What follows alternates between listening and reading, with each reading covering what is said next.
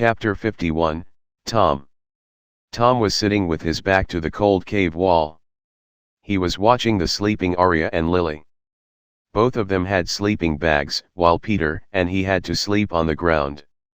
It was a shame because he could not get a good look at their bodies. If he were still the guy he was 2 years ago, he would never get the chance to stay with such girls in a lifetime. He still remembers the day he became a player when his grandmother asked him to clean the attic where he accidentally broke that strange vase. A red light flew from it and entered his body, giving him the chance to become a player. At first, he did not understand what it meant, but it only took him a few days to get to know his powers. So he headed to a nearby mountain, where he camped for a few days and started to unleash and train his skills while planning what to do next. He asked himself many questions there. Was he the only one? Are there others? Should he reveal his powers? What can I do with this? How can I make some money? There were not many jobs requiring superpowers in modern society. Not clean ones anyway. He stayed perplexed for a while until he met her. When he saw her, she was running away in the woods, and some men in black were perusing her. At first, he didn't want to intervene as those men looked dangerous. But when he saw her face clearly, he stepped forward to save her life. She was beautiful, the most beautiful girl he had ever seen. That was until he met Lily though.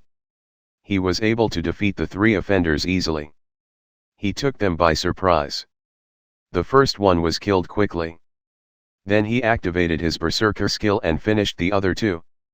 This was the first time he killed someone, and he should have felt something, but he didn't have the time to do that. The girl who clung to him was poisoned by a strong aphrodisiac, and she was barely conscious. He didn't know what to do. But the girl did not give him a chance to think, and he wasn't really against it. So that night, she made him a real man. The next day, when he woke up, the girl was still there looking at him with an inspecting look. After some hesitation, she introduced herself as Nova von Astrom. According to her, her family was one of the world's 5 ruling families. They wanted to marry her to some young master as a political maneuver. Although she knew that this was her destiny a long time ago, she did not want to be married off to some pervert. So she took refuge with a close friend. But as it turned out, that friend was only using her. He wanted to rape her, ruining the prospect of a political marriage for her family and angering the forces behind her fiancé. She was able to escape thanks to a talisman she had, but she was already poisoned by then, and that guy's men were able to find her quickly. That was when she met Tom. Tom was surprised by her story. He didn't fully believe her. How can the world be ruled by 5 families? He decided to ask her if she heard the term player, and to his astonishment, she turned out to be a player too, much weaker than him, but still a player. So he told her his story. She was very pleased with him and decided to teach him all about the players and their rules and how the world and system worked. She didn't dare return to her family after losing her virginity, as that would put them in a tight spot with her fiancé's family. So they stayed together on that mountain for a week. She didn't let him touch her again though, as she was very shy. But he knew that she didn't hate him. He was taking his time with her. Their happy days ended when her family found them. She called the man who came to get her brother. He was smiling at first, but when he learned from her that she was no longer a virgin, his face became as cold as ice. He immediately restrained her with some kind of a magical tool, then turned to Tom. He was going to kill him. But when his fist burning with blue flame was next to Tom's face, Nova, despite her shackles, stood in the way and took that hit for him. He could still remember how she hugged him with blood coming out of her mouth, and how she put that tattered talisman in his pocket and activated it for him. Her last words were, "Don't look for me." When he regained consciousness, he was in a valley a little far away from the mountain, so he returned there quickly to find it empty. Just a patch of blood on the ground remained where she saved him. After that, he decided that he will grow to be stronger and save her someday, so after he returned to the city, he used the internet and quickly found the player's book website Nova told him about. This was one of the ways rogue players connected and shared information. He began to investigate about the player's world, and was surprised to find that many of them had many wives. This seemed to be a common practice. They have the power and money anyway.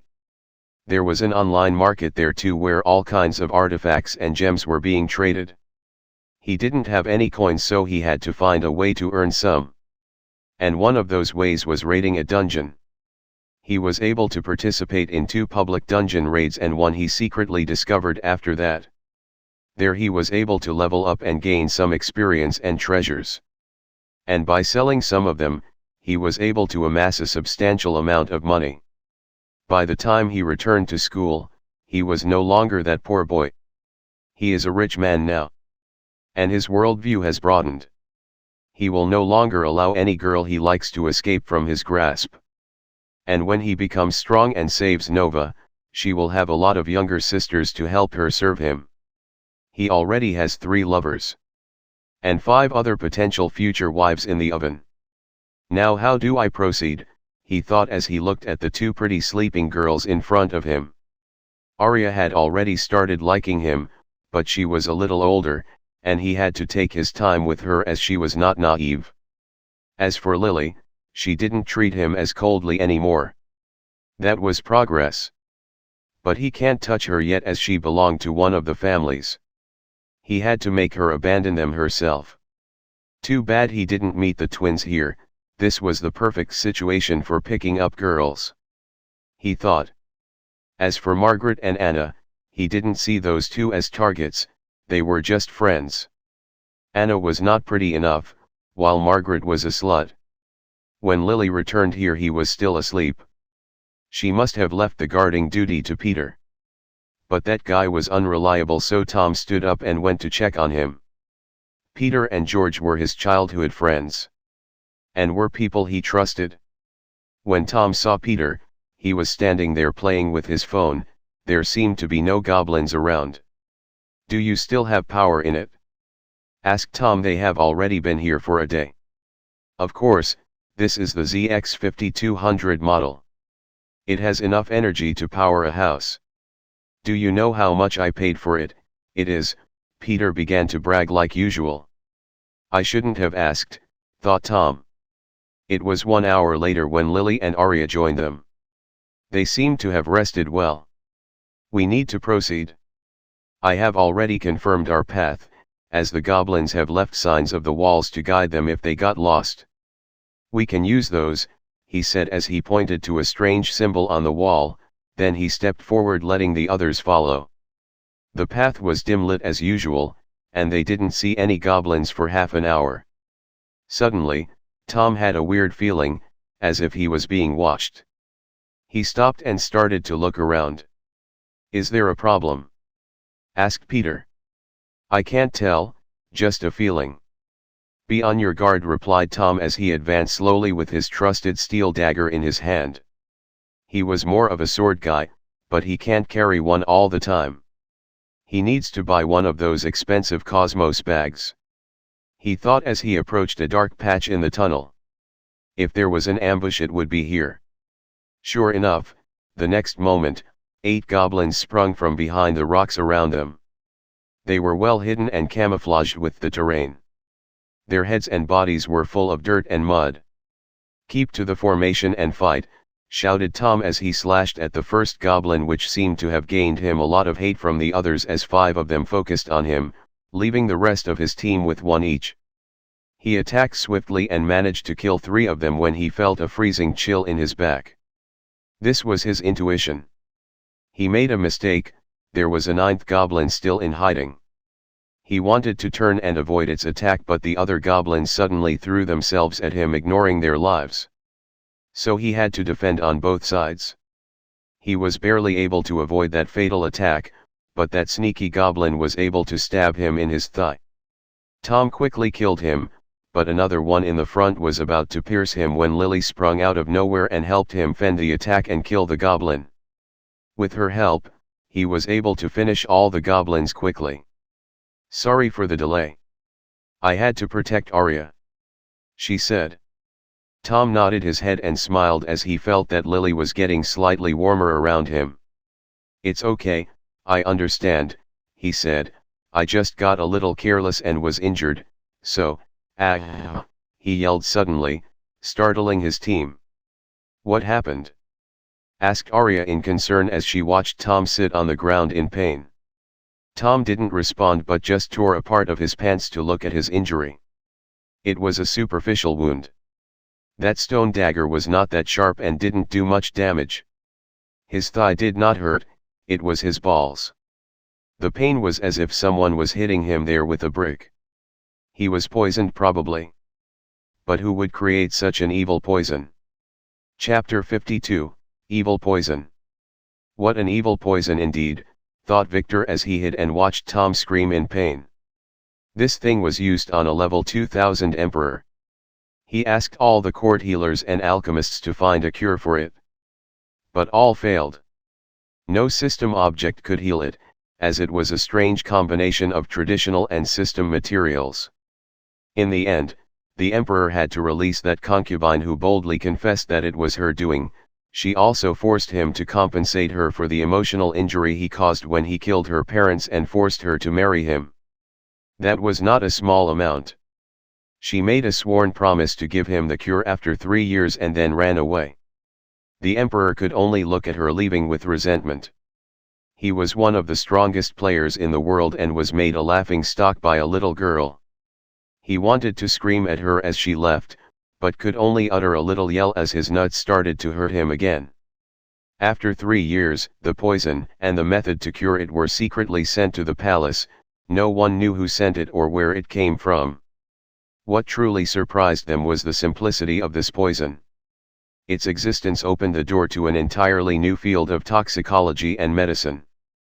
Sadly, the emperor didn't live to see that auspicious day, as he was deposed by his brother from the opposing faction. He forced him into a challenge for the throne and won easily as he decapitated the emperor, who had to stop in the middle of the fight to hold his crouch after he saw one of his brother's wives stripping in the audience. As the pain would only occur to him when he gets aroused or overly excited, like when Tom looked at Lily just now. The version Victor used on Tom was a light variant of the poison, so it would not make him distracted, but it would still hurt a lot. Victor still needs him to clear the dungeon and fall into the big trap he spent the previous day setting up. Now he only needs to wait and hope that the trap he prepared works. Getting rid of a scion was always a dangerous job, as the world tends to protect them from deadly situations. If the poison he just used was deadly, his attack would have never landed on Tom, or worst, maybe a cave-in would cause his death before he could order that goblin to attack. The only one who could confidently kill a scion is another one of them. So Victor had to prepare some nice cards. He stayed there and watched as Tom took out a healing pill from his inner pocket and put it in his mouth. After taking the pill, the wound on his leg healed quickly to the astonishment of Peter and Arya, who couldn't hold herself and touched Tom's thigh where the wound used to be. It was really healed. But Tom, who looked at her slender hand touching his bare skin, could only scream as the pain attacked him again. Tears began to fall from his eyes. Who would create such an evil poison? This thing was the nemesis of all men. He needs to find a cure fast. Then he remembered something and looked at Arya. "Miss Arya, you are a merchant, right?" he asked. "Ah, yes," she replied. "You see, I seem to have been poisoned. Does the store you have access to have any antidotes?" he asked with a painful expression. Arya quickly operated her skill and looked at the store, and indeed it had such potion. "It has one, but I don't have enough to pay for it. It would cost 1,000 coins, she said. Such antidotes were expensive. For a 1,000 coins, she needed to kill a 1,000 goblin to get such amount, as the red gems can be exchanged for a 1 coin each. That is for novice merchants though. As her level grows also would be her discounts and special offers. Like how Victor buys whatever he wants at a 50% discount. "I will pay for it myself," said Tom as he operated his screen to send 1,000 coins to Arya. She quickly entered the store and placed an order for the basic antidote, but it didn't work. "It is not working," she said. "There is a screen telling me that all shop operations were locked." Tom frowned a little. Such a thing never happened to him before, but he heard that some dungeons have some weird rules. So this was probably one of them. "That's fine," he said as he received the coins Arya sent back. Neither of them realized that Victor, who was watching from the shadows, used one of his merchant administrator's functions to lock Arya's store for 24 hours. He can only use this lock once a month per player. But he wanted to plant a seed of mistrust for Arya in Tom's heart. "Can you walk?" Peter asked Tom with concern. "Yes, I should be fine," replied Tom, who didn't dare look at the girls anymore and started to walk in front of them after collecting the gems from the goblin's remains. "Ah, Tom, didn't you say you would protect us from the back? Why are you moving in the front?" asked Arya naively. "It's better this way," he answered with tears in his eyes. He does not dare walk in the back. He needed to clear this dungeon fast and get out to find a healer. He had just discovered that the pain only sticks him when he looks at a beautiful girl, and as he gets more excited the pain in his balls would grow exponentially. How can he touch a woman if this poison or curse was not cleared? Peter felt strange, but he quickly followed after Tom with Arya. As for Lily, she looked around searching for her young master, but she didn't find him and could only sigh and follow after her team. She felt that her young master was a real bully. But she had no idea to what degree. Victor smiled as he watched them leave, then looked at the map to locate the twins' group. They were about 3 hours' walk away from his location. He sighed as he started to walk in their direction while killing some random goblins on the way. A young master like him should be resting on the lap of some beauty. He needed to get more hands to do the dirty work for him. Chapter 53, Margret. Margret held a deep secret. When she was young, her uncle, whom she lived with after her parents died, molested her. He later made her serve other men for money. But luckily for her, he was soon arrested and she was saved. But even after she moved out to live with her aunt, old nightmares still haunted her when she slept. Many of her friends considered her a slut. Margret knew that well, but she didn't care. She understood the darkness of this world much better than any of them. She knew what she wanted, and she would do whatever she needed to get it. Right now, she was stranded with the twins and Anna in this weird dungeon, as the screen said. They have been here for 1 day already. They were in a cave chamber with only one tunnel connecting it, making it easy to defend. They found this place a few hours ago. She was on guard duty now, sitting next to a tunnel entrance, holding a steel dagger. The twins and Anna slept soundly behind her. Luckily the cave was not cold, and they had 3 sleeping bags. The twins had 2 in their backpacks, and she carried 1. When Victor sent her a message this morning, she read his dirty mind easily. He was probably intending to force them to camp the night in the forest. So she brought a sleeping bag she had, just in case. When she saw the bags he and the twins were carrying this morning, she affirmed her guess. But not even in her wildest imagination, she would have guessed that they would be lost in a video game dungeon. How can such things exist in real life? Is this a dream? What are these player and class things? Did they think she was that naive? She thought it was a prank first, a very costly one. But after being hit by that goblin and saw blood coming from her arm, she realized this was not a trick nor a dream. When she woke up, she was with the twins, while Anna was nearby. They hurried to her when she was screaming after seeing a goblin. Margret hurried to save Anna and used her bag to hit him, but it was more nimble than she expected and it used that stone dagger to slash at her. It looked like a toy, but it was not. That thing was sharp. She was saved by the twins. They held steel daggers in their hands and hacked at that goblin, killing him. They seemed to have received some kind of martial arts training. They were not that good though, but much better than her. What happened after that surprised her even more. Anna hesitated for a moment, and instead of using the medical kit she had, she anxiously touched the wound, making that nasty slash mark begin to heal at a visible speed after a few seconds. Margret looked at the red line on her arm that was barely visible now. It was still healing. Like magic. Everything here was like magic. She didn't want to believe it as she was a realist. She never liked fiction. But the truth is in plain sight in front of her. That status screen shimmered endlessly as if it was taunting her. It stated her class and attributes. What does an enchantress class mean anyway? Why did she have to get it? Was she a slut for real? Even the damn system is implying that, she wondered. Suddenly there was a faint sound of a phone's alarm. They decided to rest here for 6 hours. Each one of them would stay on guard for an hour and a half. Now the time was over and they needed to keep moving. Anna and the twin woke up and began to stretch up. Sleeping on the floor was not comfortable. Did anything happen while we slept? Asked Mina. No, we already cleared this area before, so there was no trouble. Let's eat something before we head out, she answered as she returned the dagger to Mana, while Mina nodded and started to take out some energy bars and water bottles from her bag. They were lucky that Victor packed all these, or they would have resorted to eating that ugly mushroom they saw the goblins munching at.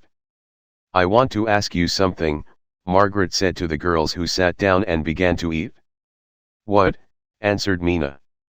I noticed that our classes have something to do with our life experiences, she said. For example, Anna liked to treat injured animals since she was a child, so she was granted a healer class, while I am an enchantress, for obvious reasons.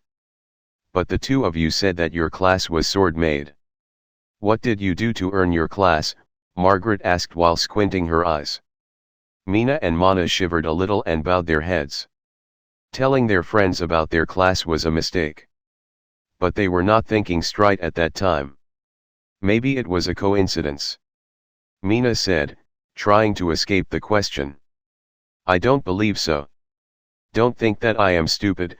I have already noticed how you move around Victor, and how you repeatedly call him young master, before correcting yourselves.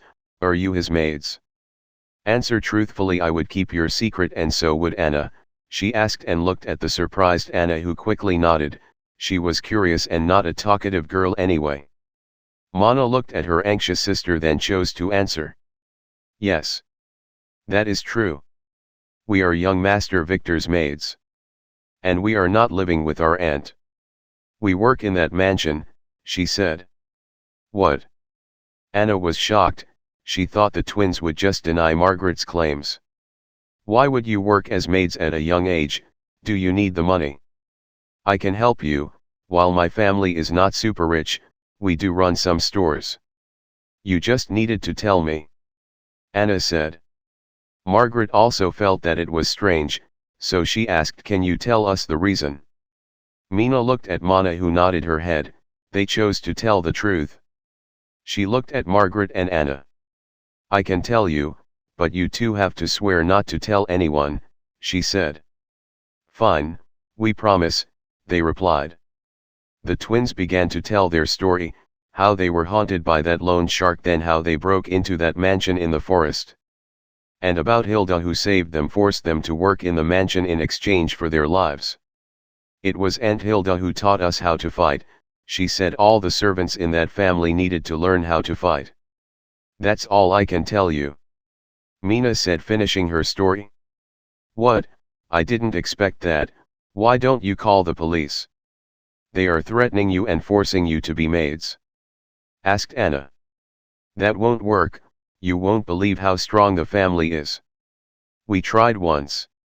We were returned to the mansion by the police themselves, and we were punished hard for that escape, said Mina as she shivered, remembering Hilda's punishment.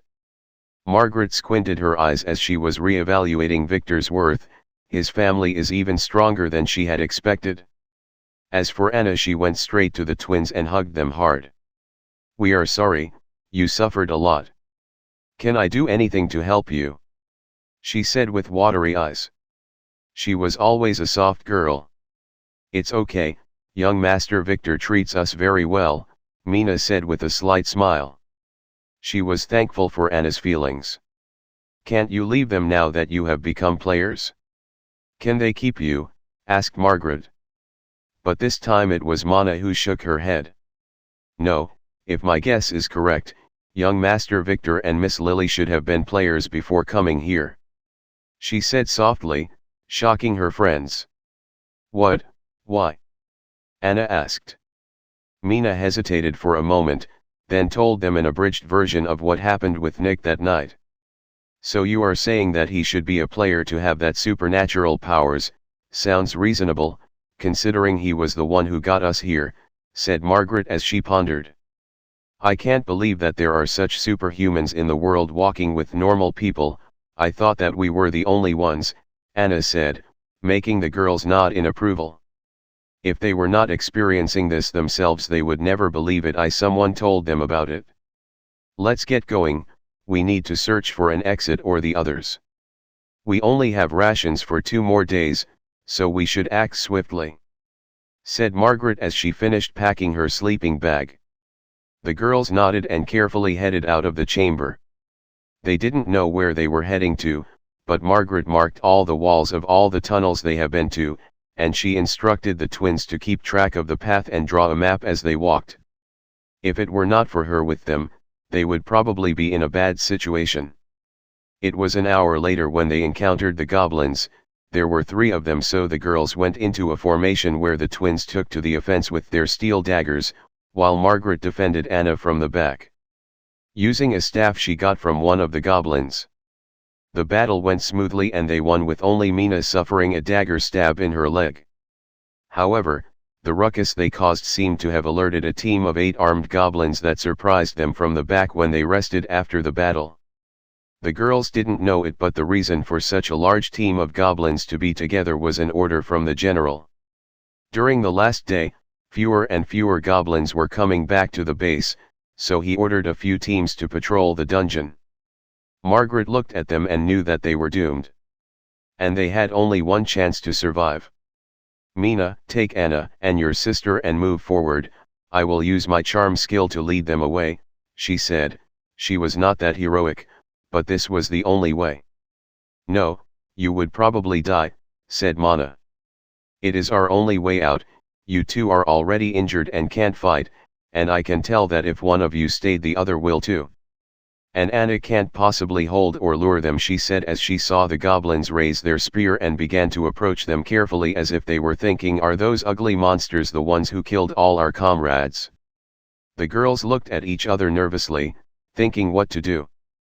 "No, we can't leave you," said Mina. Margret sighed. Those girls were really stupid. They should always think of themselves first, she thought. "Don't worry, my skill will keep me safe. They would never kill me. I am faster than them." She didn't lie, but her end would be worse than dead if she got caught. The girls didn't completely understand Margret's skill, so they looked at her and asked. "Are you sure?" they asked as they thought of how she would sometimes make the goblin she was fighting with act weirdly. "Yes, I will just lure them away and catch up with you later," she lied this time. Even if she escaped, she would have no way of locating the others in this maze. "Fine, be careful," said Mana decisively as she helped Mina, whose leg wound was just healed and was having difficulty walking. They quickly backed away with Anna, as Margret slowly approached the horde. The goblins looked at her strangely. Is she going to challenge them? What an ugly creature though. Her poor mother must have thrown her away when she saw the abomination she gave birth to. At least it still had arms and legs, the goblins thought. Slender arms and legs, they thought. Beautiful arms and legs, we should make her our wife, they thought, swallowing their green saliva, as she activated her charming eyes skill, and ran away into a big tunnel to her side, hoping that she would lose the goblins and grant the girls time to find a refuge. The goblins didn't wait, they began to pursue her quickly with red fervorous eyes. They didn't run fast though, because of certain swollen things between their legs. Margret was doing great and was able to gradually increase the distance between her and the goblins. But she had to stop when she realized she had made a mistake, a big mistake. This tunnel, although it was wide, it had no branches, just a dead end. She stopped there, with tears filling her eyes. She didn't want such an ending. She wanted to find some young master to marry and live happily ever after. She slowly turned around to face her doom, thinking that she should probably kill herself. She didn't find any goblins behind her, just scattered corpses slowly turning into dust, and a young man with purplish gray hair standing there like some kind of a thug. He was insolently inspecting her with his eyes as if he was inspecting some vase in an antique store. "You are interesting. Are you looking for a pimp?" he said with a warm yet arrogant smile, making Margret want to kick him between his legs. That is not a word her Prince Charming should be saying. But her actions were different from her thoughts. Although she looked tough, she was still a little girl, and she needed a lot of courage to pull out that stunt. She threw herself in Victor's arms and began to sob. She was saved at last. Chapter 54, Deal. That was the easiest hunt Victor ever did. When he reached the area the girls were in, he saw them heading to an opposing tunnel while the goblins were pursuing someone to the right. Looking at the map, he could tell that this one was a dead end, so he quickly followed them and started to kill the goblins silently from the back. He didn't have to use his disguise skill. Those fools didn't turn to look at their dying friends, even after hearing their last screams. She made them lose all reason. If they had one, to begin with. He even had the leisure to collect their gems as they fell down and disintegrated. Victor had just finished stabbing the last goblin and collecting its gem when Margret reached the dead end. He could see the desperate look in her eyes when she turned around, so he could only utter some stupid joke to cheer her up. He looked at her, sobbing in his embrace, and knew that she was not as strong as she appeared to be. Let's see how she did it, he thought. ******. Name, Margret Ringer. Level, 0. Class, Enchantress. Authority, 2. Strength, 22. Agility, 22. Intelligence, 25. Luck, 12. Charm, 35. Order, 10. Skills. Captivating Touch A. Charm Eyes A. Lure Dance D. Fate Status, E, Raising. ******. An enchantress, this was a rare class. But it really suited her with her spicy personality, beautiful figure, and red curly hair. "Did you finish your mating ritual? My shirt has become a wet towel because of your tears," said Victor insensitively. "If I were any other girl, your nuts would have been kicked open by now, do you know that?" Margret said with her face still resting on his chest. She didn't let go. Victor could feel her shaking body ease a little. "We need to catch up with the rest, we can continue this later," he said with a smile, making Margret remember about her friends and reluctantly let go of Victor's shirt. But she didn't let go of his hand. "What are you doing?" he asked her. "I have already decided," she said with an excited voice as she started to walk while holding Victor's hand, dragging him behind her. He could still see that her legs were still a little shaky, so he didn't resist. "I am going to be your girlfriend," she said, not letting Victor, who was behind her, see her embarrassed face. He could see her red ears though. "Is that for you to decide?" Victor asked her with an amused smile. "Yup, and you would be an idiot to refuse such a beauty," she said cockily, making Victor forget his arrogant persona. "This young master is not against the idea," he said with a smirk, "but I have to warn you, I have a fiancé, plus I already have many girls around me. So you won't be the only one," he said, not refusing her. "I belong to a big family and we have a lot of rules. I don't mind taking care of you, but you must be sure, this matter is no joke," he asked in a serious voice he rarely used. Margret hesitated. She stayed silent, not knowing what to say. She continued to go forward, still not letting go of his hand. He knew that she didn't know what to do. Since you are currently still suffering from a shock and not thinking straight, I will give you time to reconsider. After we leave this dungeon, I will have to go away for a few days. I will call you and ask you about your decision when I return," he said, making Margret relax a little. "Fine," she said, not letting go of his hand. Soon they reached the road fork he was at earlier. "This is where I was separated from the others, I don't know where they went," she said, changing the subject. A hint of nervousness can be felt in her voice. "Follow me," he said. This was his time to lead. He walked through one of the tunnels while Margret, who held his hand firmly, was dragged behind him. She looked at his strong back and thought about what he told her. He didn't say what position he would give her, but she understood that she would not have a high position in his heart. But would she get another chance to meet him once they left this dungeon? They belong to different worlds. "It's not like we would never see each other," said Victor, who could easily read the mind of a little girl. "Now you have become a player. So you can join this young master to be admitted immediately to the special class in the elite academy," he said. "What?" She was surprised. "The one Tom is planning to attend." "Exactly, the special class is meant for players. It is a little costly though," he said. "Doesn't that mean Tom was a player before coming here? What does it really mean to be a player, and what is the system thing?" she asked. "Yes, Tom was a player before coming here. As for the system, I will brief you when we meet the others," he said. Margret could not hide the smile on her face as she walked. She was really poor and had to work part-time after school to support herself. She could have never dreamed of attending such a school. Now she had a chance. "Are you happy that you can still be with Tom?" he asked her with a sneer after seeing the smile on her face. "Maybe. Jealous already? How about you sponsor me, I will compensate you," she asked as she squeezed Victor's hand. Attending that school was costly. Tom told her that.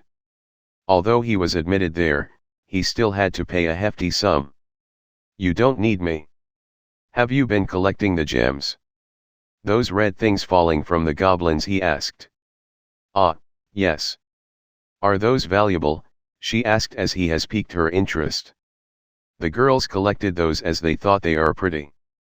They are usually priced by coins, the player's currency, one for each red gem. But if you want to exchange it outside, each coin can be exchanged from the system for 1 gram of gold. Be warned though, you can easily sell coins, but it's very hard to buy them with money," he said. Margret was surprised.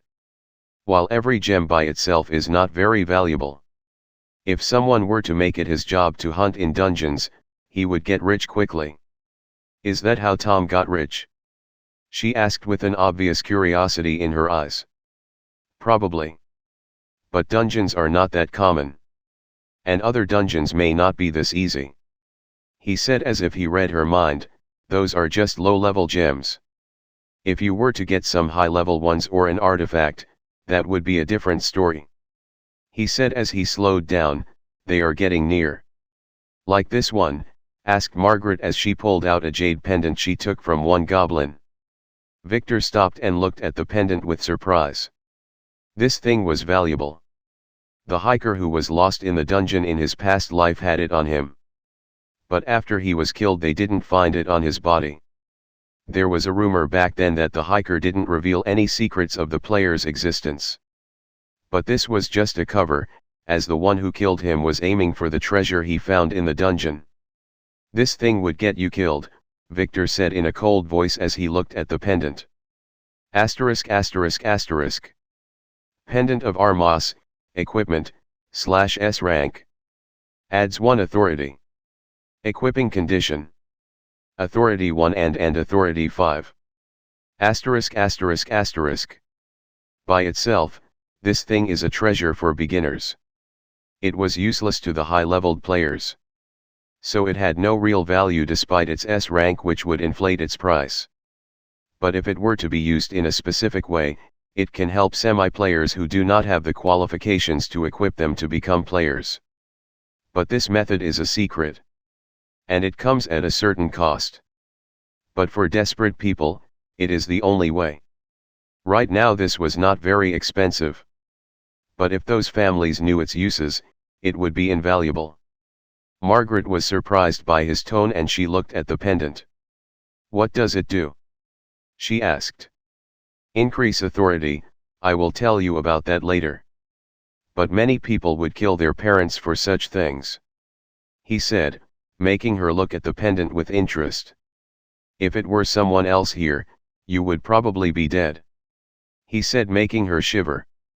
The first rule in the dungeon is not to reveal your spoils.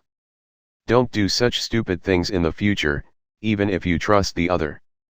Many players died because of such stupidity, he reprimanded her. You can't keep this, keeping it is very dangerous and not worth the risk.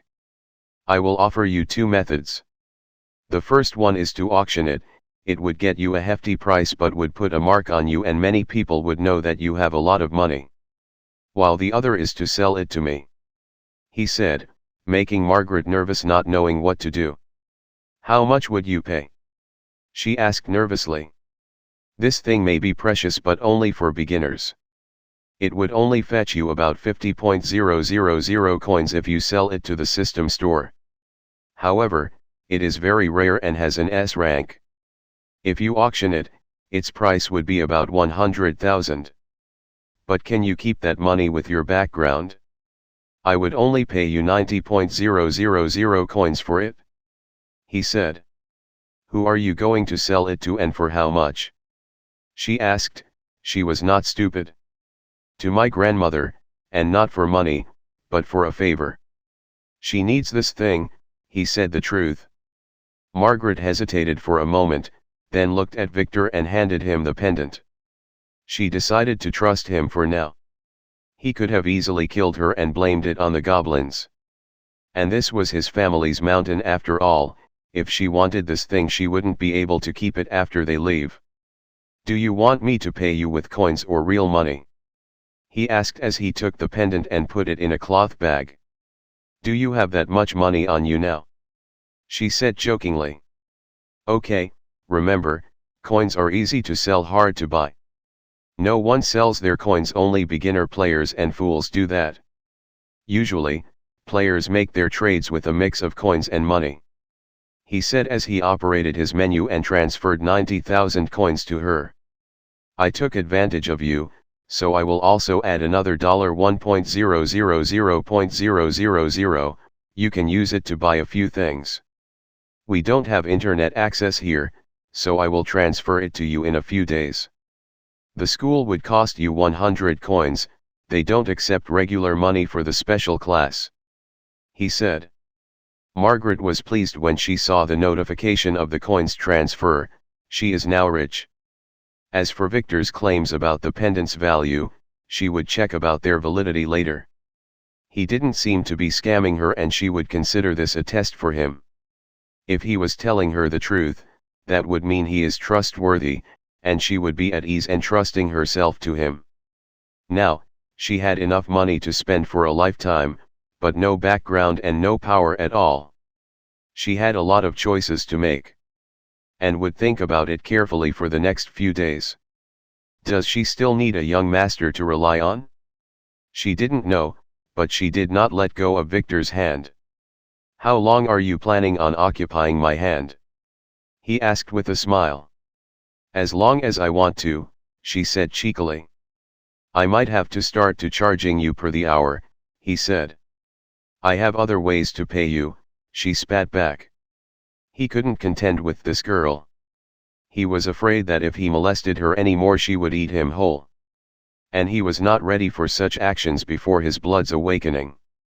If you don't want your friends to see us you better let go, they are behind the corner. He said, making her hesitate a little. He took the chance to free his hand and run towards the cave where the girls were sitting.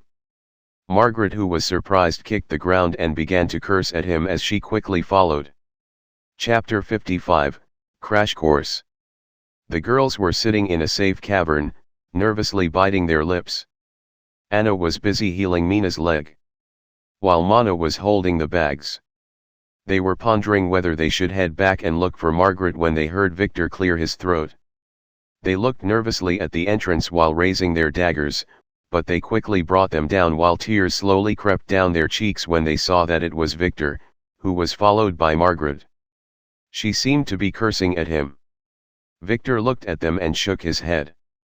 They were careless. They should have kept one of them to guard the cavern's entrance. But their skills are not bad at all, he thought as he used his appraisal skills. Name, Mana/Mina. Level, 0. Class, Sword Maid. Authority, 3. Strength, 36. Agility, 26. Intelligence, 20. Luck, 11. Charm, 21. Order, 10. Skills. Yin/Yang Sword Arts, SS. Spotless Cleaning, B. Dagger Arts, C. Cooking, F. Fate Status, A. Name, Anna Brown. Level, 0. Class, Healer. Authority, 2. Strength, 20. Agility, 22. Intelligence, 25. Luck, 12. Charm, 35. Order, 10. Skills. Healing Touch A. Medicine Brewing, C. Minor Drugs Analysis E. Quick Learning S. Fate Status, C. With those skills, the twins are fit to be his maids, and those SS rank sword skills would come to good use in his hands. As for Anna, she was a healer and that surprised him. Healers are not very common. He should take her to Tom ASAP so that he would lose all hope sooner.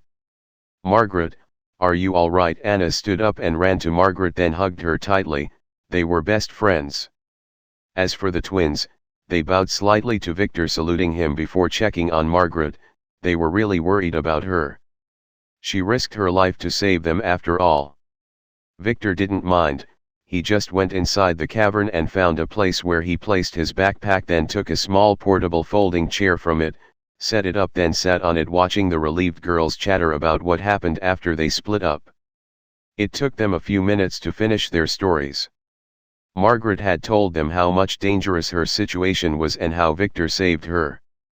When they looked back at Victor, they had an admiring look in their eyes, but the admiration all went away when they saw him sitting on his chair drinking a can of soda with his legs crossed. Was he carrying that camping chair with him all this time? What are you looking at? Come and sit around me, I have to tell you a few important things, he shouted at the astonished girls. They looked at each other, then hurried to sit down. They knew what he is going to tell them about, and they had many questions. First things first, he said, enjoying the feeling of being surrounded by girls with curious eyes. Did you tell each other your classes? Tell them to me, he ordered. The girls quickly nodded and told him what their classes were. Fools! He scolded them. Never reveal your class casually. That would put you in grave danger. And if you had to do that, keep a few of your skills a secret for contingencies. He said, making the girls bow their heads in shame. Why did he scold us? He was the one who asked us to tell him. They thought. Victor looked at them and smiled. Okay, now I will tell you about the system, he said as he began to explain their situation to them, the same way Tom did to the other group. After he finished, he looked at the astonished girls and asked, "Are there any questions? Young master, do our life experiences affect our class and attributes?" asked Mina after remembering Margret's theory. Victor looked at her in surprise, not because of the question, but because she addressed him as young master, and the other girls did not find it strange. So he knew that they told the others the truth about being his maids. But it was not a secret, so he did not care. He nodded his head, responding to her question. Yes, the classes would be granted based on bloodline, potential, fate, and life experiences. In a dungeon awakening, your class would be chosen automatically, he said. Are those classes useful in real life? Can we use the skill in modern society? Asked Anna. She wanted to use her skills to help people. Yes, you are free to use them, but know your limits and be sure to disguise them as something else.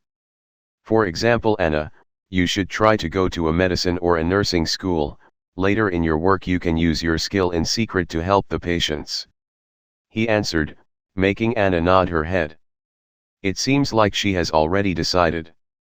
What about me and the twins? Are our classes valuable? Asked Margret as she wondered if she had to find a job in some shady industry. The twins are my maids, as I believe they have already told you, he said, making the twins avert their gaze in shame. Their classes are valuable for me and they would use it to serve me. He said arrogantly, making the twins' ears turn red. As for you, Margret, it would depend on who you would work for.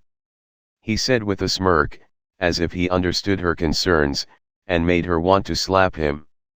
Don't worry. After leaving here, you would be asked by some people to join their factions. They may be already there when we leave, or they may come to you later. You are free to decide, but I have some advice for you. He said as he looked at the girl seriously. Anna, you should not reveal your class, and try to join the Medicine Valley first. It is a reclusive power that does not limit its members' freedom. With their assistance and experience, you would have a great future. I will send you the way of contacting them after we leave here. Their test is a little troublesome, but with your skills, it would be a breeze. A young healer like you is always welcomed there. If you joined any other faction you would be under many restrictions, as healers are a precious asset. He said, making Anna nod. As for you, Margret, you are free to join some faction or stay a free player. Your class does not need much training, and it is quite useful if you knew how to use it. Mina and Mana are already considered part of my family as my maids. He said. What are the benefits of joining a faction? Isn't being free better? Margret asked. Not necessarily, although a free player is free of many of the rules that govern sex and families. He can be killed easily as he has no background, and he has to suffer a lot to gain sufficient resources to level up. There is a free players guild though, they established it a few years ago. But I have no idea about their work, he lied. The free guild would grow to be one of the great powers in the world thanks to all the scions who joined it seeking freedom. But it was full of opportunistic people and its internal struggles are more intense than those in the families. If you join a faction, you would lose some freedom, depending on its rules.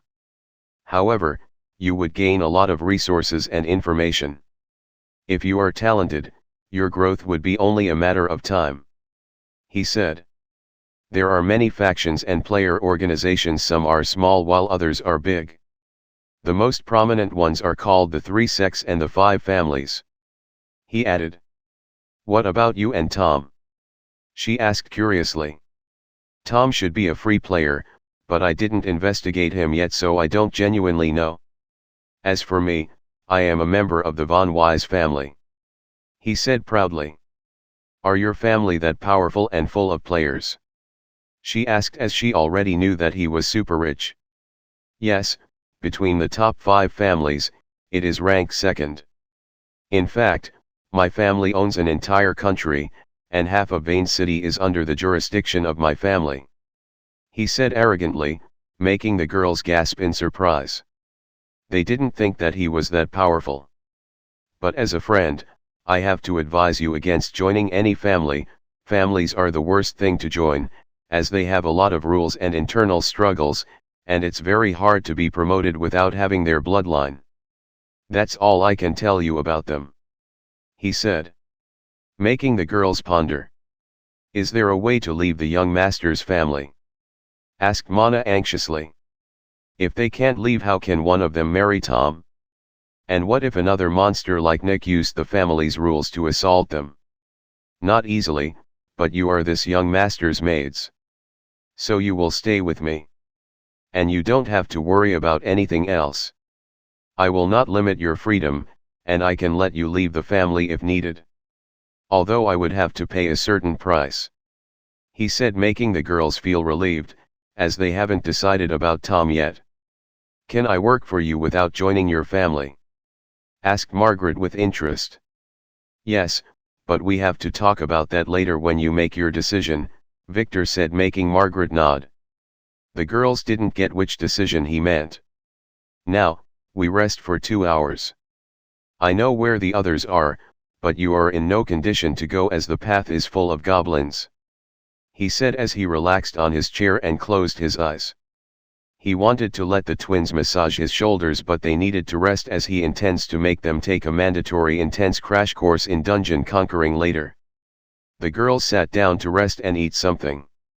"You don't need to ration the food, just have a good meal, we should be able to leave tomorrow," he told them as he saw them eating just a little. The girls nodded and continued their meal. Margret was tempted to molest Victor a little, but she was tired and needed some rest, so she took out her sleeping bag and took a little nap. After 2 hours they left the safe cavern and started to head to where their friends were under Victor's guidance. He arranged them into a fighting formation and began to teach them how to fight efficiently while he tanked in the front. They didn't know it, but Victor took them on a roundabout road trip, making them visit every goblin gathering he can spot on the map. He needed to train them, and he can't let all those experience points and gems go to waste. Soon they got how to fight efficiently with their classes and skills. Victor stayed on the front, only letting a certain number of goblins pass by him. With his attributes and fighting experience, he could have cleared this dungeon alone if he wanted to. When the goblins got past Victor, they would encounter the twins who would engage with it, while Margret would act as a distraction and sometimes would lure a goblin away to kill it. Anna stayed in the back and only went to the front to heal injuries and sometimes to kill a weak goblin, under Victor's guidance. He told her that she needed to do so, in order to gather experience. The experience points and rewards would be distributed, once the dungeon was cleared, on basis of clearing contribution. So they didn't feel any change for now. After 5 hours of continuous fighting, the girls were very tired. They began to doubt whether Victor knew where their friends were, or if he was deliberately taking them through an army of goblins. This was a literal crash course. Their gains were not small though. Their bags, which used to be full of food a few hours ago, were now full of gems. And they could now kill a goblin as if it was a chicken. They did look miserable though, with their clothes ripped and various healing scars showed on their skin. While Victor still looked clean and tidy, as if he was here for sightseeing. They didn't know how he did it. But those goblins would miss him every time. That's the difference between beginners and a professional, they thought. Look ahead. Victor's sound brought them back to reality. They looked ahead of them to see that Tom and the others behind him were walking from the opposite direction. They met in front of a great gate. The boss's room. Tom, who was inspecting their ripped clothes, seemed to be in a lot of pain though. Chapter 56, Cure. The first thing everyone saw was Lily, who ran to Victor and hugged him tightly. She has been thinking about him since he left her. His trick of making her jealous worked too well, it seemed. She began to ask him if he was fine, as she checked his body and gave the girls a cold stare. Peter smiled and greeted Victor and the girls with Arya, who looked a little relieved after seeing that her little brother was safe. As for Tom, he didn't dare to look at anyone. He just took a brief look, and it already took all his strength for him to act as usual. Why are their clothes this damaged? He decided to stay away for a while. So he stood there looking at the boss's chamber gate. The goblin general was locked inside and could only order the goblins without coming out. That is how the dungeon worked. And this tunnel is considered safe, as no goblin can enter here, so they would have time to prepare for the boss fight. His team needed some rest. Tom, who has succeeded in distracting himself from looking at the girls, didn't enjoy his peace for a long time. Margret, who saw him distracted, couldn't help herself but hug him from the back, pressing her bulging chest against his arm. This is something she did a lot in school. She enjoyed teasing him. But what happened next was something she didn't expect. Tom, who turned his head and looked at her chest absent-mindedly, let out a sharp scream and rolled on the ground while holding his crouch. "What happened? I didn't do anything," said the frightened Margret. Peter, who didn't even flinch, shook his head and assured her, "Don't worry. It's Tom. He was poisoned by some goblin, and whenever he sees something that arouses him he will suffer immense pain." He said with a laugh that he was trying hard to hold back. "Ah, what an evil poison, who would create such a thing?" she said as she looked at Tom, who was suffering on the ground. She glanced at the others and noticed Victor's smirk.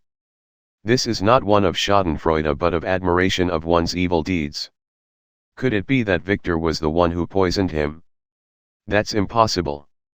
But why is it that her female intuition was telling her that it was him, and her intuition was never wrong? She had to give Victor some additional thoughts. He is not as simple as he seems. "Anna, try to have a look at him, you are a healer after all," she said to Anna, who was a little shocked by Tom's scream. "Ah, a healer!" Tom shouted and stood up slowly. The pain was easing up. "Anna, can you help me?" he asked, flashing his shiniest smile. But it looked pathetic with his hunched back and his hands holding his nuts. "Of course," said Anna as she ran to his side. "Where is the injury?" she asked while she inspected him with a blushed face. "Ah, I was hit on my thigh, but the pain is down there," he said as he embarrassingly pointed to his crouch. "I will try my best," said Anna with a low voice. She put her hand on Tom's thigh and began to activate her skill, while Tom looked away and began to think of random things to distract himself. The healing had no effect as the wound was already healed when he took the healing pill earlier.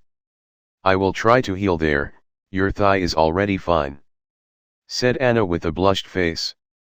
Then she put her hand on Tom, who was not fully ready, and activated her skill.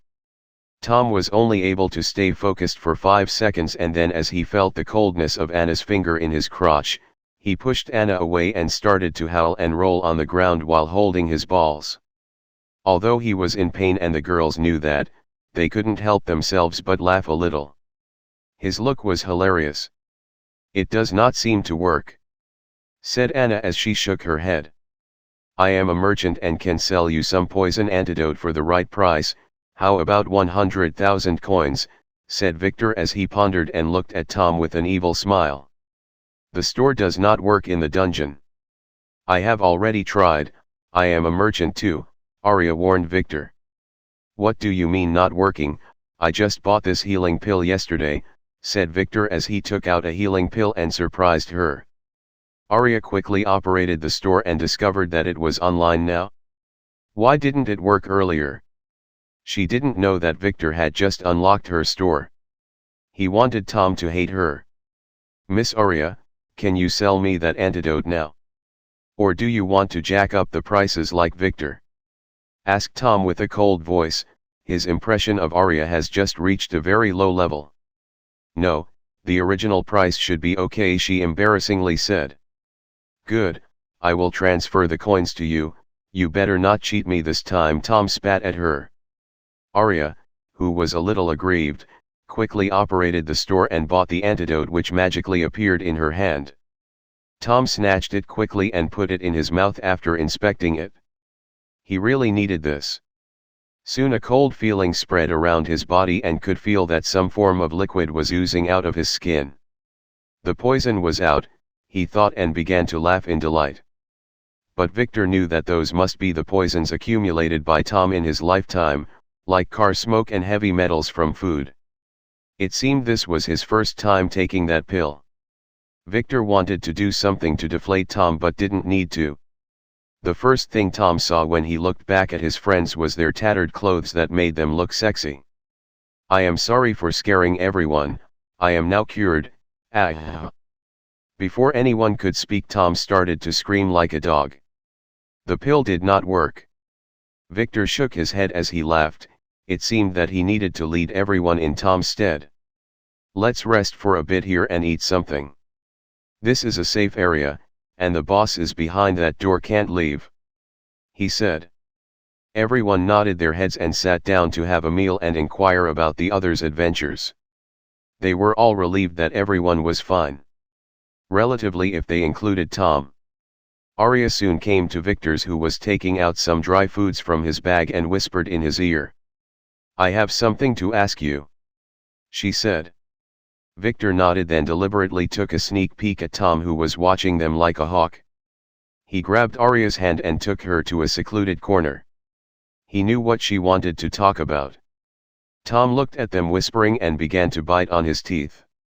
That bitch Arya must be mocking him with Victor right now, he thought. But he will get his revenge on them later, once he is strong enough. Arya didn't know that what she just did had entirely separated her from Tom. She just looked around to make sure that no one was around, and then asked Victor, "Were you already a player? And does the family ritual involve awakening players?" she asked.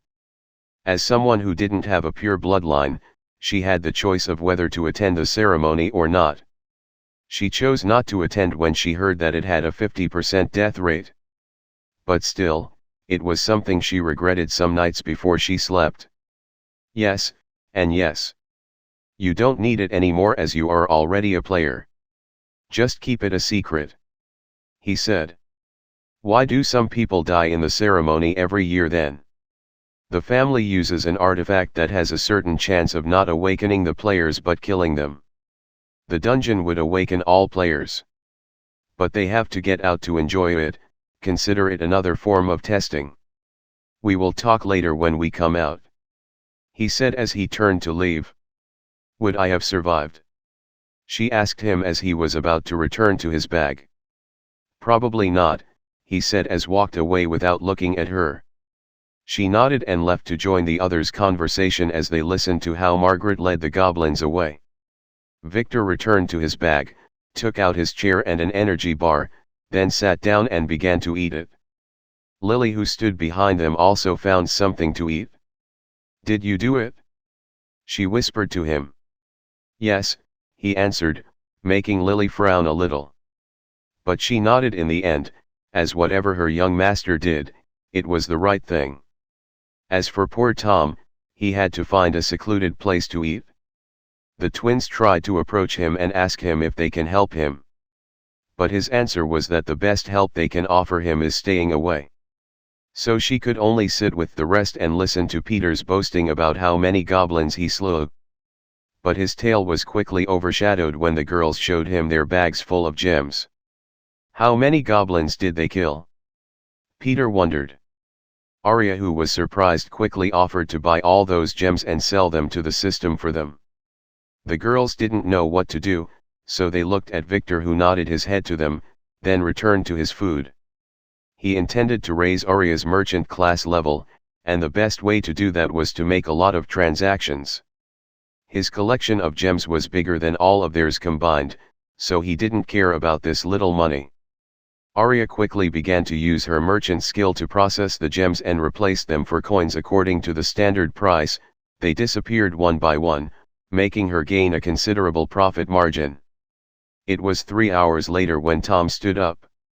Let's go slay that boss, he said without looking, just took his dagger and makeshift bag which he used to carry the gems, and headed to the door. He didn't trust Arya anymore, so he would not let her handle his treasures. The others looked at each other and nodded, then started to head to the door one by one. Victor took Lily's hand and walked behind them. In the battle, just focus on protecting yourself and the girls. Ignore me completely even if you see me get hit, he whispered to her. She was not convinced but could only nod and follow his orders. After we defeat the boss, we will be able to enter the inner chamber where the dungeon's core is located.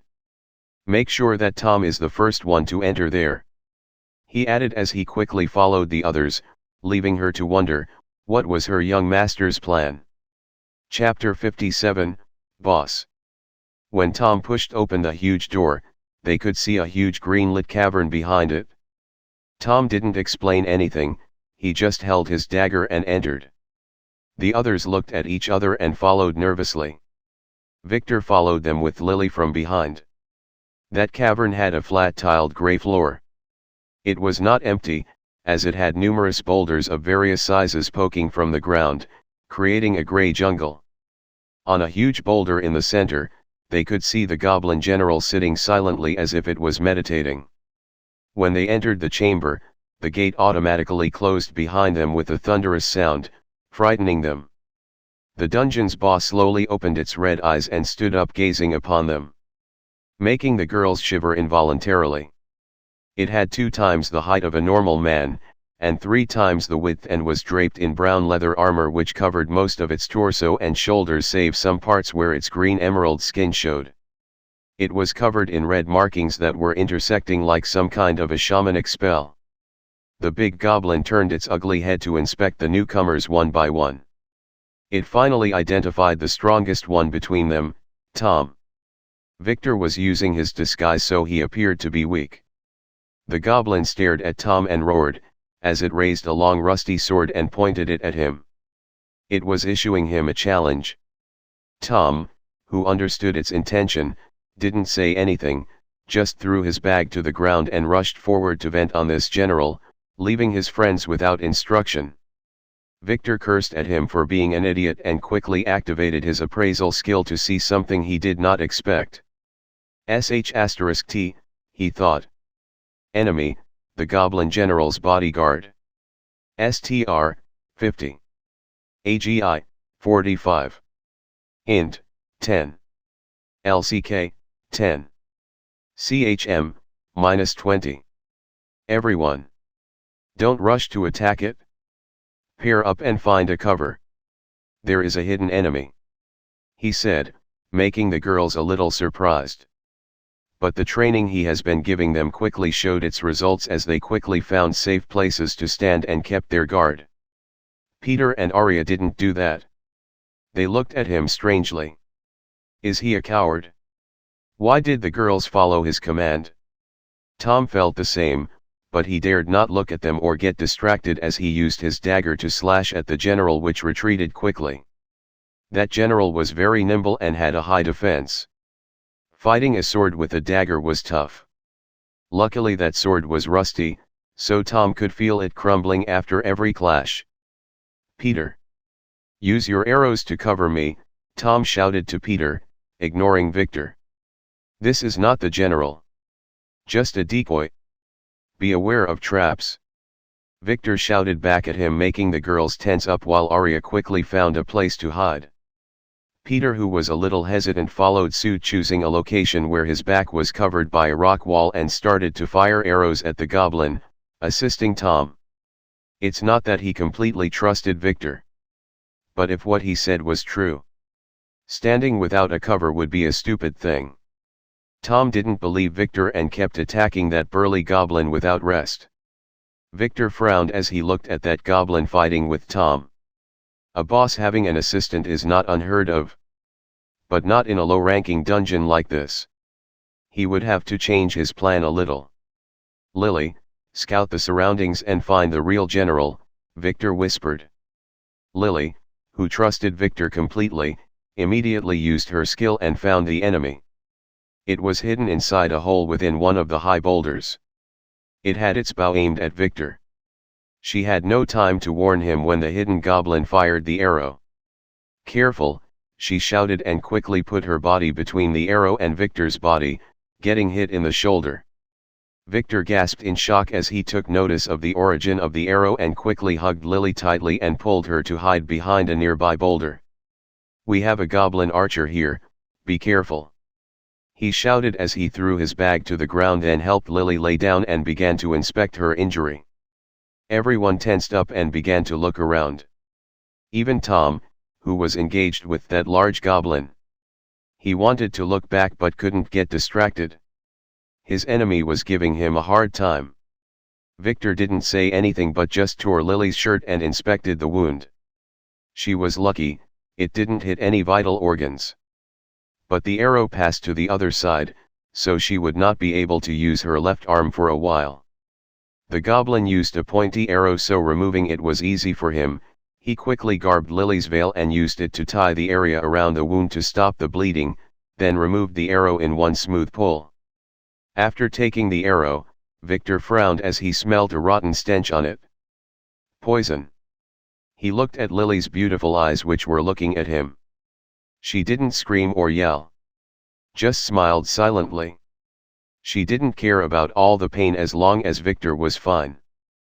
But Victor could see some blackness around the wound. This must be hurting her really bad. He knew a few things about goblins' poisons, and pain was the word that described them the best. "I will punish you later," he said to her. "Didn't I order you to ignore me? I have my own defenses," he said as he tightened the wrap around her shoulder. Lily wanted to say something but was stopped by Victor's lips touching hers, making her freeze in shock. "Don't do something this stupid again. I am not that weak," he said in a soft voice. "I will go take care of it. His attacks can't reach you here, so just stay alert and wait for me," he said as he threw a healing pill in her mouth, and another in his. He didn't swallow it though. This was for contingencies. He quickly left Lily to rest behind the boulder and went out by himself to get the antidote, which should be on the general. He will get some revenge too. This surprised Lily, who didn't want him to leave her. It was dangerous out there. But she didn't dare stop him. She already disobeyed him once. And she had no power to follow him as she felt her body grow numb. So she could only watch him leave with her misty eyes. When he was facing her just now, he didn't let his true feelings show on his face. But after leaving the cover of the boulder, Victor looked more savage than that goblin. No one was allowed to touch his girls. Especially his Lily. Victor moved swiftly from behind one cover to another and headed to the boulder where he last spotted that thing. He activated his disguise skill so no one could see him. In fact, he was using the disguise this entire time. His actual position was a few feet away from where everyone saw him. Lily didn't need to shield him at all, as the arrow would have missed anyway. It was a little hard to locate that archer because it was constantly changing its position to find a suitable sniping location. The girls have all gone into hiding after hearing Victor's warning, so it was hard for the archer to find a suitable target. Eventually, Victor was able to find it after a few minutes, as there were not that many good sniping nests here. It was hiding in another hole, aiming at Peter, who was using a bow he took from some goblin to assist Tom. Enemy, the hidden goblin general. STR, 30. AGI, 55. Int, 50. LCK, 15. CHM, -50. Skill. Tactical planning A. Ranged attack A. Poison brewing C. It was not an attacking general, but a tactical one. Fortunately, it had no survey or identification skills. This would be easy, thought Victor as he approached it slowly. The general had a small body, with two pointy ears spiking out of its big wrinkly head. As if it was left in a pickle jar for too long. Its long bony fingers were holding an exquisite bow while some bags were hanging in its leather belt. The antidote was in one of them. It felt that something was wrong, and intended to change its position, but it was too late. Victor had already jumped over the boulder and was now standing over its head. He didn't hesitate as he silently slit the general's head, then quickly grabbed its equipment and bags, then the golden gem that fell out as it disintegrated. This boss was easy, as it was not a named monster. It had low strength and no armor or helmet on its head. It probably couldn't find one its size. He quickly returned to where he left Lily and removed the disguise skill as he hid behind the boulder. Then he used his appraisal skill to identify the antidote and feed it to her. As for his spoils, he quickly tucked them inside her backpack. Tom, who was fighting the bodyguard, was about to activate his berserker skill when his enemy suddenly stopped and let out a loud miserable scream as it started to disintegrate. A big red gem and a rusty sword fell from it. Tom suddenly realized that what Victor said was probably the truth. This was not the boss. Who killed the boss and took its gem and treasures? Damn it! He thought as a blue screen appeared in everyone's vision. Dungeon cleared. Congratulations. Countdown until closing. 59 minutes. What does that mean? How can we leave? asked Peter, who felt that this boss fight was like a dream. Neither he nor the girls played any active roles. Before anyone could answer him, one of the chamber's walls collapsed, revealing a big tunnel. Tom, who was angry, quickly jumped to grab his bag, and entered the tunnel, making everyone a little surprised. Why the hurry? He is going to the rewards room. Quickly follow him, or would he take everything for himself? Said Victor, secretly influencing their feeling to think of Tom as a selfish person. Especially after his recent poor behavior. He left his hiding place and headed for the tunnel while carrying the blushing Lily like a princess. He didn't look heroic though, as he also had to carry 2 bloated backpacks on his shoulders. Is Lily fine? Asked Arya as she followed. Yes. She is fine. I already gave her a healing pill, Victor assured her as he hurried forward. But Arya felt that he sounded funny. Was he sucking a candy in his mouth? She wondered. They quickly entered the tunnel and crossed it to find a dazzling white marble room at its end. Tom was standing there holding a bronze chalice and hesitating whether to drink its content or not. They could see that it was placed on a pedestal that had 3 words written on its base in the system's script. Water of life. They didn't know it, but every player heard of this legendary cure.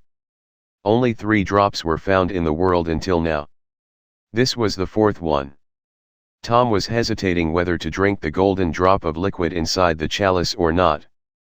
If he sold it, he would be super rich. Victor, who was helping Lily stand on her own feet, pointed at Tom with his finger and shouted arrogantly. This is the property of my family. If you dare take it, I will let them kill you, he said loudly, making the girls look at him strangely. This didn't fit his character. Tom looked at Victor coldly. No one can claim any treasures found in the dungeon. Who finds it, keep it. That was the rule anyway. But what Victor told him held some truth. If he left with this thing, it would be a little troublesome to escape with it. But when he wanted to drink it, his intuition told him not to.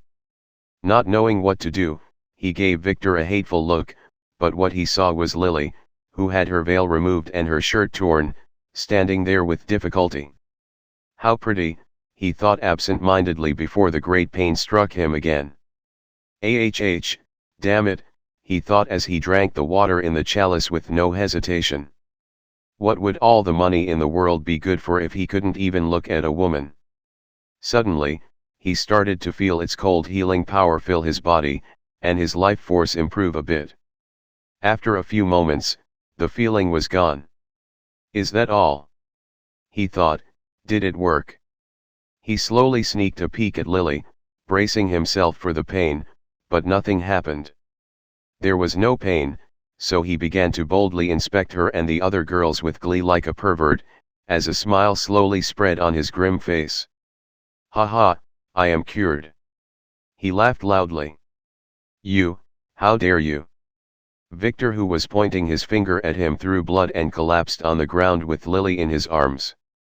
The girls didn't know what happened as Anna sped to his side to check on him and heal him. What happened? Asked Margret. I don't know, there is no injury, Anna said.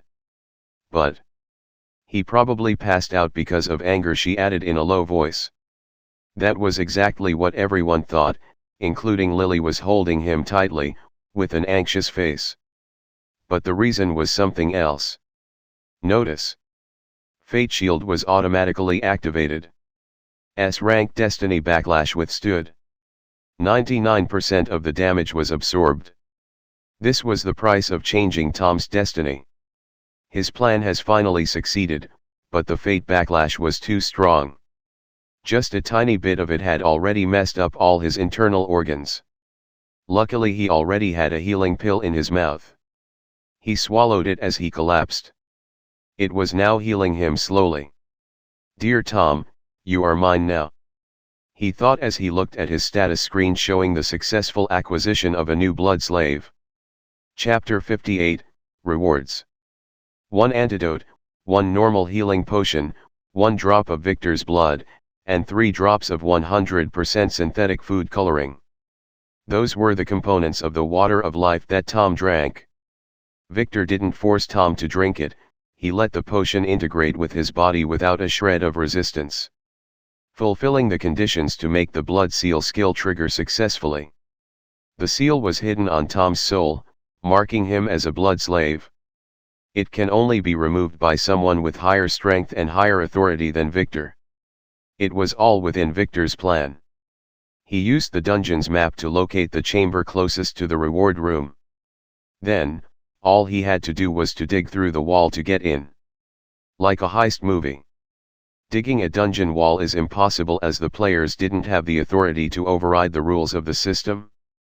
But Victor had the authority to do whatever he wanted. And those restrictions didn't affect him at all. Although he hired a team of goon goblins to assist, he had to do the digging part himself while they were tasked with transporting the debris. Sadly, the pickaxe was with Lily on the other side of the dungeon, so he had to manage with his poor dagger and some stone tools he took from the goblins. It took him 8 hours to dig through that thick cave wall. Although he suffered some minor accidents along the way, as he had no experience digging, he was able to enter the room in the end. Then, he replaced the real dungeon's reward with the chalice he got from the antique store, filling it with the blood antidote mixture. He was lucky, this dungeon offered 3 rewards, so after stuffing the treasures, he had to take the 2 additional pedestals outside the room and bury them in the hole. Using his dagger, he engraved a few words in the system's script on the remaining pedestal. Although everyone can read it, no one could write it before the reckoning. But he came from the future where its secrets were unveiled, and it was the universal script of the world. After finishing his business, he closed the hole on his way back and used his disguise skill to make it look like a normal marble slab. It was not perfect, but if you didn't know its location you would not find it. And when he just re-entered the room, he threw his bag in front of it for an additional cover. Tom was still laughing, not realizing that he had just become a toy in his nemesis' hands. Now, Victor didn't intend to use Tom as a regular slave. Because Tom would never truly submit to him.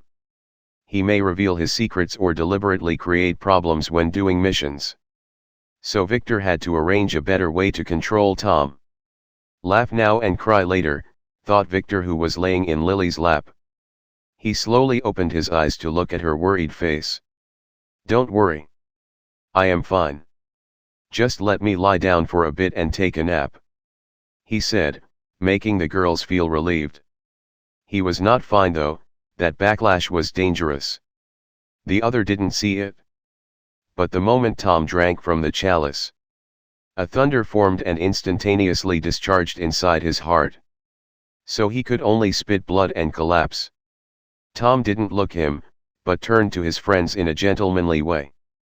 Everyone, I am sorry about my rude behavior earlier, he said with a shiny smile. But no one was looking at him, as everyone was occupied inspecting Lily. Only now did they notice that she didn't wear her veil. Damn, how beautiful can someone get? Arya and Anna thought with envy. No wonder he didn't care about my confession, he already had such a girl beside him. Margret pondered with a frown. But that Lily is too pretty, I don't mind being her lover too. Peter was the most shocked one. He was standing there with his mouth wide open, drooling without care. Only the twins, who have already seen her face, were not shocked. Lily, who felt something was wrong, quickly searched her bag for another veil and put it on. But didn't deter her admirers, only making them look harder. Ahm, ahm. Mina coughed a little, waking everyone from their trance, as she turned to Tom and responded to his apology that no one seemed to have heard. It's okay, Tom, we understand, you were in pain. We are all glad that you have been cured, said Mina. She sounded as usual, but in her heart, Tom is not in that high position anymore. Being in pain was no excuse for being a selfish jerk.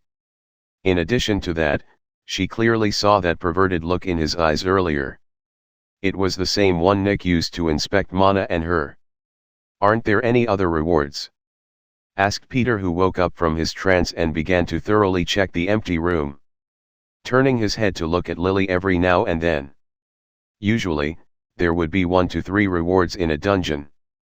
It seems this chalice was the only one here. But that can be expected as this was only an F-rank dungeon, said Tom as he inspected the chalice in his hand. It looked strange. Could it be an artifact? He will keep it and find a shop to appraise it later. Then how do we leave now? Asked Margret as she inspected Victor, who was peacefully napping with Lily playing with his hair. She wanted to be in her place. Don't worry, when the countdown finished, the dungeon's door would open to the outside world and we would be ejected to the place we entered from, Tom said with his usual confident smile.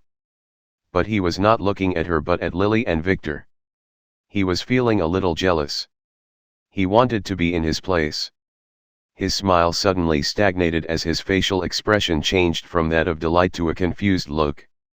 The others didn't know what happened. Before they could inquire, Tom's face turned white in fright as he suddenly turned around and ran back into the dungeon, leaving just a few words. "Sorry guys. I forgot my keys back there," he said, disappearing into the tunnel without looking back. "What keys?" shouted Margret after him, but got no response as Tom was already far away. "What is wrong with him?" she asked as she looked at the others, who shook their heads in confusion. "Let's not care about him," said Peter dejectedly. He didn't like the way Tom was behaving today. He seemed a little possessed.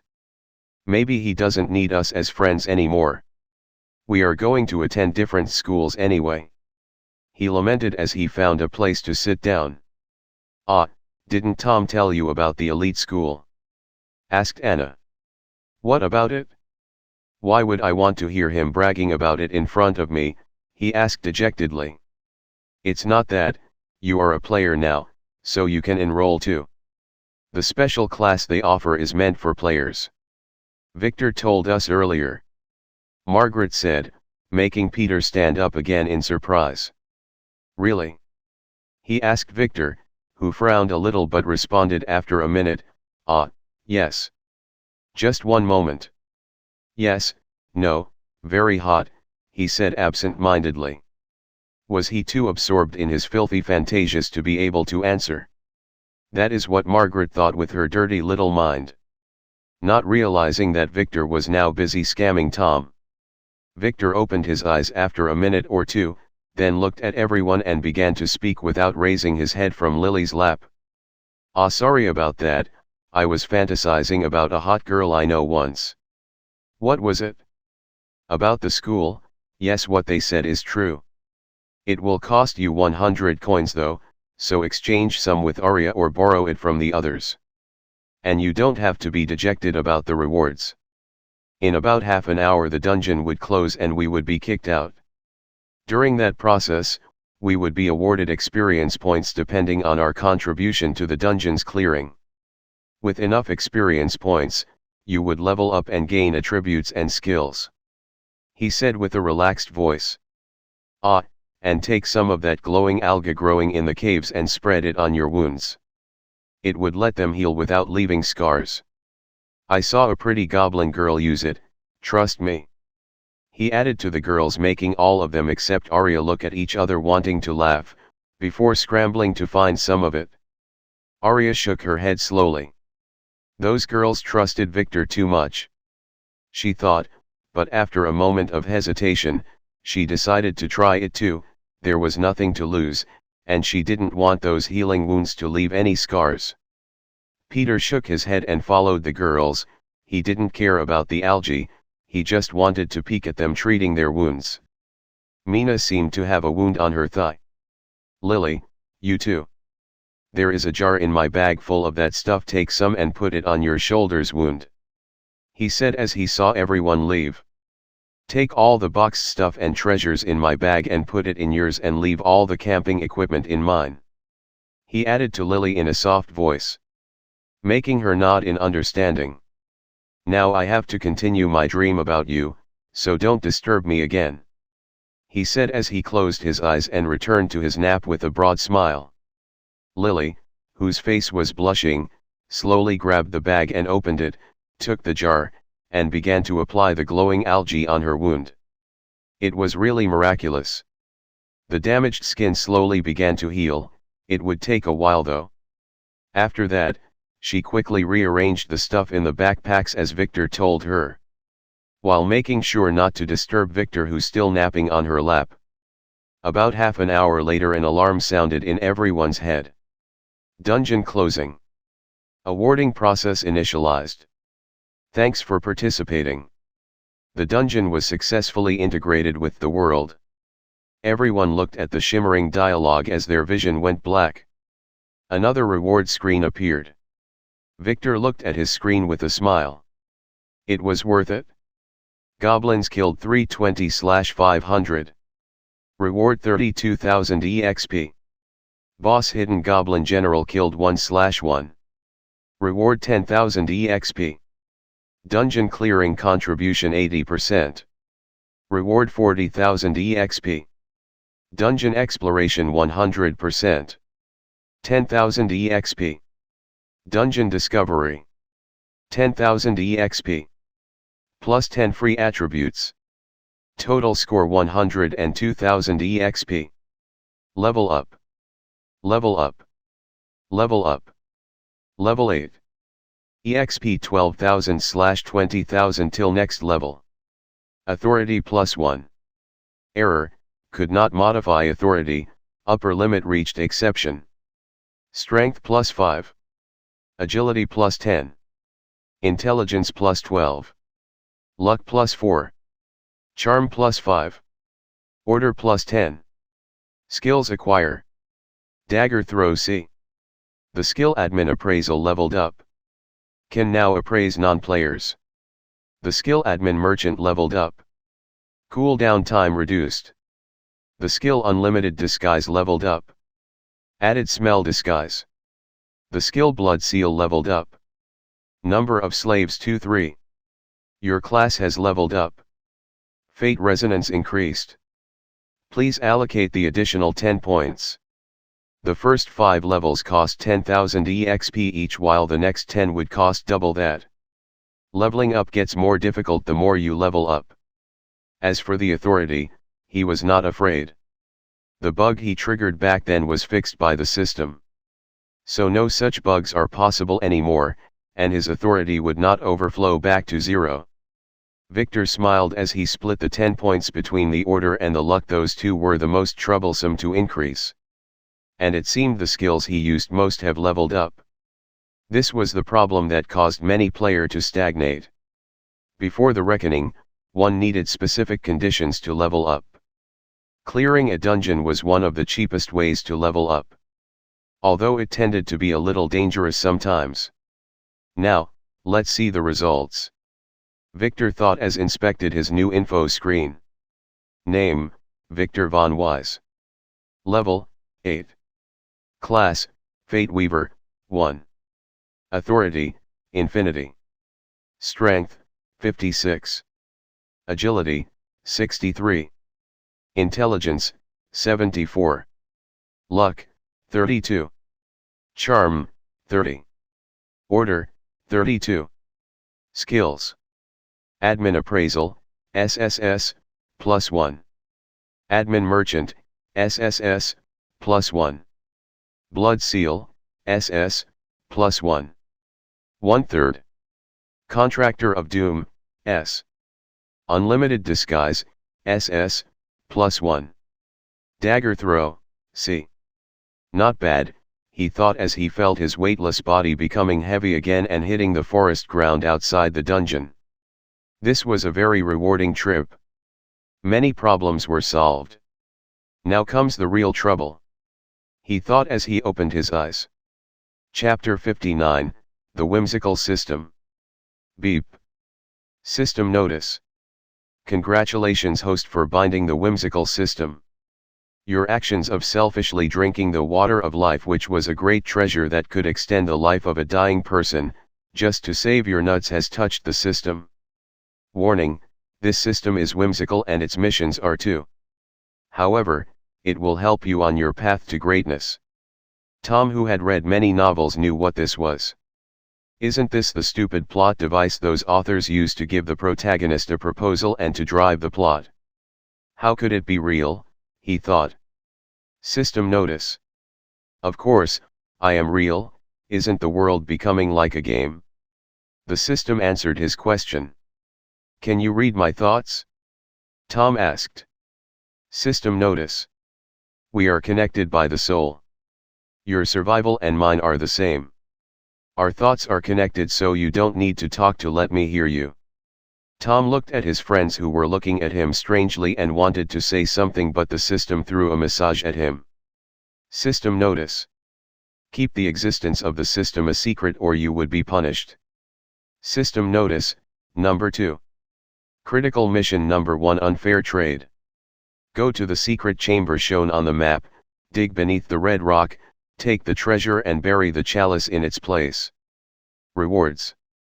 The flaming sword. In case of failure, the host would lose all his abilities as a man. With that, a map of the dungeon appeared in Tom's vision. He needed an hour to reach that chamber. This doesn't make sense. He thought, why do I need to follow its command? He thought again, but stopped the next moment as he felt the pain he had just been cured of returning slowly. An annoyed system notice. The system felt that the host was not complying with the mission. Considering whether to administer a light punishment. 10-9876. Tom's face turned white. He didn't want to feel that pain ever again. He didn't wait and quickly ran out of the room, heading to the secret chamber on the map while shouting some excuse to his friends. He felt a little relief as the feeling of pain disappeared. He wanted to curse at the system, but he didn't dare to. He had no time to waste as that chamber was too far. After a while, the system threw him another massage. System notice. You must understand, the system is doing this for your own benefits. System notice, number 2. The system has detected an unusual interest in twin girls. The system has detected an unusual interest in a beautiful girl. The system had just found that those girls are very hot. Then the system went silent, making Tom, who was running, feel strange. What a whimsical system indeed. After about 5 minutes, Tom heard a beep again. What now? He thought. System notice. The system has analyzed the footage of the girls in the host's memory and found out that they are no longer virgins and seem to enjoy some kind of a perverted play with the man with purple hair. That can't be true, thought Tom. But the system didn't respond. Can the system tell me what family does that man belongs to? He asked the system. System notice. Not enough whimsical points were found. The whimsical system, being whimsical, had decided to answer the host's question. Victor von Wise, elite member. Shit, thought Tom, he will not be able to do anything to Victor or Lily for now, as the von Wise was one of the strongest families. He didn't want to anger them by hurting an elite member. System notice. The host has no reason for despair, as he would one day tremble all those families with the help of the system. Does the system have nay information about a person named Nova von Astrom? Tom tried a different question. System notice. Not enough whimsical points. Try later when you have more points. Tom then tried to ask the system some other questions, but the system responded the same. That he needed more points for the answer and he had 0 points now. But he suddenly thought of a different question. How can I get rid of you? He asked without expecting an answer. But to his surprise, the system responded. System notice. The whimsical system does not like the tone of your question. However, due to its whimsical nature, it will give you a reply. The system can be removed if the host has more authority than the system. Warning, the removal of the system may lead to its demise. That makes sense, thought Tom, as he decided to focus on raising his authority so that one day he would show the system who is the boss. He asked the system about its authority, but it replied that it was confidential. Damn it, he thought. It took Tom 15 minutes to get to the secret room using all his speed. He was gasping for breath when he found the red rock, and indeed, After some digging there was a flaming sword buried shallowly there. System notice. Flaming sword, a rank equipment. Can inflict burning damage. System notice, number 2. 5.00 minutes until the closing of the dungeon. Bury the chalice or fail the mission and lose your manhood. Tom, who was smiling, didn't hesitate and quickly buried the chalice. After discovering the sword, he began to believe the system. He could feel the sword's power as he swung it around with delight. This system may be a little whimsical, but it was not bad at all. Every protagonist needed an assistant after all, Tom thought as the world around him slowly turned black. The dungeon was closing. System notice. Congratulations on completing your first mission. 1. Whimsical point added. The system will now shut down for maintenance and integration. The process would take a few hours. System out. Tom looked at it and didn't care, he would not need it for now. But with it, he was ready to begin his journey for greatness. Nova, wait for me. When I find you, there would be a home full of sisters waiting for you, he thought. Goblins killed 100/500. Reward 10,000 EXP. Boss Goblin Bodyguard killed 1/1. Reward 2,000 EXP. Dungeon Clearing Contribution 10%. Reward 5,000 EXP. Dungeon Exploration 20%. 2,000 EXP. Total score 19,000 EXP. Level up. Level 12. EXP 2,000/20,000 till next level. Authority +1. Strength +2. Agility +1. Intelligence +1. Luck +1. Charm +1. Only 10% contribution? Who was it? He wondered. It must be Lily or that hateful guy Victor. Damn it! He thought. But after looking at his rewards he began to laugh. With the additional authority he now has 7, which would make him rival many hidden powers elders. Authority points are rarely granted. So getting one was like hitting the jackpot.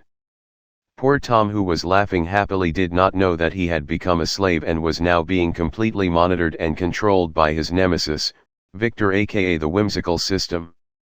The blood slave skill allowed the master to feel, see, and control everything the slave did. But that would usually take a toll on the master's body and soul. The slave mark was imprinted directly on the soul, making the slave's body a puppet in the hands of the master, who can easily kill or punish him if needed. The further they are apart, the weaker the influence is and the heavier the skill's toll. So Victor decided to scam Tom into thinking he was an imaginary system that grants missions. He would punish him or throw him a bone every now and then to make him more obedient. He was basically using the classic carrot and stick strategy. That sword was one of the dungeon's 3 rewards. He chose to give it to Tom for 3 reasons. The first one was to cover his tracks and make Tom get rid of the chalice that could be traced back to him, whilst the second was to increase Tom's trust. The last reason was to arm Tom with some good weapon. Victor didn't want to leave his new dog toothless. He will let Tom put that sword to good use later. Chapter 60, Arrested. Victor opened his eyes to look at the orange sky above his head. It was sunset. They have been inside for a day and a half. Not bad considering he was planning for a 2 days trip. Looking around him, he saw everyone was starting to get up. Especially Tom, who gave him and the girls a piercing glance. "Did you find your keys, Tom?" asked Margret, who stood up and started to dust her tight clothes. "What keys?" Tom asked stupidly before he remembered saying something like that when he left the reward room earlier. "Ah, yes. They have fallen in a previous tunnel, so I had to return and fetch them," he said as he looked at Margret and the girls whose clothes were full of holes. "Why are their skins so shiny?" he thought to himself. Could it be that? No. Impossible, it must be a light trick. Even Peter had somewhat healthy-looking skin. They didn't know what Tom was thinking. But their skin was really shiny and tender, like a new baby's skin. They have used the algae Victor told them about. And its effect was beyond magical. Victor, who was thinking about the same thing, nodded his head. That stuff would become one of the main products his family pioneered after discovering this dungeon. I thought there would be some police and ambulance waiting for us when we come out, said Peter as he looked around at the empty field and the dark deep hole in the ground behind them. I told the drivers that we may spend the night in the forest, so they would not call anyone. I have to remind you though. Keep the fact about the dungeon a secret, he said, making the others nod. Now prepare yourselves, we will go down after I make a phone call, he said. His phone has a satellite connection, so worked on all locations regardless of coverage. So Victor took the phone and called his father, Theodore. It took him 3 rings to answer. Did you do it? His father's cold voice came from the other side. Did what? Victor played dumb. Did you kill Nick? He asked impatiently. Although he didn't really like Nick, he was still his son. What? He is dead? I would never do such things. When did that happen? Replied Victor in surprise. The night he visited you. His car exploded on the way back.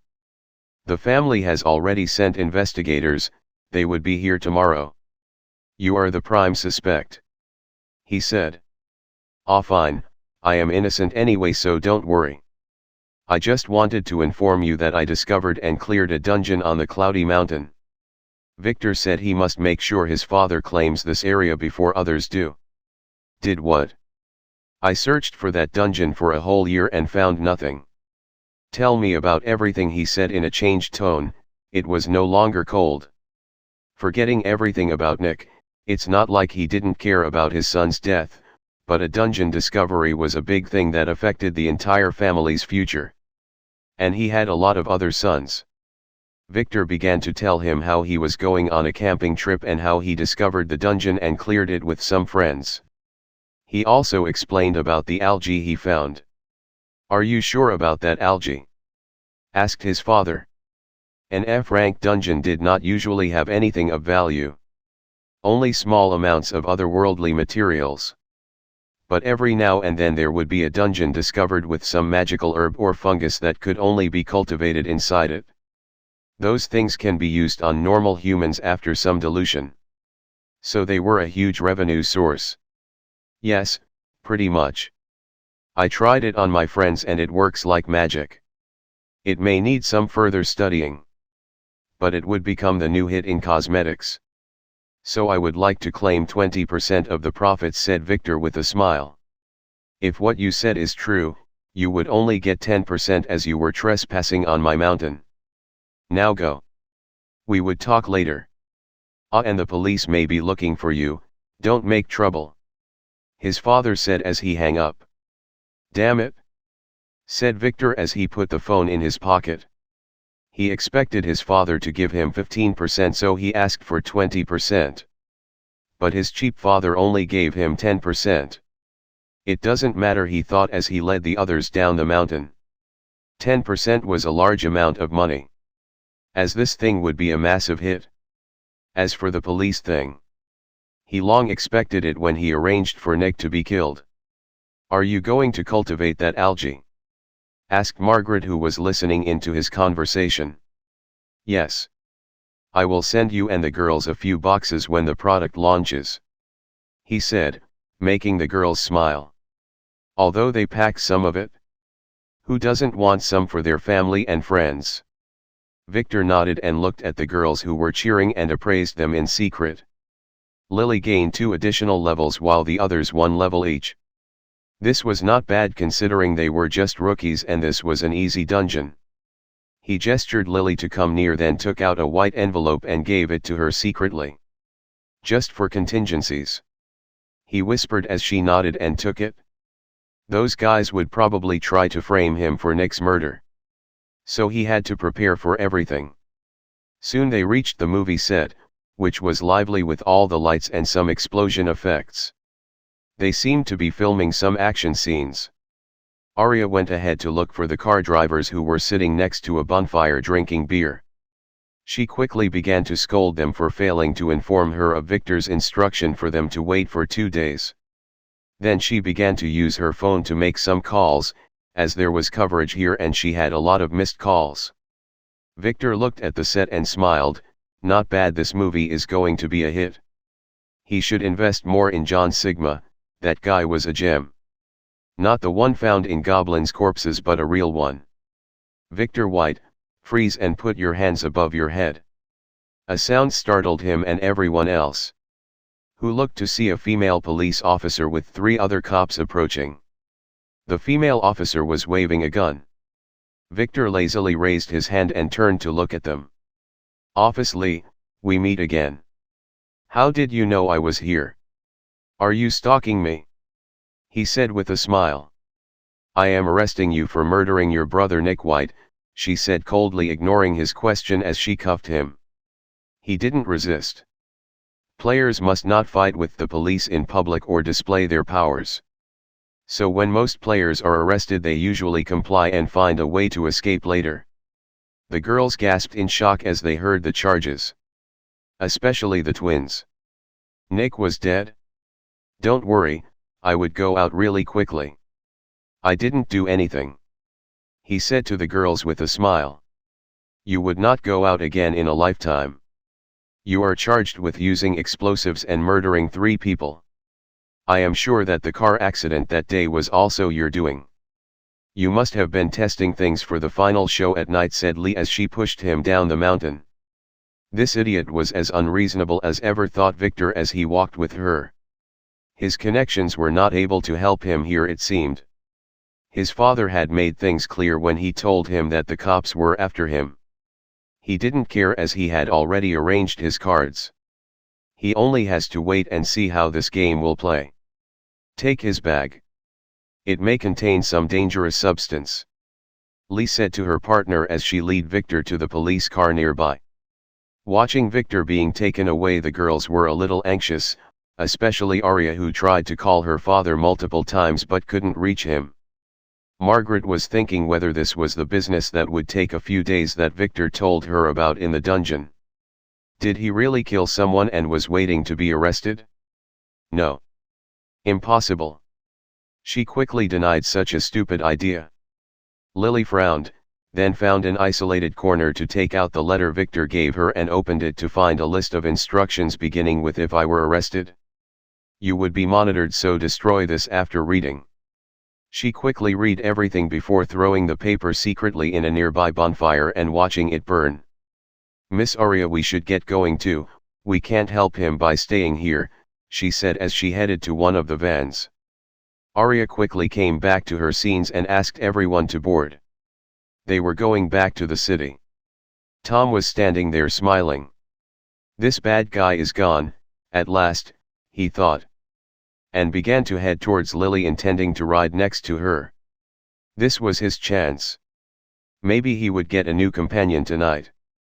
System notice.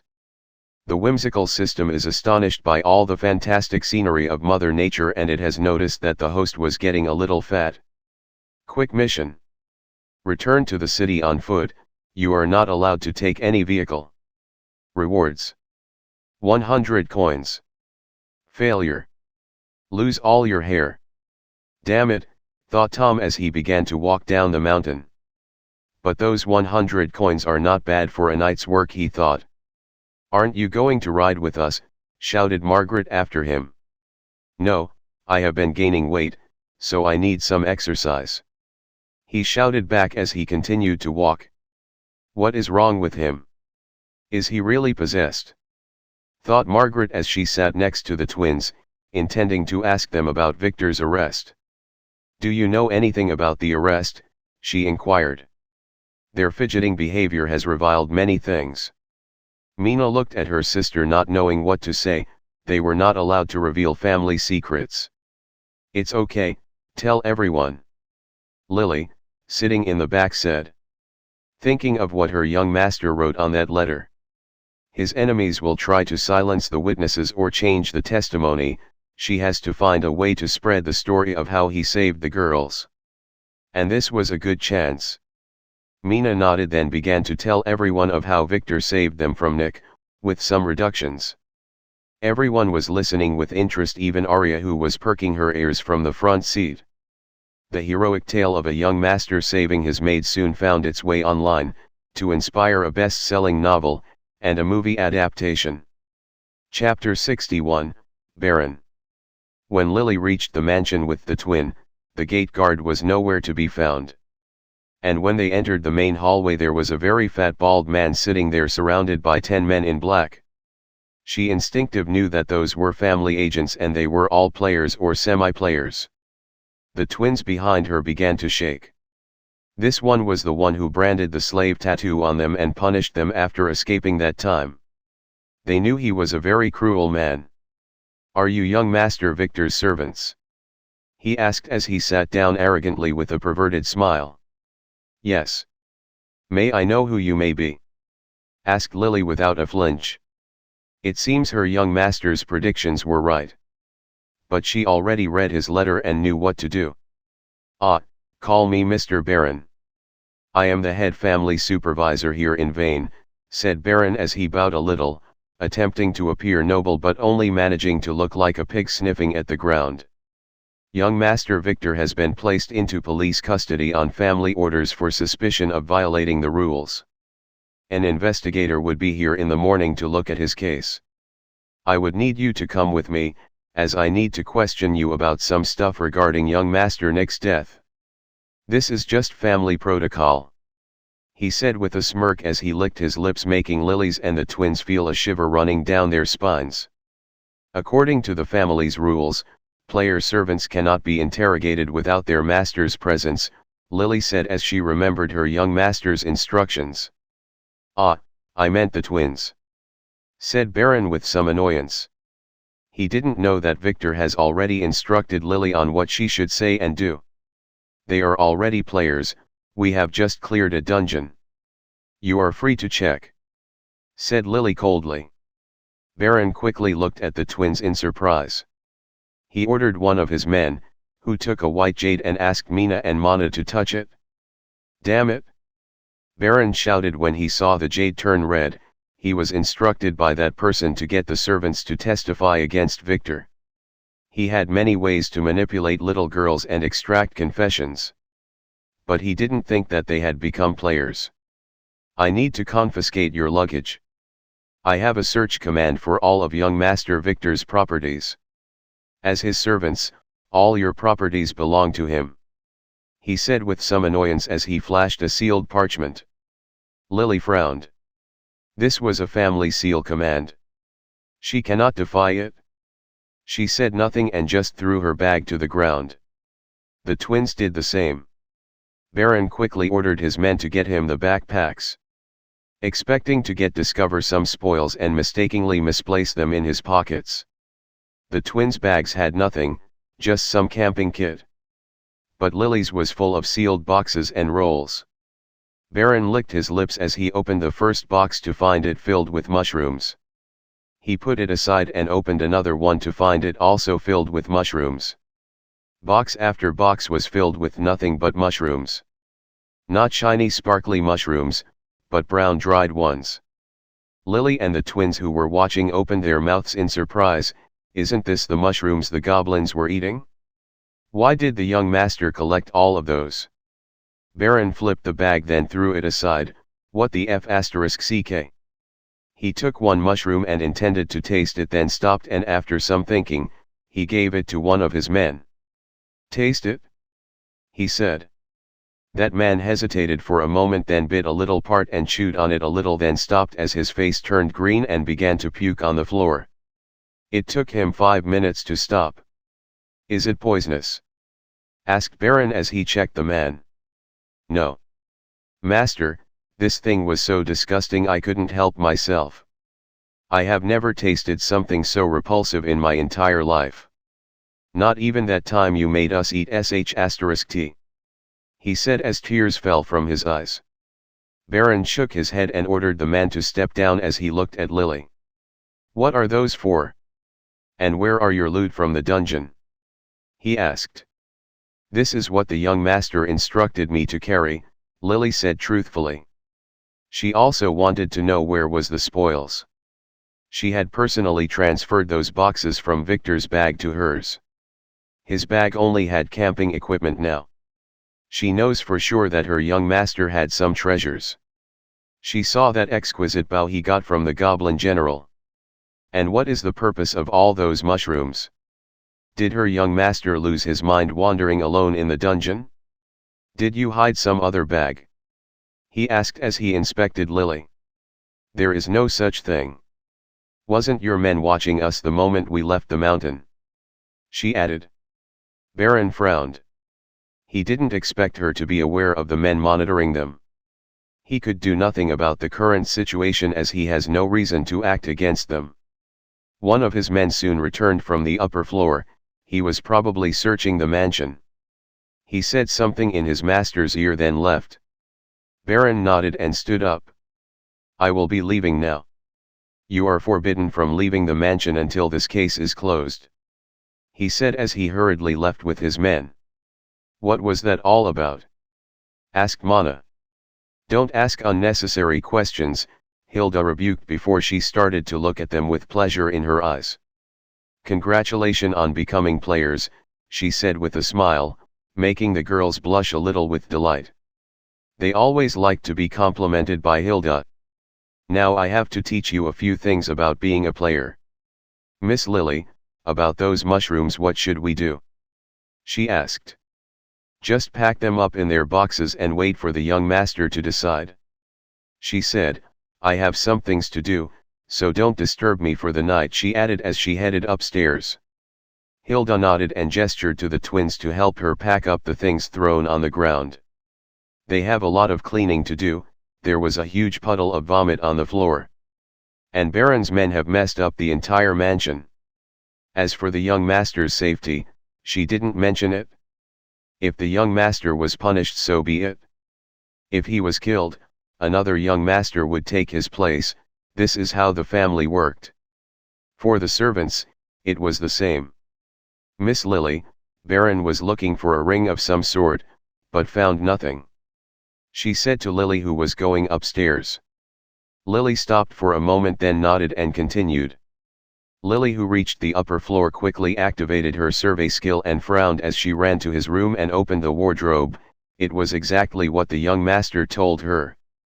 She took her phone and dialed Theodore's number. After a few minutes he answered. Master, this is Lily. The young master has instructed me to call you if I felt something was wrong. Baron has left after searching the house. He took some of the young master's shirts, including the one he was wearing the night young master Nick was here, and he seemed to be looking for some kind of a ring. She said. And listened for Theodore's instructions. I don't know about any ring. As I didn't see what the young master took when he undressed young master Nick, she said. No, I already checked, there doesn't seem to be any surveillance devices, but I could feel some men moving outside the mansion, and the guard at the gate is missing, she answered. I understand. She said as she hung up. This is all I can do for now, she thought. She really wanted to storm that police station and rescue her young master. But he instructed her that she would be heavily monitored, so she should not do anything stupid and just inform his father about the situation. She sighed as she took off her clothes, then jumped into the young master's bed, hugging his pillow to sleep. Chapter 62, A Pretty Boy. The white light bulb shone its blinding light into Victor's eyes. He was sitting chained to his chair. On the table in front of him, there was a file containing photos of a burning car. Confess, it was you. Lee, who was interrogating him, shouted in his face. Officer Lee, the last time I checked, you were still with the traffic police, said Victor with a sneer on his face. He was sitting there crossing his legs, as if it were not for the handcuffs, people would mistake him for the owner of this place. That is not your business, said Lee with some embarrassment. She had to use some connections to be assigned to this case. Nick was the one who caused her to lose her investigator position in the first place. Nick was last seen going into the mountainous road leading to your mansion. So you should have met him. She said. Yes. Nick came to my house and insulted my maids. So I kicked his ass and threw him out. The head maid Hilda should have already told you that. He said. Yes, we know that. But he didn't die in your house. His car exploded on the road. Then, why am I here? Do you have any evidence against me? Asked Victor. I can't tell you that. But we suspect that you may have rigged his car when it was parked at your mansion. Lee said stubbornly. In fact, she didn't have any evidence. Her superiors were hesitating whether to press charges or not. She submitted 10 requests to arrest Victor and got 10 rejections. But this morning, out of nowhere, a command with a warrant came from above. It stated Victor White was to be arrested on the charges of killing Nick White. But it didn't state why. The captain told her that some special inspector would be sent here tomorrow and she doesn't need to interrogate him. But she couldn't help herself. Did you call a lawyer for me? He suddenly asked her. Yes, we did, but no lawyer accepted to take your case. Not even a rookie who just graduated. It seems like your luck has run out. She smugly said. Not realizing the awkwardness of this situation. Victor quickly figured out that his arrest must be by a family command. It must be his cousin's faction. He will just play along. He had already prepared his cards that night. Stand up, I will take you to a cell, you will be spending the night here. Some inspector is scheduled to come to see you tomorrow, said Lee as she came forward to unlock his cuffs. But she didn't find them. Who freed him? She wondered. Let's go, she said as she grabbed him from his forearm and pulled him up. He didn't move, just kept sitting on the chair with his legs crossed. Lee could not move him. No matter how she pulled. She looked at him with surprise. What's wrong? This young master does not want to go like that.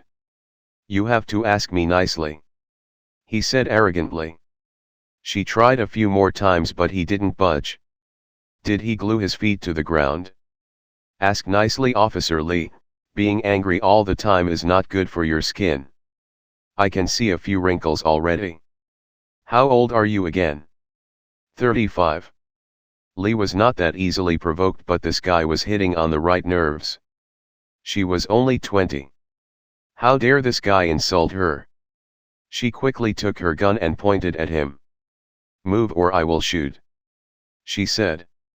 Fine, fine, he said as he slowly stood up. All you had to do was to ask nicely. This young master will write a complaint about your rude behavior. He said as he opened the door and walked out of the room as if it was his own house. Lee came to herself and quickly ran after him. To her surprise, he was standing next to the wall waiting for her. Come on, officer.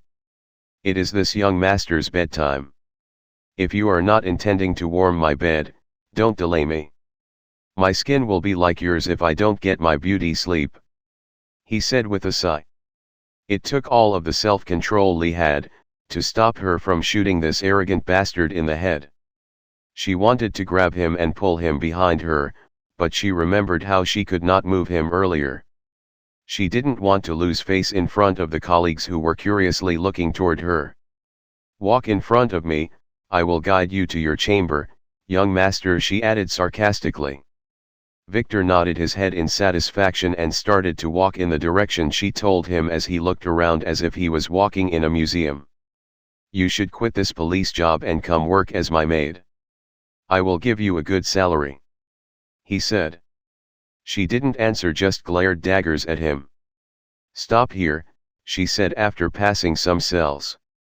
This will be your room for tonight, young master, she added as she opened the door and gestured for him to go inside.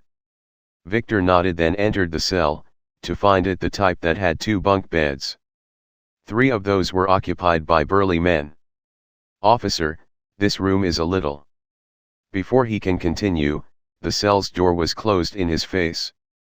Lee locked it down and returned to her desk with a smirk. Let those guys teach you how to be humble, she thought. Let's see if you can still act arrogantly in the morning, she thought. She may get some punishment for letting Victor stay with them. But it is worth it. Victor looked at the three men who got off their beds and started to look at him with perverted looks. "Hey, look what we have here," said one of them. "What a nice skin. Ah, look at those eyes. What a pretty boy," said the second. "Kid, how about we teach you something new? It is a little game we play when we get bored," said the last one as he lowered his pants. Victor leisurely sat on one of the beds and stared at the men, as if he was watching monkeys in a circus. "Gentlemen, I understand your dilemma. You have been locked in here for a while and you have never seen such an amazing young master before. Don't worry, I have the right fix for your boredom problems," Victor said as the lights in the room suddenly went dark. It was already evening when Harold, the chief of the city police, arrived at the police station where his daughter worked. 2 hours ago he was informed that they have arrested Victor White. He didn't care then. The family had ordered them to do that, so he will not help Victor. But half an hour ago, when he was having a special time with his wife, he got another phone call. He wanted to reject the call at first, but after seeing the caller's name he hurriedly answered. It was Theodore von Wise telling him that he doesn't care about the arrest of Victor, but if anything wrong were to happen to his son, he would make sure that all the police force would mysteriously disappear in a few days. Harold knew that Theodore was not kidding. They have done it before a few years ago. The tabloids are still full of conspiracy theories about alien abductions and a government cover-up to this day, and every now and then, some fisherman would find a police badge stuck in his net. Harold quickly called the captain of the police station where Victor was held and told him to make sure that nothing bad happened to Victor. Their mission is just to detain him. After that, he wanted to continue his mission, but he couldn't do it. His mind was full of Theodore's threats, so despite the protests of his wife, he got dressed and went to the station to check on the situation. The station was still buzzing with officers coming in and out. He quickly found the captain's office and explained the situation. The captain welcomed him and assured him that everything was all right. He wanted to call Lee to check on Victor's situation, but before he could do that she pushed the office door open. "Captain, I want to report that we had found nothing important in the suspect's bag, just camping equipment," said Lee as she entered and was surprised by when she saw Harold. "Daddy, why are you here?" she asked. "Where is Victor White? Is he okay?" he asked anxiously. "Ah. I put him in a holding cell for the night," Lee said guiltily. "Harold, you know it was a warrant from above, we can't let him go," said the captain. He and Harold were old friends, and Harold entrusted his daughter to him when she wanted to work on the force. "I am not talking about that," said Harold, "you can leave him here. But nothing wrong should happen to him," he said. The captain nodded. "Don't worry. Officer Lee is the one handling the case. I believe that everything was done according to protocol." He knew that Lee was a little rigid, but she will not do anything stupid. He was wrong. I may have put him in the third cell by mistake," said Lee as she bowed her head, not daring to look at her father or the captain. "With the three gangsters?" asked the captain as his face turned pale. "Nothing would happen to him, they would just rough him up a little bit," she said as she lowered her head. **T, those three are rapists. They like men." The captain cursed as he quickly left the desk and ran to the holding cells. Harold shot Lee a displeased look and followed behind the captain. He had a bad feeling. As for Lee, she began to shake as she realized she may have committed a big mistake this time. But she wouldn't run away from her responsibilities. She made her mind as she hurried after her father. It took them 1 minute to reach the third cell. They quickly ordered the supervising officer to open the door. When they looked inside, what they saw was Victor, who was leisurely sitting on his bed drinking a can of soda, and 3 naked men screaming on the floor while holding their balls. Their voices were harsh as if they had been shouting for an hour. Which they did, but no one could hear them. Victor has used his disguise to mask the cell. No one heard what was happening inside. How he repeatedly cracked some nuts. He called this game the Nutcracker. The three men crawled on the floor toward the captain and began to sob as they clung to his pants. They had no energy left to scream. The captain was standing with his mouth wide open, and Harold was doing the same behind him. Lee, who followed from behind, didn't dare to speak but was astonished too. "Ah, Uncle Harold, I presume?" Victor asked. He knew him from his previous life. "Ah, yes, young Master Victor. May I inquire what happened here?" Harold asked as he looked at the three men. "These three men wanted to teach me a little game. But that game was not to my liking, so I invented a game called the Nutcracker and taught it to them. They seemed to really like it. They have been shouting in excitement as we played. They couldn't get enough of it," Victor said with a smile. The captain, who got himself together, looked at Victor with some fear. This guy was fit to be Theodore's son. He had the same shitty sense of humor. "Young Master Victor, why don't we find you a better cell?" he asked as he gestured to Victor to follow him. Victor nodded as he walked toward the door and threw the soda can in a nearby trash can. Making Lee wonder where did he get that can from. They didn't offer such things for inmates. But the captain's next words broke her train of thoughts. "Lee, you are no longer on the case, said the captain, but was interrupted by Victor. "It was not Officer Lee's fault, Captain. I don't mind her staying on my case. I am sure she would not commit the same mistake again," Victor said, seemingly helping Lee, but in fact, Lee was one of the few officers who would not manipulate evidence behind the scene. If someone on his cousin's payroll were to take the case, his plan may not go on smoothly. He had already incorporated her into his plan. Her being the officer in charge would make things far easier. But Master Victor, the captain wanted to say something. "Don't worry, Captain. This would be better for both of us. I trust Officer Lee will handle this professionally," Victor said. The captain looked at Harold, who nodded his head in approval. The family may control the city, but the one who truly holds power, here in Vane, was Theodore. So they will do as Victor said. They are not breaking any rules. "Fine, Lee will still be on this case," he said. Lee, who looked at Victor from behind, was feeling a little conflicted. Is he really someone bad? She wondered. But she would not hold favors. If he was the criminal, he had to pay the price. At this moment Victor, who was walking with them, suddenly stopped as he looked in astonishment to the front, where a police officer was pushing a teenager inside another cell. That teenager was very pretty, like a girl. Fate works in mysterious ways, he thought as he turned to face the captain. "I want to be in the same cell as that guy," Victor said. "That one is a boy, young master. And he is here on a murder case," said the captain. Although that teenager is really pretty, he was a boy.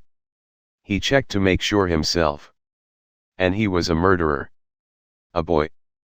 "It doesn't matter, I am not that weak, and I like pretty boys too. Put me with him or I will tell my father about cell number 3. "Don't worry, I will take full responsibility," said Victor with a smirk. The captain swallowed his saliva and after some hesitation could only comply. If Theodore knew of what Lee did, his head would be on the chopping block. And that Victor was not that weak anyway. "Fine, I think young people should socialize more," said the captain as he called a guard and asked him to let Victor stay in the boys' cell. And asked him to be on the lookout if Victor needed any help. Lee on the back lost all the good impression she just formed on Victor. This guy is a complete scumbag. Chapter 63, Alex. Name, Alexis Donner, female. Level, 1. Class, warrior. Abnormal status. Cursed, SS, the locker. 2,014,360 EXP. 120 Attribute Points. Authority, 6. Strength, 15. Agility, 14. Intelligence, 22. Luck, 1. Charm, 11. Order, 10. Skills. Thunderfist Arts, First Half, A. Equipment. Gender Swapping Ring, S. Thunder Sect Disciple Token. Cancelled. Fate Status. Negative S, Dark Scion. Victor couldn't help himself wanting to touch her when he saw her attributes. This one is a treasure. A honey trap waiting for him lick. A Dark Scion is the opposite of Tom's heroic, she is fated to destroy things and seek revenge. If he obtained her he would probably be burnt by her fire too. Her fate was different from Tom's. It will only help her stay alive, nothing more. She would suffer and get hurt repeatedly as she grew. No help would arrive at the last moment for her. She is the protagonist you get when you read a tragedy. This one was still in the making, he could tell because she is cursed by the locker curse, one of the 7 known SS curses. This curse only works on unborn children. It will hoard most of their points and experience the target gains when he lives. And can only be dispelled by death when all the experience the locker hoarded explode, taking the life of the cursed one with it. This girl's journey would start when the curse is broken. When she dies. As a scion, she would miraculously return from the ashes to take revenge on the world. Her authority was not low, she must have trained a lot, and been to many dungeons. But all to no avail. This girl, boy, who's sitting on the bunk bed didn't look up when Victor was guided in by the guard. And only looked at him when she heard the cell doors close. Victor could see the traces of tears on her, his pretty face. This girl was acting as a pretty boy. She had a story behind her. But Victor was hesitant. If he took her in, can he change her fate? Or would he be burned by her fire? The temptation of having 2 scions working for him was not a little one. The girl felt shivers on her body when she saw Victor looking at her while drooling. "I am a boy," she said as she hugged her body. "I know." Victor nodded repeatedly as he whipped the drool with his cuff, making her feel a chill up her spine. Is this guy another pervert? She thought. He quickly corrected his posture and flashed a princely smile. "Let me introduce myself, my name is Victor White. I am here for killing my brother," he said. "What about you?" he asked. The girl was astonished, she had never seen a person so shameless. "Do you confess to killing your own brother and still want me to introduce myself?" She didn't respond. Just looked away, probably hoping that she would get rid of him by ignoring him. Victor frowned, it seems he needs to change his strategy. "Let me hit you where it hurts," he thought. "You have been kicked out of the Thunder section," he said as he sat down on the opposing bed, making the girl look at him again in surprise and caution. "How do you know that? Who are you? Have we met before?" she said as she got ready to fight and began to scan the cell for a potential weapon she can use. "Don't worry. I am a player too, and I can see the burns on your hand. Those should be from practicing the Thunder Fist arts, right? Only the Thunder sect knows those," he said with a smile. Her hands had some strange lightning-shaped scars. She quickly sat down as she looked at her hands with sad eyes. And said nothing. "I can tell that you are cursed too. What an evil curse this is," he said as he inspected her. This makes her look at him again, with a flicker of hope in her eyes. "Can you see that? Can you tell what it is?" she said with a pleading voice. The voice of someone on the verge of collapse. The experts who examined her before only knew that this curse was a strong one. But none of them had the sufficient authority to examine it through, let alone cure it. "I know what it is, and I have a solution, but you have to tell me your story first." "I won't help evil people. said Victor as he acted like a saint. Do you think you are a beacon of righteousness? You just confessed murdering your own brother, the girl thought, but after a moment of pondering she decided to try her luck one last time. This is her last hope anyway, they are probably already on their way here to kill her. My name is Alex Blank. I am the only DAU son of the previous patriarch of the Thunder sect, she said as her eyes got filled slightly with tears. My father passed away 1 month ago due to an illness. And I was supposed to be the next patriarch. In the succession ceremony, I had sufficient authority to unlock the ancestral box and take the patriarch's sign. But at that moment, I was betrayed by my fiancée who was guarding me. She stabbed me in the back and took the sign to give it to the Grand Elder's son, who was my best friend. He claimed that I was unfit to be a patriarch because I was weak. And became the new patriarch with the approval of the elders, she said as he balled her hand. Deep hatred could be heard in her trembling voice. You see, I have been always weak, and despite training better than anyone I never leveled up.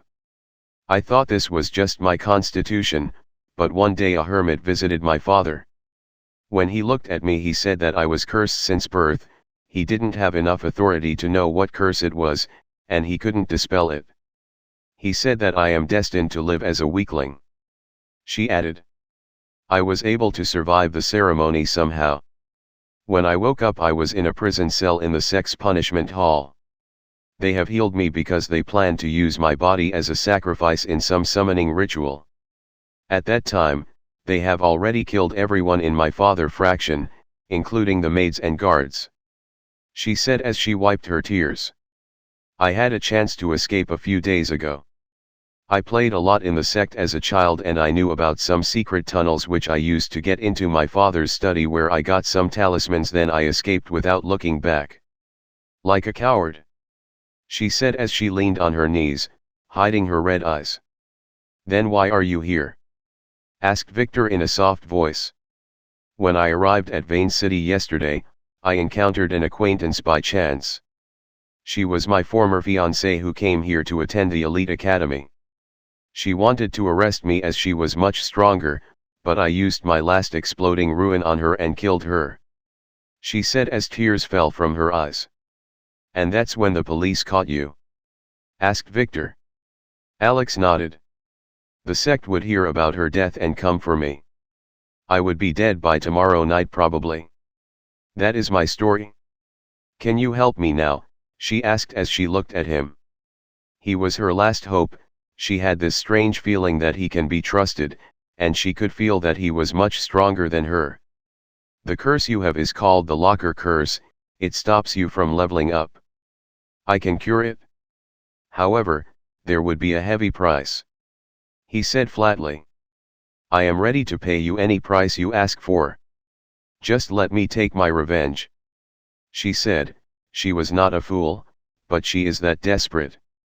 She would make a deal with the devil if he offered her one, let alone some insane young master. Dark scions have no bottom line.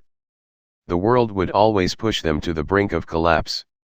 I have a few questions to ask you first, he said.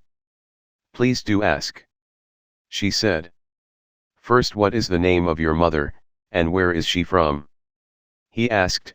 A scion's unknown ancestor can't be normal. Alex hesitated for a moment then answered. I don't know. My father never told me, she said. He said that he will tell me once I am old enough, she said as tears began to well in her eyes. Damn it, thought Victor.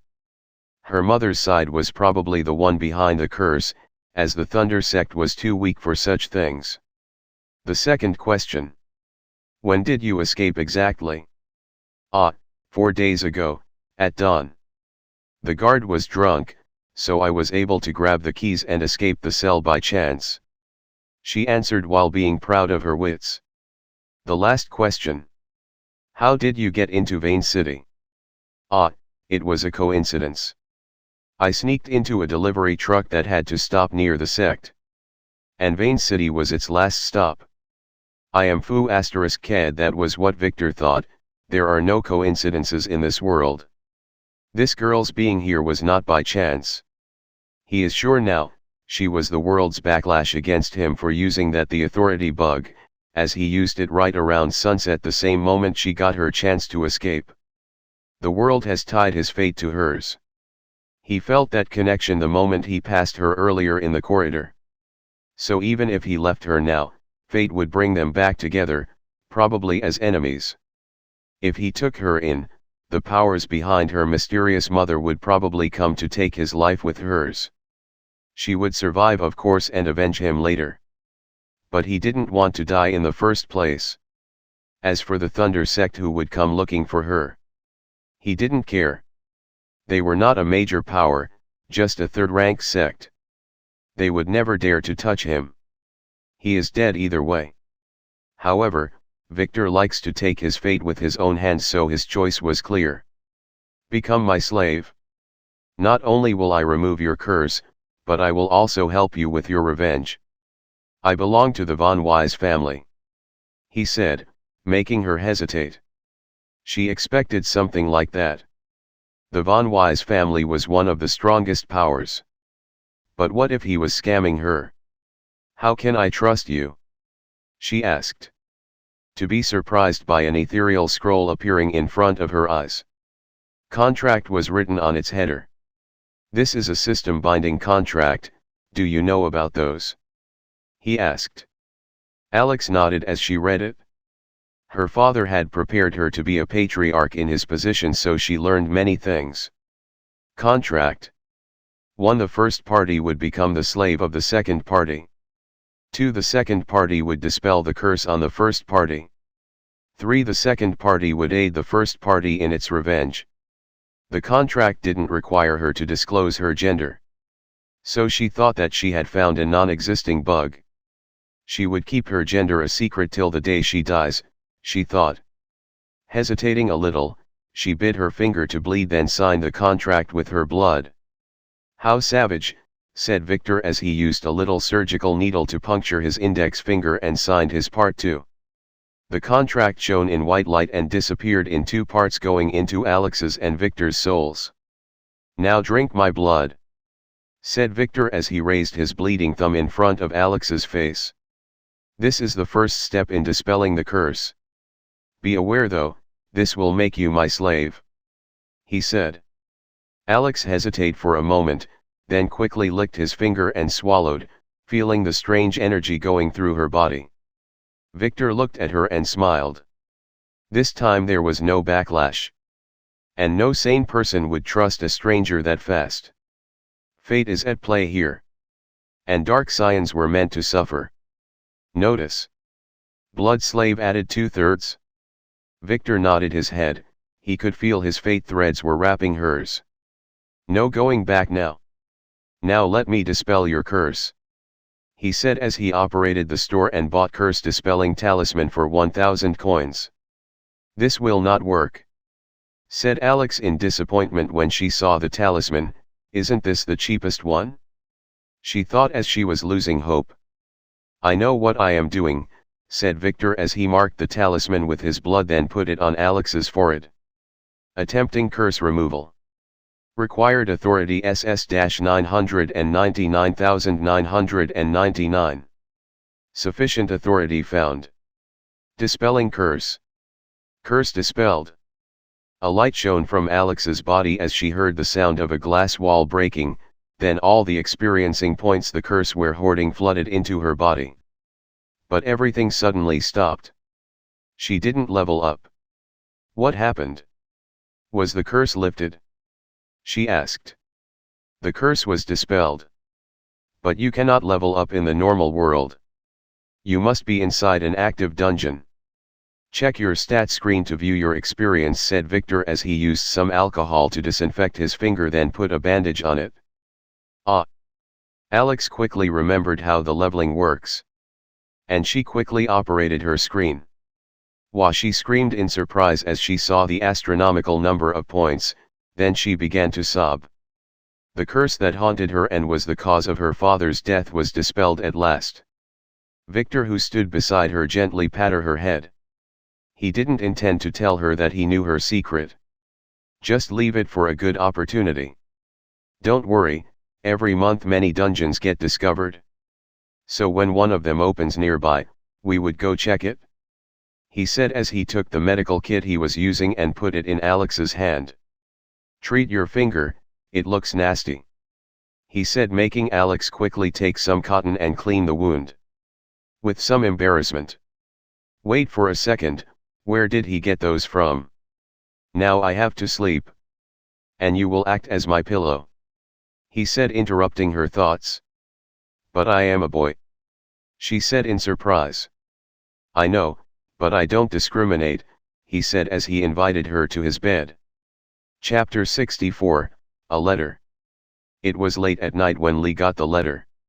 It had arrived just as she finished her work and was intending to leave the station. The sender was anonymous. The carrier informed her that the client requested that this letter should be delivered at this time, 2 days ago, to the last officer at this station. She frowned as she looked around her at the empty desks of her colleague who have already left. It was very late, but it was her habit to leave last. She would never leave unfinished work to the next day. And that hateful Victor's behavior didn't help with her work. He is probably enjoying a special time with that pretty boy right now, she thought. As a hard-working police officer, she couldn't hold back her curiosity toward the letter, so she sat down again to open the envelope and began to read what was written inside. Dear Officer, I will keep my identity a secret for reasons you will understand after reading my letter. There is a secret that I couldn't hold back. I am afraid for my life.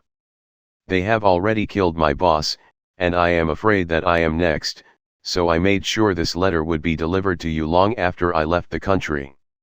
My boss's name was Jacob Rice, he was the security manager at Horizon Media. Yesterday he was nervous about the appointment of a new CEO. He was afraid that he would be found out for embezzling a huge amount of money. At that time, when we were on the road, he was approached by a handsome man I have never seen before. They didn't let me hear their conversation, but when the man left, the boss called me over and let me help him in rigging the car the CEO was going to take in the morning. The car was rigged to break down then explode. But Victor, the new CEO, survived by a miracle and came to the company the next day. He began a thorough investigation into the company. The boss's sister, Ms. Carla, the vice president, was slapped 100 times. She will have to see a dentist for the next few months. The boss was furious and decided to take revenge, so he went alone tonight to the place where Victor lives. He took explosives with him. Late at night, when I was heading to the boss's hiding place to ask about how did it go, I saw the man who talked to the boss the previous day leaving the hideout with a rolled rug. I had a bad feeling, so I followed him, making sure to stay hidden and not to take the same route. I saw him bury the boss's corpse in some grove while saying something like, "Your role is over now. It would be my end if they found me. So I am writing this letter for you, officer. Please catch the killer, and avenge my boss." I don't know what was that man's name, but he has very eye-catching purple hair. I included a hand-drawn map showing our hideout, and where my boss was buried. X. Lee looked at the papers in her hand with suspicion. This letter is very fishy, and only someone stupid would believe everything in it. But it had something to do with the case in her hands, so she had to investigate it. With that, Officer Lee decided to take a midnight trip to have a look at the places mentioned in this letter. Maybe it has the evidence she needs to convict Victor. It took her 3 hours to inspect all the locations mentioned in the letter, first the apartment building where the crime supposedly took place, and then the grove where the body was supposedly buried, and to her surprise, there was a body there. It was Jacob Rice. She quickly recognized him as he was one of the suspects in Victor's car crash she was investigating. It was the driver Leo who, after waking up in the hospital, confessed that his boss Jacob was the only one with access to the car, but after looking at the company's security tapes she found nothing, as they seemed to have conveniently malfunctioned that night. After calling for backup, she quickly headed back to the apartment building and began to look for evidence but found nothing of value. She didn't give up. She left the building and began to scan the street for security cameras. There were quite a few of those. So as a diligent police officer, she quickly called the owners of those cameras in the middle of the night and made them bring her the footage under the threat of arrest for obstructing justice. It was near morning when she got all the recordings she asked for, and after some analysis, she quickly found the footage of Jacob entering the apartment building, and then an hour later the footage of a handsome man with a purple ponytail who entered then left a while later with the corpse. That guy was avoiding cameras on purpose, but Lee was able to find a clear shot of his face in a hidden camera that some pervert have installed under a vending machine. If there is someone she hated more than Nick, it was this guy. He was the master behind most of the organized crime in Vane City. She couldn't arrest him or even ask about him. Her father has warned her not to go near him. But that didn't stop her from investigating all his crimes. From drug and human trafficking to money laundering and murder. I got you, at last, Titus White, she thought. She couldn't touch him before, but Nick's murder has something to do with him. It was probably a power struggle inside that White family. She didn't believe he would escape punishment this time. Titus Von Wise, a young man who had a long purple hair with a stylish ponytail, was sitting on his leather chair with a thick book in his hand when Baron entered and bowed respectfully without saying anything.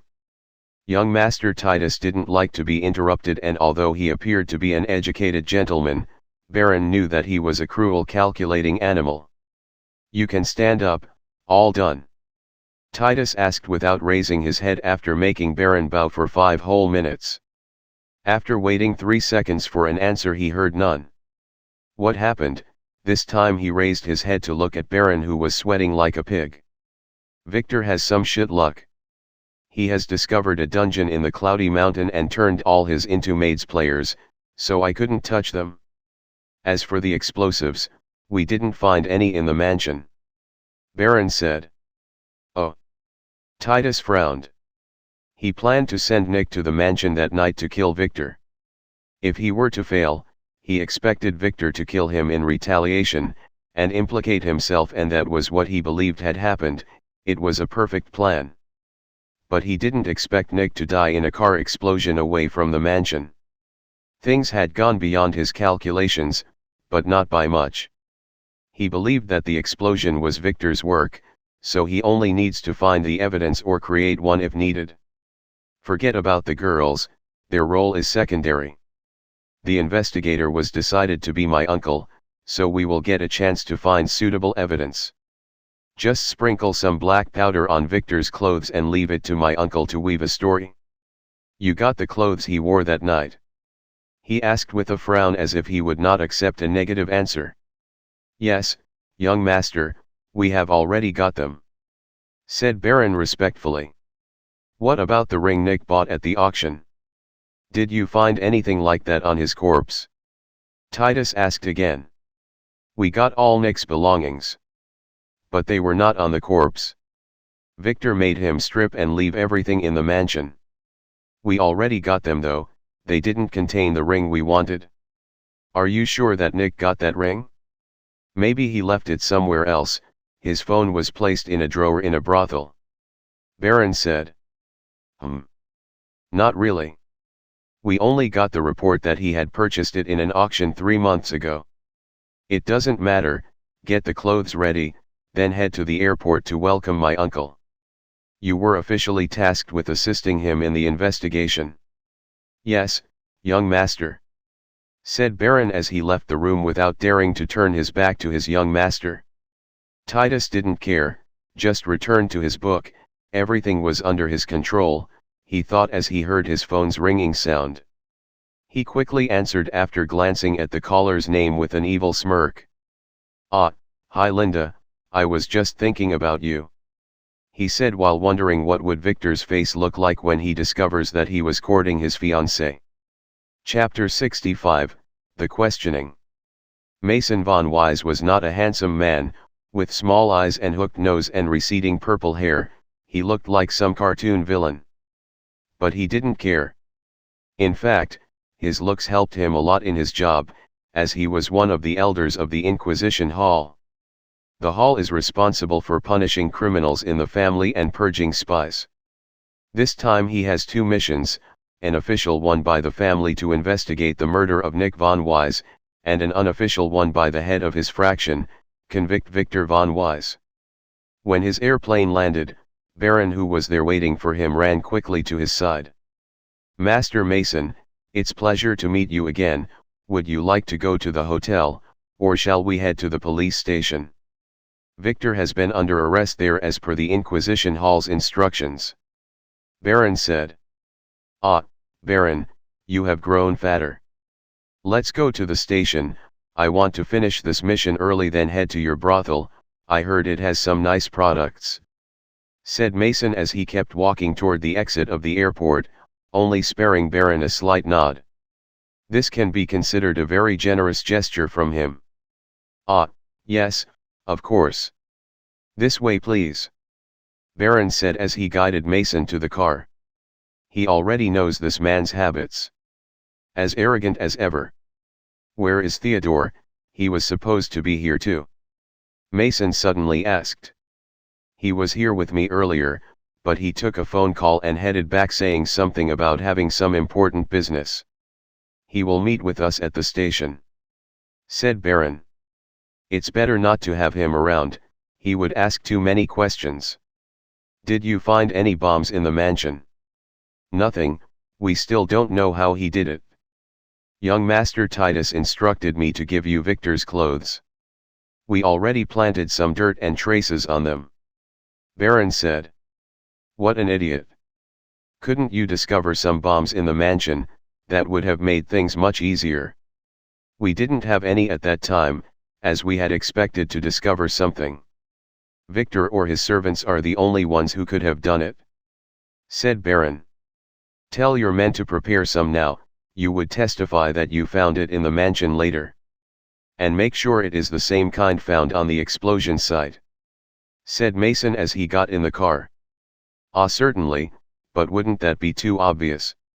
said Baron as he gestured one of his assistants over to instruct him to get some explosives. "It doesn't matter. Theodore is already suspecting Victor, we only have to push him to give up on the boy, and he would be all ours," said Mason as he relaxed in the car. After a few moments, the car started and they headed to the police station. "Master Mason, may I know why are we targeting Victor? He is just a nobody. I heard that he fared pretty well in the ceremony, but he is just a junior. His elder brothers and sister are much more dangerous for our faction," asked Baron nervously. He didn't dare ask Titus about such things as that guy would punish him. As for Mason, he worked for him a long time ago, and their relationship was not bad at all, as Baron was the one who was tasked with arranging certain services when they were young, and he knew many of Mason's dirty secrets. "Ah, Titus didn't tell you. It's not really a secret. You know that the B*TCH Linda Cross is Victor's fiancée, right?" "Ah yes, young Master Titus has been dating her for a while now. He seemed to have truly charmed her," said Baron. "Her mother has been dissatisfied with the engagement with Victor lately, so they approached my brother last year and proposed that Linda should marry Titus instead. My brother had no problem at all, but the patriarch didn't agree even after we blemished Victor's reputation. It seemed that he didn't want to upset the power balance in the family. So we had to resort to a more drastic solution. Before Linda and her family discover that Victor is not as useless as they predicted. But Linda is just a governor daughter, and her mother Amelia Cross, didn't hold any position in the von Braun family after marriage. Is it worth sacrificing an important pawn like Nick for such a purpose?" asked Baron. "That's old news. Amelia, as you know, belongs to the von Rosen family, whose members mostly hold a summoner class. It has something to do with their awakening method. You know that she traded her daughter for a blood sample from the family's treasury a few years ago. She was trying to use it to summon a high-level demon. Last year, after many tries, she succeeded in summoning a level 4 demon, and her rank has risen sharply in the family. She is now nominated to occupy a seat in their elders' assembly. So a marriage with her daughter would let us gain a strong supporter, and be very beneficial for our cause," said Mason as he looked at the road outside the car. "Ah, thank you for enlightening me, Master Mason," said Baron as he began to formulate a plan to get close to the Governor Oliver Cross, Amelia's husband, a very straight and honest man. He has to find a way to lure him to his brothel and give him a good time and maybe record some tapes that could be useful later. It was half an hour later when they reached the police station where Theodore was waiting at the door with an expressionless face. "It's nice to see you again, Mason. I already arranged a room for us and Victor is waiting for us there," Theodore said and turned around to enter the station without waiting for Mason's response. Most of the officers were given a vacation this morning, and those who stayed or had important work were ordered to keep to their own jobs and ignore anything else. So no one obstructed them as they entered the station. Mason and Baron were soon guided into an investigation room where they were surprised by the sight of Victor, who was relaxing on a leather chair while a pretty boy was standing behind him massaging his shoulder. He didn't even look at them as they entered, just continued to rest with his eyes closed. Theodore glared at his son, then looked at Alex, who was doing his best, and shook his head. His son was getting more and more unruly. He couldn't understand why Victor insisted on taking this boy, Alex, with him. According to the police, he was captured after murdering some woman. And Theodore could already tell that he was a player. But why is his son so interested in him? Could it be that Victor swings that way too? That boy is very pretty though. His son assured him that the boy has signed a servitude contract with him, so he allowed Victor to keep him for now. He will question them later, there were more pressing matters to attend to now. "Victor, this is Elder Mason. He is responsible for the investigation.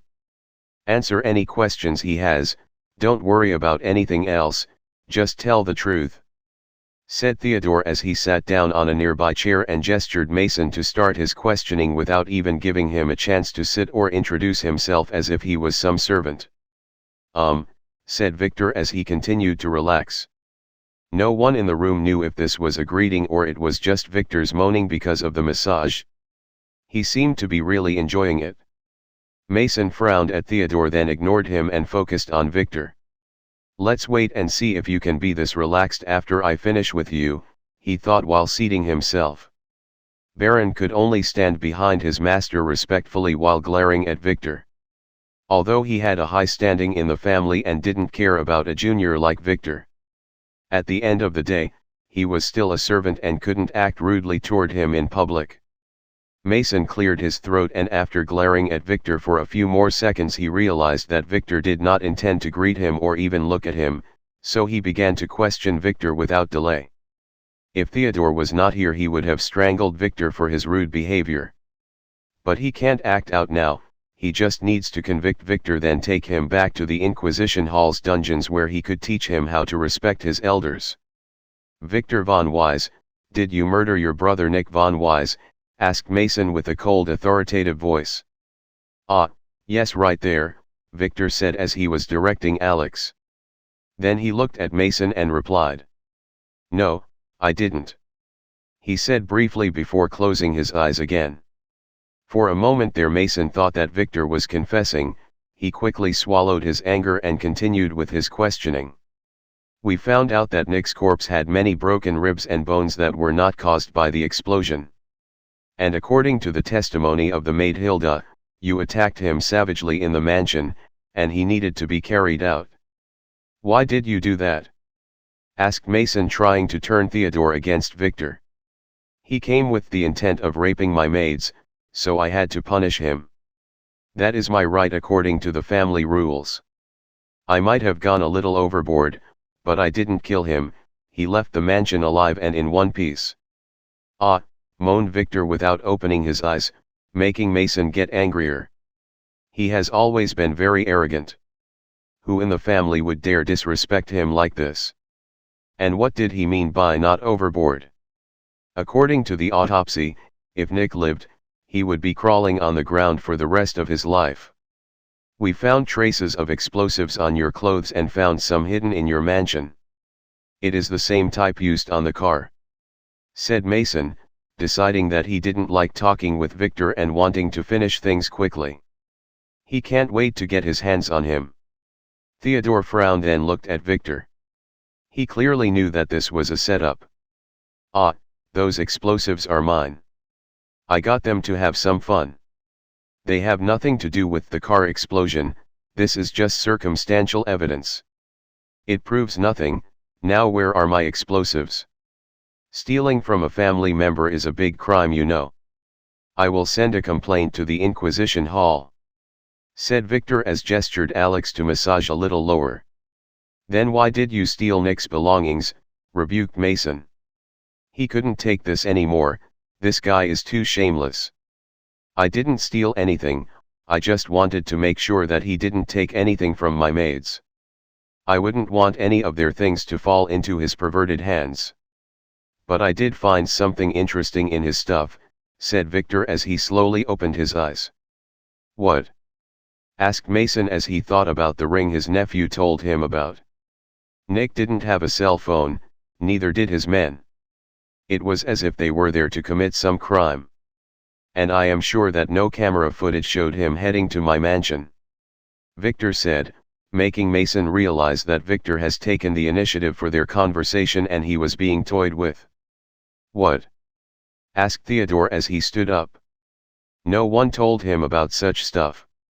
Is what Victor said true? Why didn't you inform me? He glared at Baron, who was responsible for the preliminary investigation, and asked him. This, yes, but... Baron stuttered, not knowing what to say. "Yes, but we found such information irrelevant, so we didn't need to inform you," said Mason. Then he looked at Victor. "Is that why you killed him? Although the explosives are not conclusive, it is enough for me to take you back to the island. The timing of the crime makes you the lone suspect. We have concluded that the explosives were planted at the mansion as the car was checked there that night because Nick was spending the night at a VIP establishment, which was where he misplaced his phone," said Mason, offering an explanation for the missing phone. "Nick really did leave his phone at that brothel, but that was on purpose to hide his tracks. Don't worry, we will investigate this thoroughly, and if you are innocent you would be released," he added, as he thought that Victor was definitely the culprit, and finding a piece of evidence is just a matter of time. There is no perfect crime. Who else would kill Nick? And even if they didn't find evidence or Victor was truly innocent, when he gets released, he would not be in one piece. And a very important part would be missing by an accident. He would not be fit to marry anyone by then. A little lower, Victor instructed Alex as he looked at Mason as if he was looking at an idiot, "but the murderer has already been found," he said. "What?" asked Mason, not understanding the meaning of Victor's words. "The murderer of my son was found this morning thanks to an anonymous tip," said Theodore. "Who was it?" said Mason as he looked around, wanting someone to answer him. He believed that this murderer was just a scapegoat. Victor looked at Mason, who fell into their trap, then at his father, who was smirking, and sighed. The role his father orchestrated for him in this play was over. He closed his eyes and continued to enjoy the massage. Alex, who was a martial artist, has trained her hand to the limits, and her massage skills were top-notch. Theodore coughed a little, then began to speak in a sorrowful sound. "It was Jacob Rice, my concubine's brother. It seemed he wanted to get rid of Victor. There is conclusive evidence that he tried to rig Victor's car in the morning, and there is a paper trail of him buying explosives a month ago for a movie shoot. We traced his movement that night, and he was last seen heading on the road leading to the mansion, then he left using a different route an hour later. We believe that he may have mistaken Nick's car for Victor's. I was destined to lose one of my sons that night," said Theodore as he sighed. He felt a little better that the one who died was Nick. He didn't like him that much. "What? Why did nobody tell me?" asked Mason as he looked at Baron, who was shaking, then at Theodore. "You only requested to meet Victor, you didn't ask about anything else, how can I know that you didn't do your homework before coming here? Mocked Theodore. He hated Mason since they were young. And there was a lot of friction between them as they belonged to different factions in the family. Damn it, yelled Mason. He believed that this Jacob may be the true killer, as Theodore seemed really convinced, and would not cover for his son's murderer. But he has to find a hole in their logic or his brother would scold him. I want to see that Jacob, said Mason while thinking of how he could convince him to testify that he did it on Victor's orders. He is dead.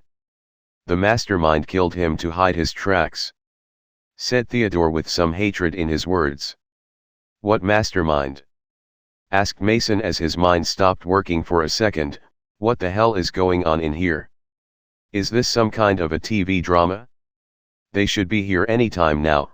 I already sent my assistant George to arrest him, said Theodore with a smirk, giving Mason a really bad feeling. Chapter 66, Beaten. Lee and her father were sitting in a shabby car outside a massive mansion on Vane City's outskirts. They parked the car a little far away from the gate, so that it wouldn't raise any suspicion. Her father agreed to take her here to watch how they would deal with Titus after she begged him for an entire hour. They were looking at the fancy car parked in front of them, as its door opened and an old man in a tidy butler uniform stepped out from it and headed to the mansion's iron gate in slow elegant steps. Is this the man that they sent to arrest Titus? Asked Lee. Yes, his name is George, he is Master Theodore's assistant and a very dangerous man, answered Harold as he looked through the window. Would he need any help? He is just an old man, Lee asked as she felt the gun on her waist. Those men on the door did not appear to be the good type, and she wouldn't mind helping. No, and you promised not to intervene, this is no longer our business. And that guy can kill an army by himself, Harold said as they watched George approach the gate and talk to the guard. The guard replied with something, nodding his head and then using the intercom in his hand to call his boss. After talking with someone for a few minutes, he nodded his head and then rudely pushed George using his muscular hand and shouted at him. They could barely hear what he yelled. I told you, Master Titus has an important guest, he would not meet with you. He asked me to tell you to let your master come beg him himself, he might consider helping Victor. Then the guard said arrogantly as he shooed George away. They would not let him enter, said Lee. Wait and see, but remember what I told you and keep whatever you see here a secret. This is not our business, her father sternly warned. He has worked with George before, and he knew about these things far better than her. He brought Lee here to educate her about the danger of upsetting those guys. George didn't move nor did he speak any further, he just shook his head with a look of sorrow in his eyes. It was as if he was looking at some dog shit that he needed to be disposed of despite his disgust. The next moment, George raised his hand elegantly and snapped his fingers. The guards who were laughing arrogantly were suddenly lit on fire and began to scream in pain as red-hot flames surrounded them. It ended in a few seconds. Nothing was left of them after that, just some ash that was carried away by the wind. The flames seemed alive and didn't seem to be interested in any other thing, just the guards and the gate which slowly bent out of shape. Lee gasped in shock as she watched George leisurely enter the mansion through the half-melted gate after dusting his expensive black silk jacket. That was what I always warned you about, Harold said as he looked at his terrified daughter. Those secret organizations I taught you about seem to have some kind of superpowers, most of their subordinates have it.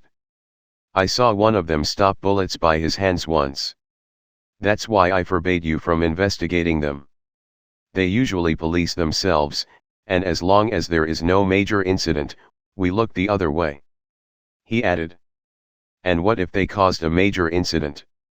Asked Lee in an unbelieving voice. If what her father said was true, that kind of power is not something anyone can do anything about. We file a complaint to what they call the Joint Council. They fix their own problems, Harold said, making Lee astounded. Do you still call yourself the police chief? Where do they come from? Are they aliens or something like that? She asked. No, just normal humans. And they have always existed in secret. I can't tell you a lot, but think of it as if they have some amazing secret that can make them super strong. He said. Lee wanted to ask more, but suddenly she heard the sound of a gunshot followed by what seemed like the sound of machine guns. There were some explosions too, probably grenades or rocket launchers. Do they have an arsenal in there? Asked Lee with a shock. Probably. You did a good job telling me about the evidence you found. If you or any of the police force entered there, you would be all dead right now. He said as he watched his daughter nod in approval. When dealing with those guys, the best way is to find someone you trust with a higher ranking than the target, like an elder or a manager, and report your findings to them. Like how I reported your findings to Master Theodore. He promised to deal with everything. Those guys are very efficient in cleaning their own messes, as you can see. Continued Harold, as the machine gun sounds were silenced one after another. For the next few minutes, they could hear the sound of a gunshot or an explosion every few moments, proving that George was still alive. Wouldn't those guys destroy the world if one day they fought each other? Asked Lee, who began to believe her father after seeing the fire columns that rose from the mansion every now and then. Don't worry. They existed for a long time, and they know what they are doing. Harold said. Not realizing that his daughter has just predicted the future. It took another 10 minutes for George to leave the mansion whilst dragging some kind of a meat bag that had a purple ponytail. Titus was unrecognizable save for his ponytail. His cheeks were swelled like balloons, his puffed eyes had red circles around them, and his legs seemed to be bent the wrong way. He seemed to be in his underwear. But they couldn't tell for sure as he was covered with his blood. George just threw him into his black car's trunk like some slaughtered pig. Then entered the car and drove away, heading to the station probably. Harold and Lee didn't know it, but Theodore has clearly instructed George, that if Titus didn't peacefully comply, he should beat him up until he was barely alive, then bring him to the station. Theodore really believed that Titus was the one behind the murder, and even if he was innocent, Theodore didn't mind roughing him up a little, as Titus's father was his nemesis and belonged to the opposing faction in the family. He had a valid excuse to beat Titus up, and he wouldn't miss such a great chance. Lee couldn't believe her eyes. The man who committed all those crimes and atrocities. The man who arrogantly escaped justice an entire year was beaten and dragged out just like that. She was considering joining one of those mysterious organizations. They are way more cooler and efficient than the police, she thought. Maybe she could seduce that Victor. He seemed to be an idiot and he was interested in her last night. If she could marry him, maybe he would grant her superpowers, or she would be able to utilize all of his family's power to the service of the law. If only a butler could bring down an entire army, what would their entire force be able to do? Let's go, said Harold as he started the car. Not realizing that his idiot daughter was weaving some crazy plan. And that she has begun to turn to the dark side. He wouldn't mind her marrying Victor though, that guy was filthy rich. He would probably be able to reign his daughter, and most importantly would guarantee him a good career. After all the cars left, a disheveled woman silently left the mansion while shaking. She just hid in the bath as she watched her boyfriend Titus get beaten like a punching bag. He only told that man "How dare you," and was slapped to the ground. She knew that Titus was a player like her, but that man was way beyond their level. So she just waited until he left and then ran away after barely putting something on. If anyone were around, they would recognize her as Linda Cross, the famous daughter of the current governor. She quickly got into a pink minicar that she parked away from the house and drove while using her pink gold phone to call someone for help. She didn't realize that she was being watched by more than one person in the shadows. Chapter 67, Massive Wealth. 30 minutes after Linda left, a thief wearing a black sneaking suit escaped the mansion with a smile on his face and a bloated black bag on his back. His name was Tom. Last night, while he was enjoying a special time with one of his girlfriends, the system suddenly presented him with a new critical mission. System notice. Critical mission, a chance for massive wealth. The Whimsical system has noticed that on the outskirts of the city, there exists a mansion where an evil man resides. That man is about to get his ass kicked by a righteous man. Go there, stay hidden, explore the house and observe the situation. Then use the chaos as a cover and find the man's secret stash and get rich. Rewards. Whatever you could grab from that mansion. In case of failure, or getting caught, the host would lose all his hair for 3 months. P.S. The system would provide instruction on the road and the secret entrance to the mansion. He was very annoyed at first, but he didn't dare mess with the system, and after reading the mission a couple of times he realized that this was a chance for him to get some pocket money. The cost of maintaining a relationship with 3 girlfriends at the same time was not small. So after he apologized to his girlfriend, saying that his mother had just called him to take her to the hospital, he left his apartment in a hurry after putting on some black clothes he found. He also sneakily took one of his girlfriend's black stockings to use as a mask. There would surely be some cameras there. It took him 3 hours to reach the target mansion. It was pretty easy as the system had provided him with road instructions. The guards on the gate didn't look like good people at all, they were gangsters with menacing tattoos on their arms and necks. They had big guns tucked in the pants of their expensive suits. He was able to use the secret entrance to get in silently and started to explore the mansion under the instructions of the system. It was super fancy and contained many treasures, but sadly for him, he couldn't take any of those vases or paintings, they were too cumbersome to transport and sell. He kept exploring quietly while avoiding the patrolling guards. Many times he felt as if he was being followed and watched. But every time he looked around he found nothing. But he could swear that a shadow on the corner of his eyes was moving. In the end, the system assured him that there was no one there and reminded him not to get caught. He had to climb out of one window and through another to avoid the guards patrolling the top floor. Soon, he reached the top balcony and as he peeped through its window to make sure that the coast was clear, he discovered that it was a master bedroom. And a couple was on the bed. To Tom's surprise he knew the girl. He recognized her as the famous Linda Cross. The man was vaguely familiar. He looked like that guy Victor with his purple hair, but he looked a little older. Before he could think who it was, the system presented him with a new mission. System notice. Critical mission number 2: The Adulteress. The Whimsical system is truly surprised by the audacity of those two. The host is correct in his assumptions, this guy is Victor von Weiss's cousin and the woman is Victor's fiancée whom he deeply loves and adores. Finding the truth about her would break his heart. Mission requirements. Keep hiding and use your phone to record their actions, then send a message to Victor demanding $1.000.000 for the video. Rewards. The $1 million you get from Victor. 100 coins. Tom smiled and resisted the urge to laugh loudly as he read the system notice. And didn't hesitate to take out his phone and quickly record the show he saw through the window. The lights were a little dim, but his phone was the latest type that had 5 cameras and night vision. Their faces and actions were very clear, and Tom made sure to get a good angle.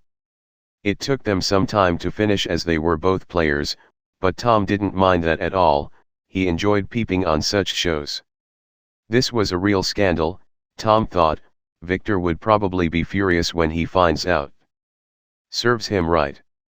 Why does that guy get to have all the girls? He wanted to continue exploring the mansion, but it was already morning and the man suddenly sat down. His phone must have got a massage as he looked at it with a frown before writing some kind of response with a smirk. He turned the phone off, tucking it back under the pillow with an evil smile.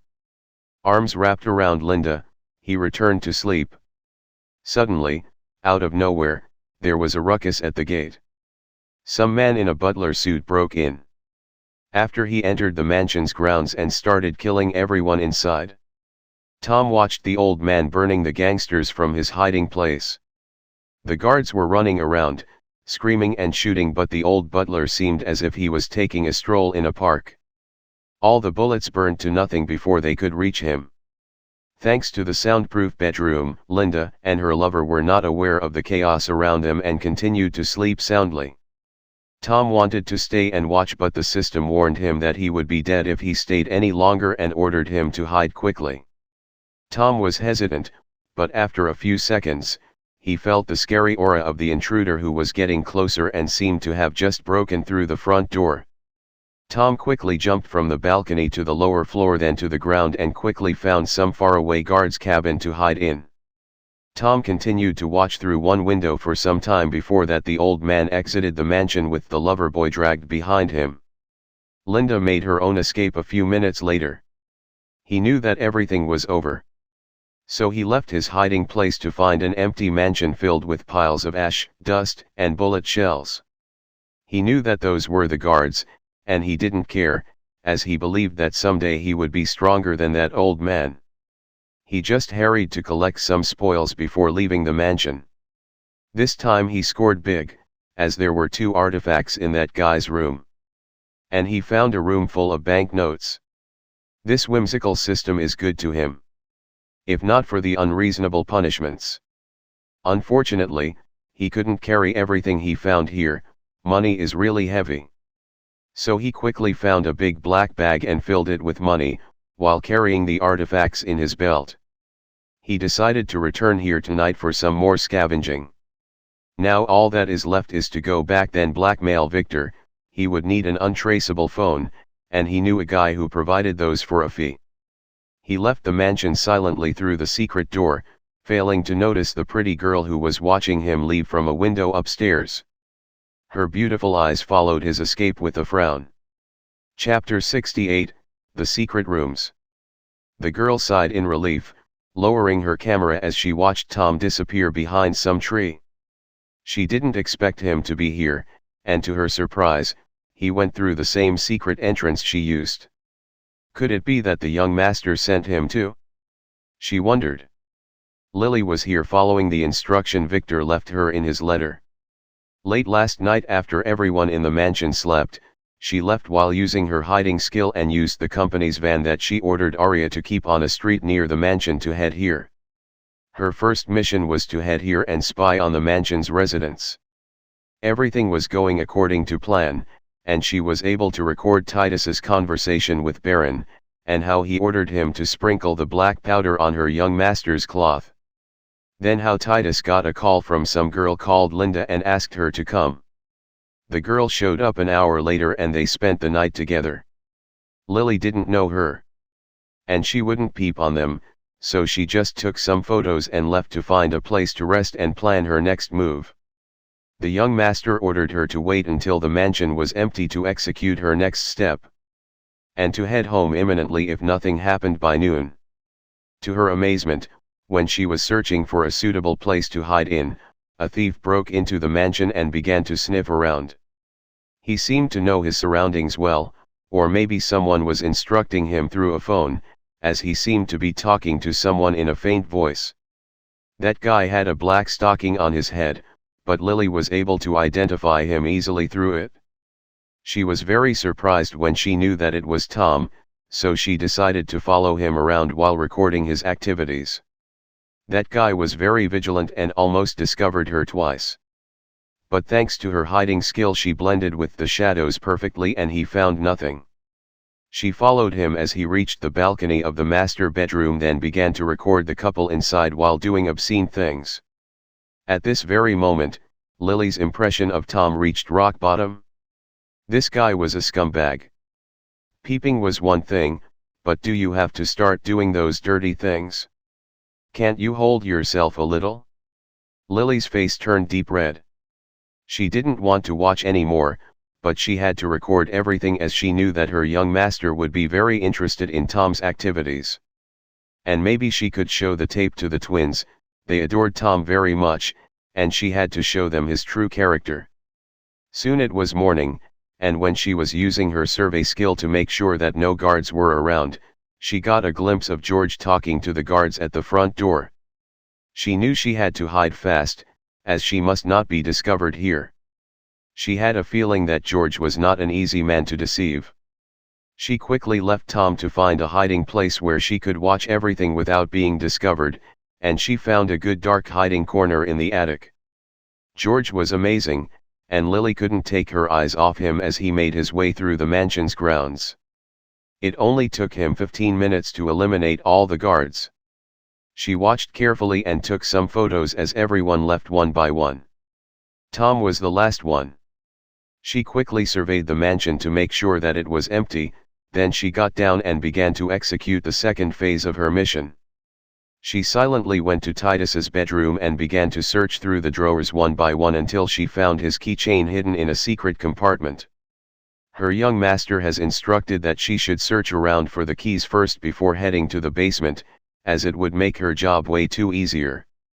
George burnt all the guards into nothing, so searching for a complete unmelted key was not an easy feat. She carefully went to the basement while keeping vigilant. She was not sure that all the guards were dead. In the end, she found the spot in front of a normal brick wall. It should be here, she thought as she looked around to find the dirty switch her young master wrote her about. She quickly found her target. It looked like a normal rusted basement switch. But Lily knew that it had another function. She slowly switched it on and off in a specific pattern while wondering how the young master knew about this. After a few seconds, the brick wall moved to the side, revealing a dimly lit concrete corridor. Lily walked right in while observing her surroundings. The corridor had only a few doors. And she used her survey skill to make sure that there was no one behind them. It seems like all the guards headed outside when George attacked, as she could see that there were some half-empty weapons racks on the walls.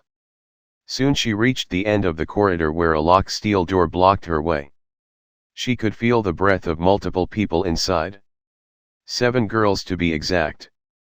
She found the right key after some retries, and carefully held her dagger in one hand while using the other to unlock the door, then open it.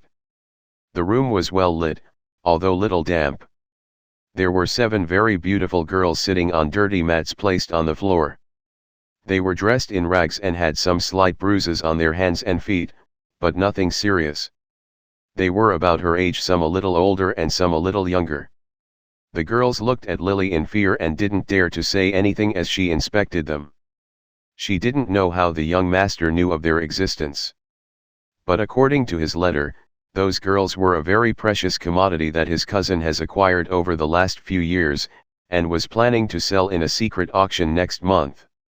Those girls all had unique bloodlines. Every family has instructions for its agents to be on the lookout for such breeding material. Titus has kept those girls secret from the family as it would be much more profitable for him to sell them in an auction. And for that reason, they were kept virgins and were not marked with the family's tattoo. He couldn't do this auction every year, as it may alert his family, and it was not that easy finding such excellent merchandise. In fact, those girls were picked out after testing thousands of girls, and it took him a long time. So he could only auction them on a 4-year cycle. This was supposed to be his first auction after inheriting the business from his father, who was promoted to serve at the family's elders' council. "I am here to get you out, and was instructed by my young master to give you a choice," Lily said blandly as she looked at them. "This mansion's master is being dragged to prison half dead right now, and the mansion is empty. You can escape on your own, or come with me and serve my young master. He will never treat you badly," she said. "However, if you chose to escape on your own, you would probably be captured before noon tomorrow and be sent to a worse place.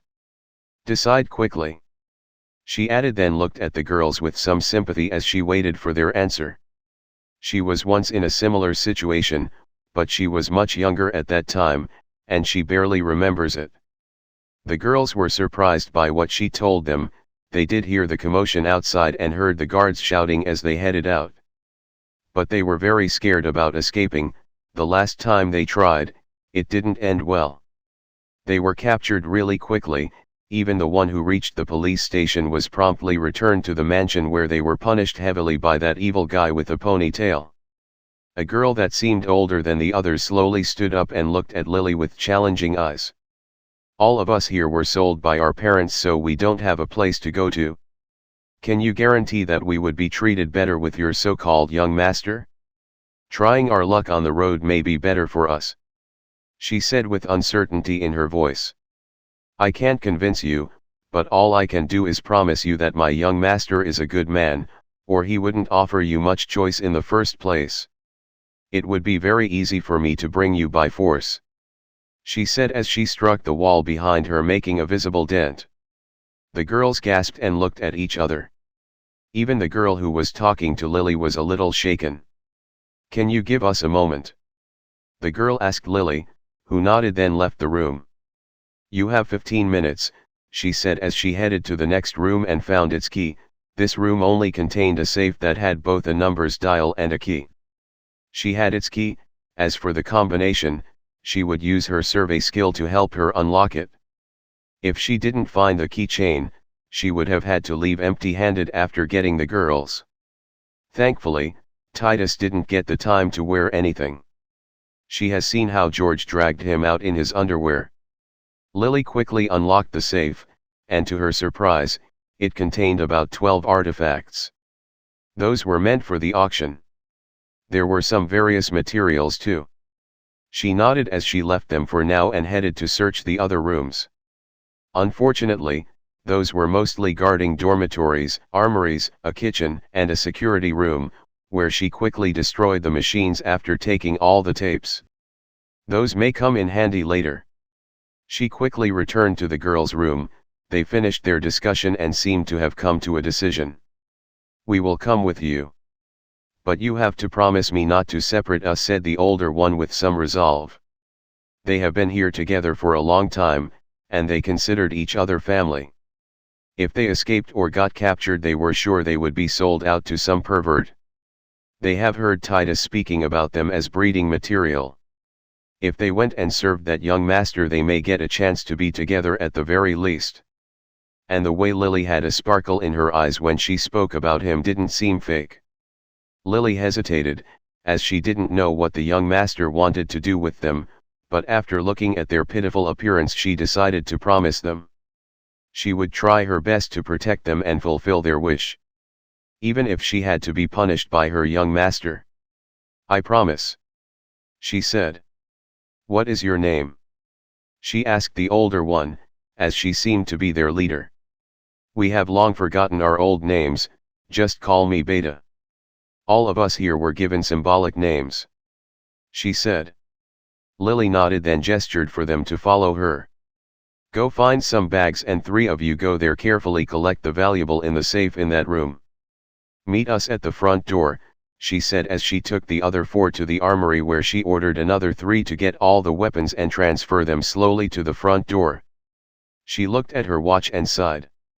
It'd take 3 hours to get from her to the city and another 3 to get back, so she had time. Her young master had promised her in the letter that he would delay them as much as he can. Her last mission was to empty all the valuables and weapons in the mansion.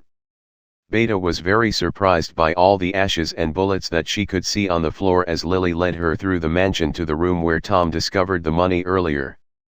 Collect the money and in bags, then bring them to the front gate. Let the other girls help you while I go and get the van. And remember, the moment you agreed to my proposal you became one of us. If you betray the young master I would kill you myself, Lily warned while leaving. Beta, who was astonished by the money heaps, quickly came back to herself. True, if they had known about the money in here, her sisters may have not agreed to Lily's conditions. They only needed to take the money and escape to a faraway place. But on second thought, people who can amass this much money are never that easy to deceive. And their last tried escape has really left a deep mark in their hearts after their eldest sister was brutally raped, then killed by Titus. The girls quickly collected everything and transported them one bag after another into the van Lily brought to the front door. She didn't have to be wary of the security cameras after clearing the security room. And the street around her didn't have any surveillance. Titus made sure of that. He didn't want anyone observing his shady deals. 4 hours later, The van was full of treasure-filled bags, and trash bags bulging with money. The girls who were now dressed in guard suits had to sit on top of each other in the crowded van. Fortunately, the van windows were tinted as it was meant to drive celebrities, so Lily didn't fear being stopped by the police. "If anyone stopped us on the road, just say that we are a movie crew. And the bags are filled with props," she said while starting the van. "It's time to head back home." Hopefully, her young master was okay. Chapter 69, Never Disobey Grandma. Victor was really upset. He was using Alex's massage as a front to observe and command Tom while closing his eyes. He believed that this was just a normal reconnaissance, but he never expected Linda to cheat on him with a minor character like Titus. He didn't know about this in his previous life, as Linda was courting someone else in secret when he met her at school, as Titus was already eliminated.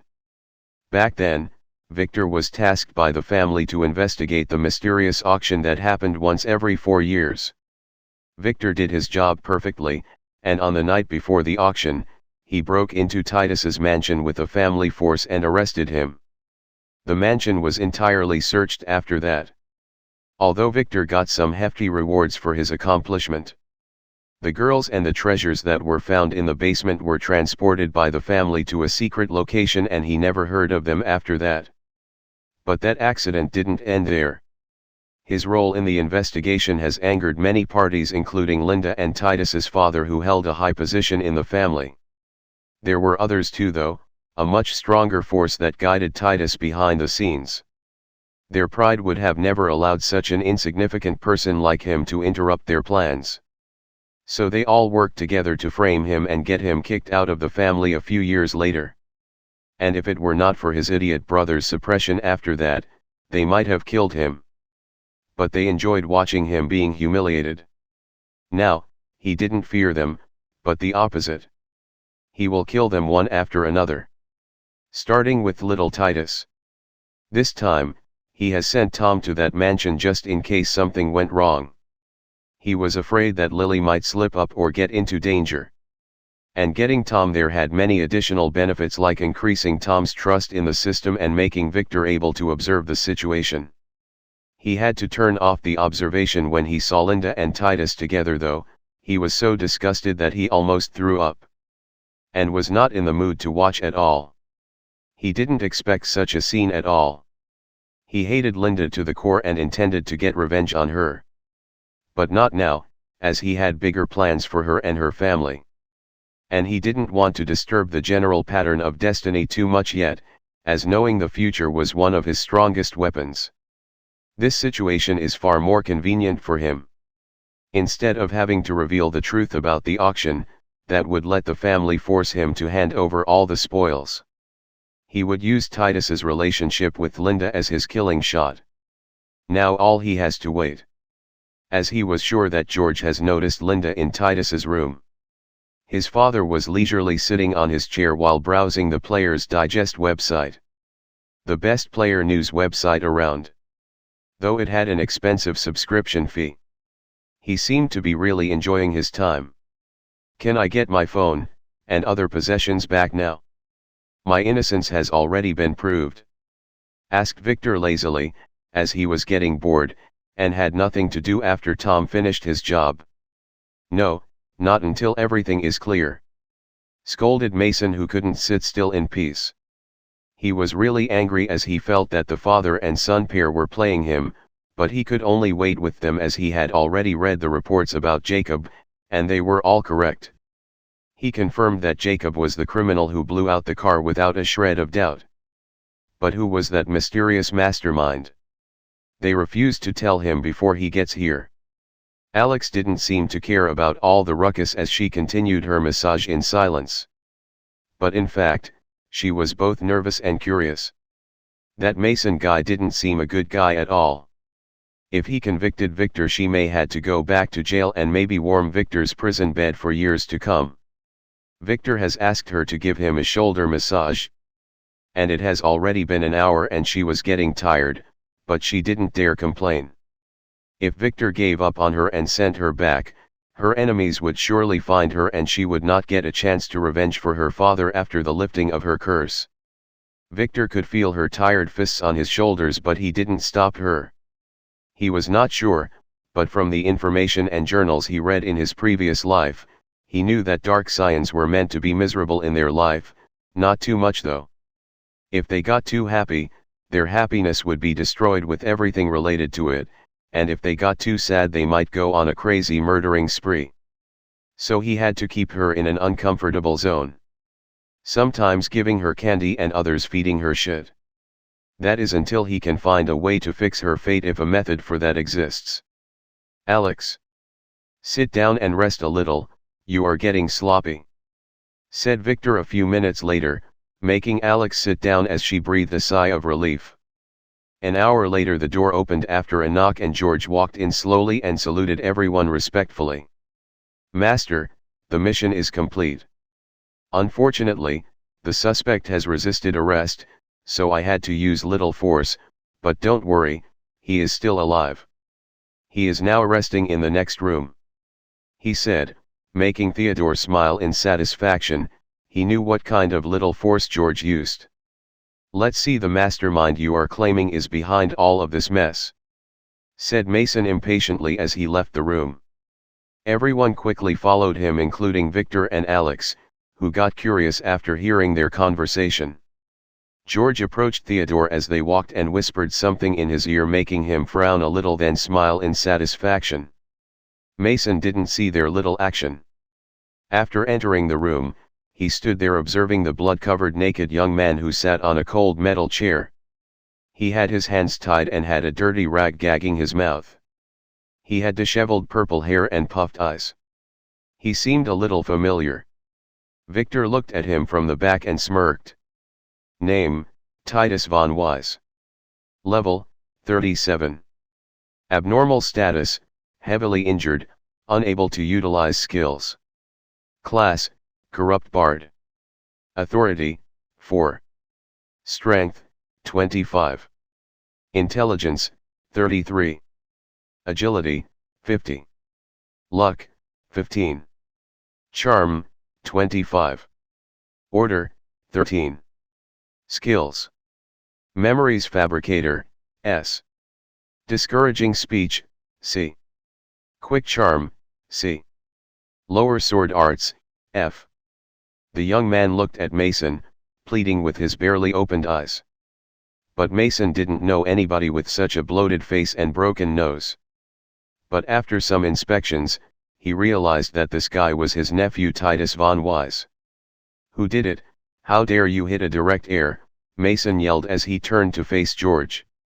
How dare you hurt him, you, he wanted to add but was interrupted by Theodore. Your nephew has killed Jacob Rice to hide evidence about my son's Nick's murder. So I asked George to arrest him. George was acting on my command, so this was not against the family rules as Titus has resisted arrest. Right, George? Theodore asked for confirmation. Exactly, Master. Young Master Titus even demanded that you go there by yourself and beg him to come, George replied while shaking his head in sorrow as if Titus was a naughty child who got what he deserved. You heard that? Theodore said to Mason, who was busy removing the underwear that was blocking Titus's mouth. After that, he quickly fed him a high-quality red healing pill and cut the plastic cord binding his hands. Titus got better at a visible speed. He immediately pointed at George and began to sob. Uncle, they are framing me. That butler just got to the mansion and began killing everyone and beat me without saying anything. Titus said, confusing truth with lies. They were framing him for real. Do you have any proof? Mason faced Theodore and asked, only for George to hand him a phone playing the video of Titus's entire crime. Mason was unconvinced. It may be someone who looked like him, he said as he saw the footage of multiple different cameras. This was definitely his nephew. No, Master Mason, said George. Look here, some pervert has installed a camera on this street toilet. The police did an amazing job recovering this footage.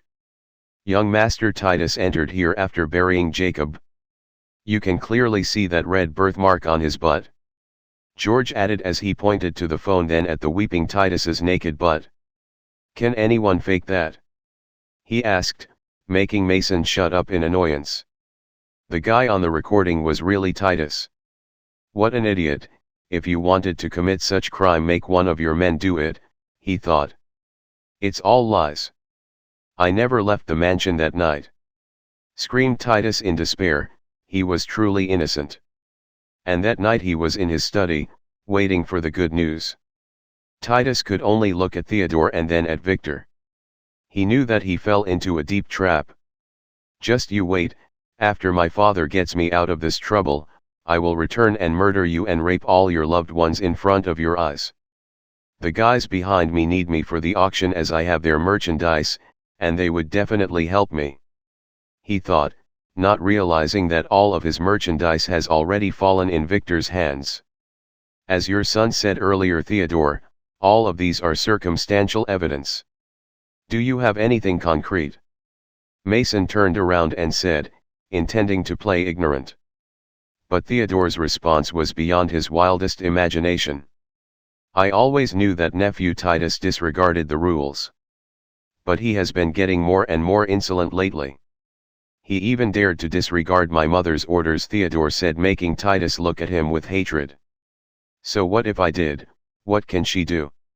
Just a bitch that thinks that she can act cocky for banging the patriarch," he said arrogantly, making Mason feel a shiver through his spine, forcing him to take a step away from his nephew. "What did you do?" he asked with a shaking voice.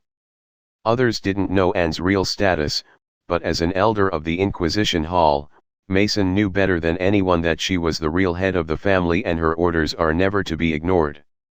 Titus didn't answer, he just looked at Victor with a smirk. He would not easily implicate himself. Theodore slowly approached Marcos's ears and said something.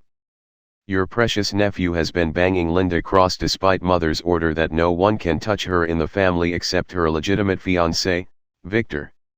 George found her hiding naked in the bathroom when he arrested Titus. He acted as if he saw nothing to avoid further trouble. He got her ID from her bag that she had tucked under the bed, though. This would serve as evidence. I advise you to do the right thing, just arrest Titus here and take him to the island. If news about his affair got out, he wouldn't be the only one in trouble," Theodore whispered in a very soft voice that only Mason, who was sweating like a pig, could hear. Mason took a deep breath, then looked at his nephew, who was glaring daggers at Victor, and sighed. To the astonishment of everyone in the room, he took the dirty underwear from the ground and shoved it back in Titus's mouth, before slapping him unconscious in one move. He didn't want him to utter any other stupid words. "This has got too much out of hand. And this idiot boy couldn't do one thing right. I decided to continue this investigation on the island, so I will take my leave with the suspect now," he said while giving Theodore then Victor a threatening look. He will back for revenge, he thought. Unfortunately, his nephew's journey ends here. He would be lucky if he could keep his life. Mason didn't dare mess with Anne. That woman is very dangerous. In the family, breaking the rules would get you kicked out or killed. Offending Anne would make you wish you were dead.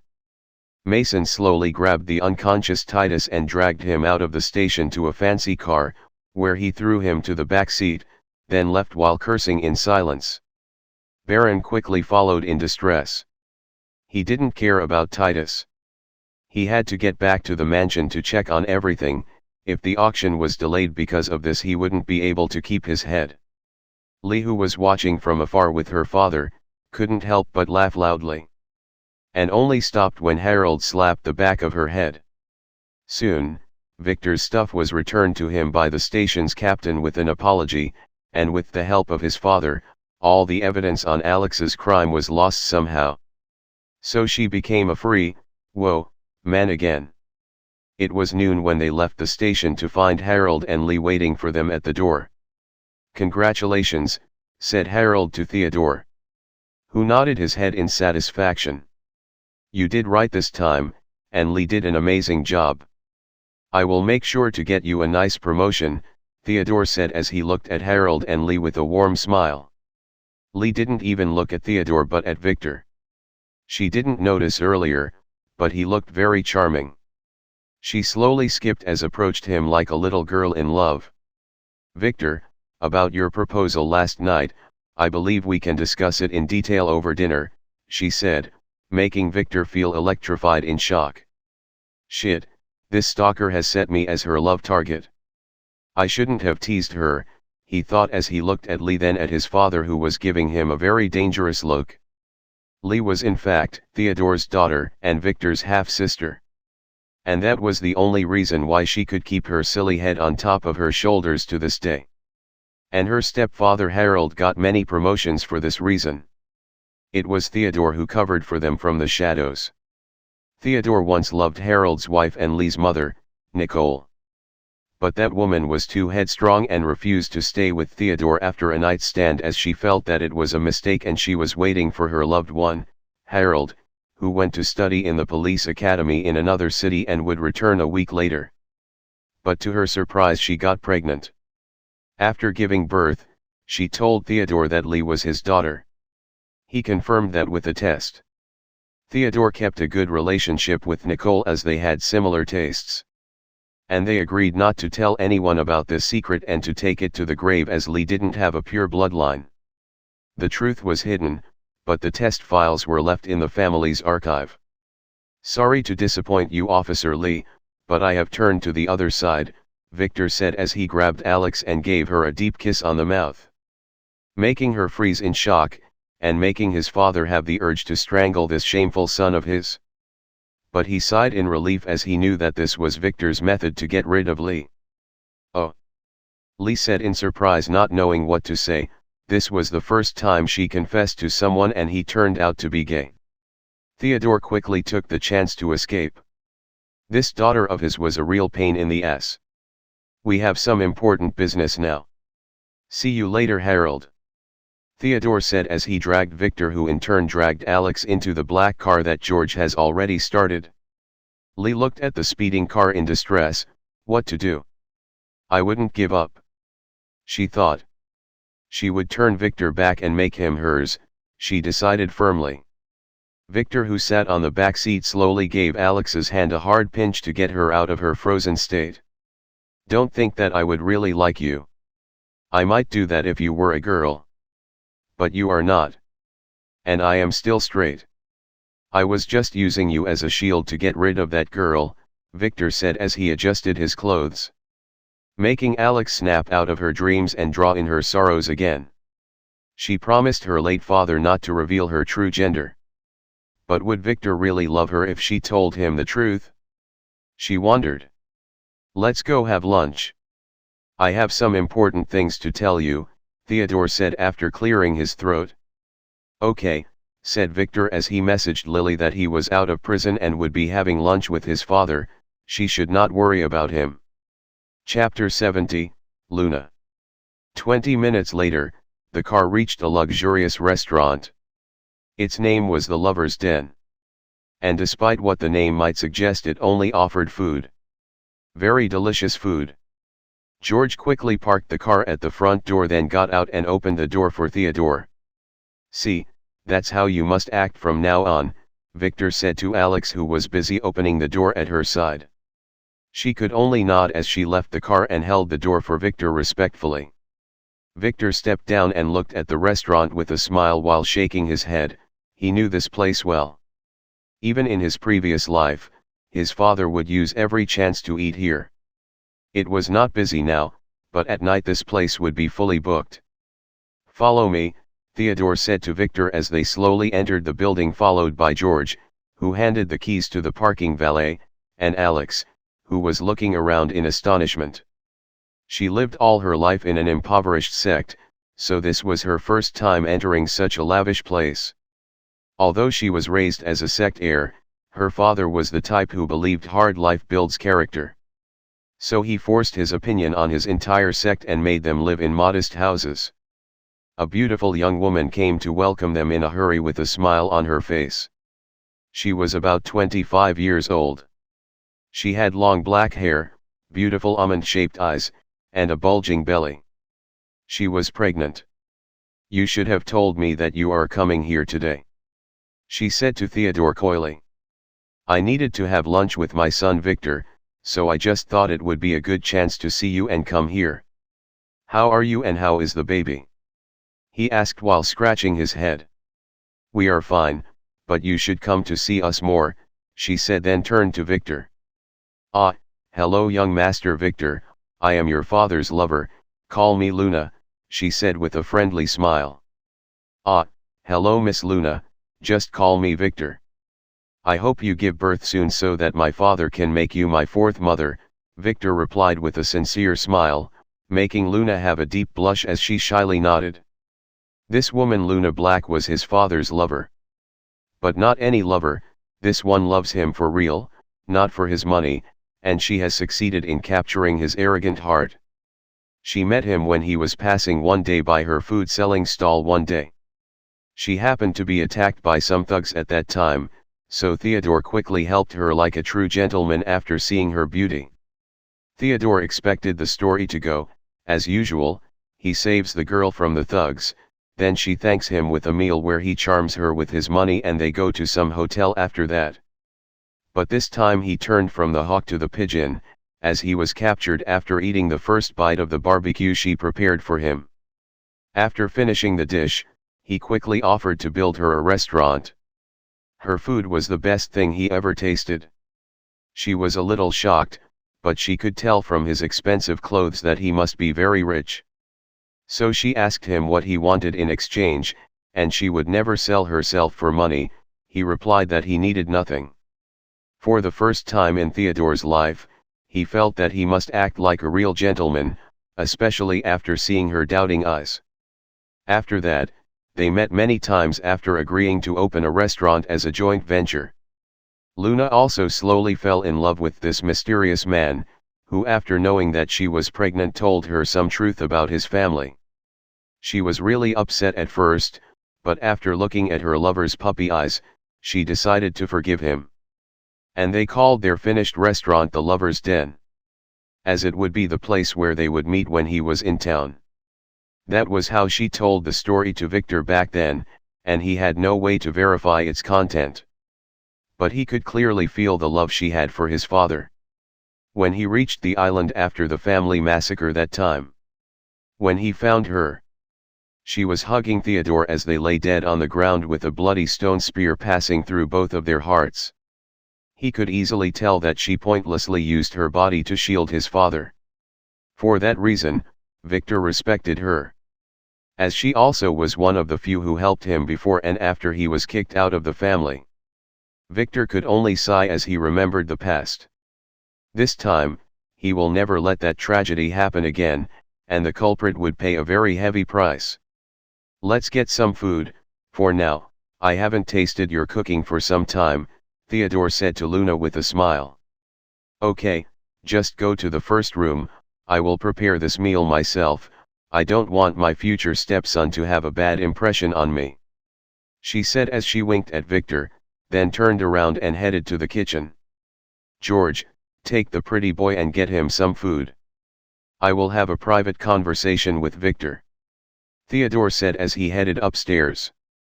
Victor turned to Alex and nodded, then quickly followed his father.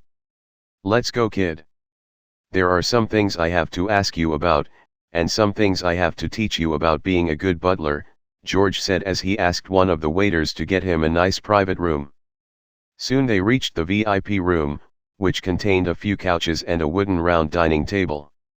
Theodore quickly sat at the table and gestured to Victor to sit beside him on a luxurious wooden chair. First things first, who is that pretty boy, and why did you ask me to help him out of prison? He looked like a player. A very weak one, a level 0 or 1. Theodore inquired as he looked at his son who was sitting down. Ah. He is the son of the Thunder Sex Master. There seemed to have been a coup in that sect and his father was killed, so he ran away from there, Victor said as he monitored his father's reaction. As for his level, it was because he was cursed and couldn't level up despite conquering a dungeon. It just so happens that the system store had some kind of new curse dispelling talisman. It was offered at a discount, so I decided to try it on him after signing a contract. It stated that I would heal him and help him hide from his enemies if he accepted being my servant. The talisman worked and he has to follow me now. He explained. I don't mind him being your servant. As his situation is similar to George's back then, he also was kicked out of his family for being an illegitimate child. And I took him in and protected him, then made him my butler.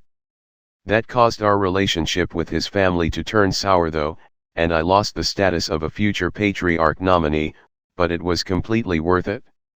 George has saved my life no less than 10 times since then," said Theodore with a little smile.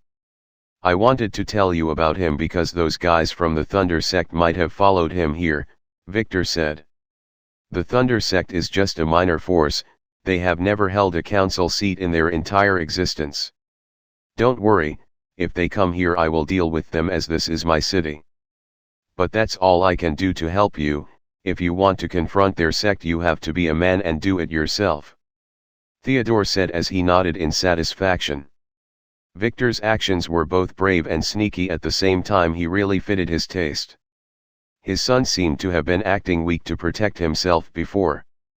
Suddenly there was a faint knock on the door. And after asking for permission, Luna gracefully entered with a waiter who carried a tray full of very appealing dishes. "I prepared those dishes, especially for you two. I hope you enjoy all of them. Now I will take my leave. If you needed me I would be at my office," she said while winking at Theodore, and then quickly left the room with her assistant after arranging the dishes on the table. "Let's eat," said Theodore, who couldn't hide the anticipation in his voice. Victor nodded and began his meal with a smile. It was really delicious. Chapter 71, Lunch with Father. Theodore put down his fork and looked at Victor, who also had just finished his meal. "I didn't want to tell you before you finished your meal, but it is now time for you to know the truth. It's about your fiancée Linda," said Theodore as he looked at his son with worried eyes. "If you wanted to tell me that she is the one behind all the rumors, I already knew about that a long time ago," said Victor with a frown. "Ah, well. I did intend to tell you about that, but there is something else," said Theodore with some hesitation. "When George went to arrest Titus, he found her there. She was cheating on you," Theodore added as he took out Linda's ID and threw it on the table in front of Victor. "What? That B*TCH. I already knew she was a slut, but I didn't expect her to cheat on me. We have to tell grandmother." "I already told her," Theodore replied. "She would annul the engagement now, right?" asked Victor, faking his expression. "Canceling the engagement is impossible. Mother would never allow it. Even if Linda was the sluttiest woman in the world you still need to marry her," Theodore said with a sigh. "I just want you to use this information to blackmail her to stop the rumors and stop acting like a crazy bitch. Maybe we would be able to change her status from the main wife to a concubine. That would not be easy though," he said while squinting his eyes. "You want me to keep that B*TCH? I kept silent despite her spending the last 4 years defaming me. And now you want me to swallow this?" said Victor as he looked out of the room's window as if he was really upset. He tried his best to play the role. Victor was upset, but he knew that his family would never allow him to get rid of Linda. Family interest comes first, no matter what. After a couple of minutes, Victor took a deep breath, then looked at his father again as if he was willing to compromise.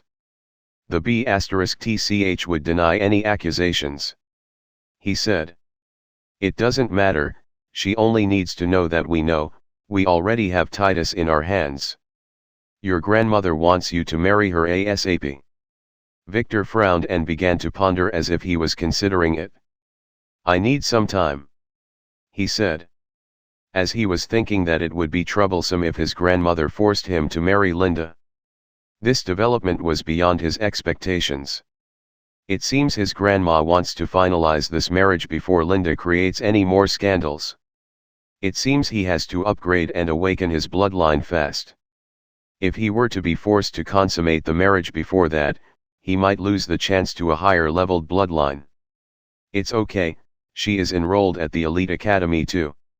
So you might get to like her. And remember, try to get as many benefits as you can. Your grandmother has given you 6 months to finalize this. Theodore said. He said, before looking at his father with hatred in his eyes. But I need to ask about that Titus. How dare he touch my woman? I played along in the station, but what is his rank in the family, and why does he want to kill me? Would grandmother really punish him? Victor asked. Titus is the grandson of your grandmother's cousin. As for why he wants to kill you, I have a vague idea. He may have acquired the ceremony's results and wanted to get rid of you before they are announced. He may have feared that he would lose Linda to you, as your rank far outmatches his. And don't worry. He disobeyed my mother, and although he would keep his life, it will not be a happy one. Theodore said. Oh, and the ceremony's results will be announced 3 days later. I am sure your slutty fiancée will regret her little adventures when she hears that you have been granted an elite heir position. So make sure you use that to your advantage when you talk to her. He added as he laughed loudly. I will talk to her at school then and try to blackmail her, Victor said. Don't try to do anything funny to annul the engagement. Theodore looked at his son. And never disobey your grandmother. She has instructed me to educate you on some manners. It is to make you understand the importance of this marriage contract. Theodore added. Before clearing his throat, do you know about the Overseers' Council? He asked. Isn't it the ruling council that sets and enforces the rules that govern players' behaviors? Our family holds a seat there, as far as I know, Victor answered. Yes, the council has 10 seats. 5 for the families, 3 for each of the major sects, 1 for the minor sects which they fight over every 10 years. And 1 seat for the Free Players Union. Theodore said. The council ensured an era of peace between the powers after its creation 500 years ago. He said, then took a deep breath. 20 years ago, there was a power shuffle. The top 2 families, who were keeping the balance, lost their position at the same time, and 2 minor families rose up to take the empty seats. Theodore said as he looked to the ceiling, thinking back to that time. Back then, the strongest of the families, the von Krone, had many internal disputes erupt after their old patriarch died. It led to them to exhaust most of their resources in a pointless power struggle. So they announced that they were going into hiding until the prophesied time of reckoning comes. It was a cover, as the truth was that they were afraid that their enemies would use the opportunity to destroy them. So all their bases and properties were abandoned one day and no one knew where they went. Theodore said. That must have created an imbalance in the council, said Victor, trying to appear wise. Exactly. The second most powerful family, the von Richter, decided that it had enough of the council's meddling in their affairs. Unlike other families, those guys were players from birth. So they considered all other families below them. As for the common people, they decided that those are just slaves for them to slaughter. Without the power of the von Krone curbing them, they announced that they will use all their powers to rule the world by force, as that was their blood right. They launched war intending to take direct control of the states that surrounded their base. 2 countries fell in 1 week, and all the minor powers living in there were given 2 choices: become our slaves or die. As for the normal people, many of them were sacrificed to complete some kind of blood weapon. The council members were afraid they would come next and decided to intervene with all of their power. They won and quickly used all their power to fabricate a tale of some brutal civil war to fool the public. That family no longer exists, and to this day, there is a hefty bounty on the heads of its members, if any still exists. Theodore said. And what would that have to do with my marriage? Victor asked stubbornly. The new order of the 5 families changed. We are ranked second now. And the most powerful family, the von Zwei, just happened to be our mortal enemy, and they have been getting strong lately as a new young patriarch was elected, and he has a huge ambition. So the family has decided to have a union with one of the two weaker families. And those families were looking for a strong ally too, but were too afraid of being swallowed. Theodore said, Linda's family, the von Rosen, by chance, presented themselves as a suitable ally when Linda's mother made a deal with us. Do you understand now? This engagement is related to the family's survival. He asked while staring straight at his son's sad eyes. Ah, I see, can't we just transfer the contract to one of my brothers then? Big brother Mike won't mind her at all. Half of his concubines are former prostitutes. Victor asked in annoyance. No, if we proposed a groom change at this stage, they would argue that they have the right to choose, and they are already walking too close to the white faction lately. Theodore shook his head as he refused. White faction? Victor asked. The information about the factions was not complete in the family's archive, it was as if someone tried to erase them on purpose. Ah, you don't know. But considering your current rank in the family you should.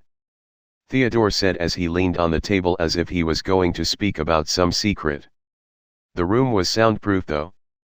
Our family has three main factions, the white, the gray, and the black. We use those code names to differentiate between them. The patriarch, your grandmother, and their descendants including you by default belong to the gray faction. We are a moderate faction that wants to maintain the current status quo and only intervene in the secular world as a side power. We keep to our business and they keep to theirs. The white faction, that Titus and his father belong to, are expansionists. They want to use the family power to expand the family's influence by force. They are already creating criminal organizations all over the world. They are a light version of the von Richter family. Theodore spat with annoyance. What about the last faction? Victor asked. He knew nothing about those. They are called the Blacks because they want the family to hide like the von Krone. They want us to bide our time until the reckoning comes. That is just a legend, who would believe that the world would one day get destroyed and engulfed in a mega-dungeon just like that? That ancient oracle who prophesied this was a lunatic, who would believe him? Theodore said. Victor knew nothing about that last faction. If his predictions were correct, they may have separated from the family before the reckoning, and avoided the massacre. There may have been some hidden survivors from his family back then. Father, I wanted to ask you to hand over Hilda to me. She is now my house manager, and it is not appropriate to keep her as your servant, Victor suddenly asked as Theodore stood up and was probably getting ready to go meet Luna. Ah, yes, give me your family token, Theodore asked as he reached for Victor's token and touched it with his before returning it. She is all yours now. Tell George to drive you home. I have some business to attend to, Theodore said as he left the room. Victor smiled as he shook his head. The look of his father acting like a little lover boy was very amusing. Now, he needs to get home and have a look at his spoils. Chapter 72, Plans Within Plans. The car was moving slowly through a busy city road as Victor silently looked at the scenery out of the window. He had a feeling that this was all a trap inside a trap. This game has more than 3 different powers intervening. Linda's problem needed to be solved somehow, and he didn't have many choices. According to his predictions, when she discovers his ceremony's results, she would definitely contact him and act all sweet and nice. In his previous life, he only met her at the academy a few weeks later. She acted like a cold princess. Not even allowing him to hold his hand, she told him that she would only marry a man who is strong and successful. She would only let him touch her on the wedding night. Linda, who acted as a virtuous girl back then, talked her way to delay the wedding for 2 years and succeeded after he went with her to beg the patriarch to delay the marriage. He was young and foolish.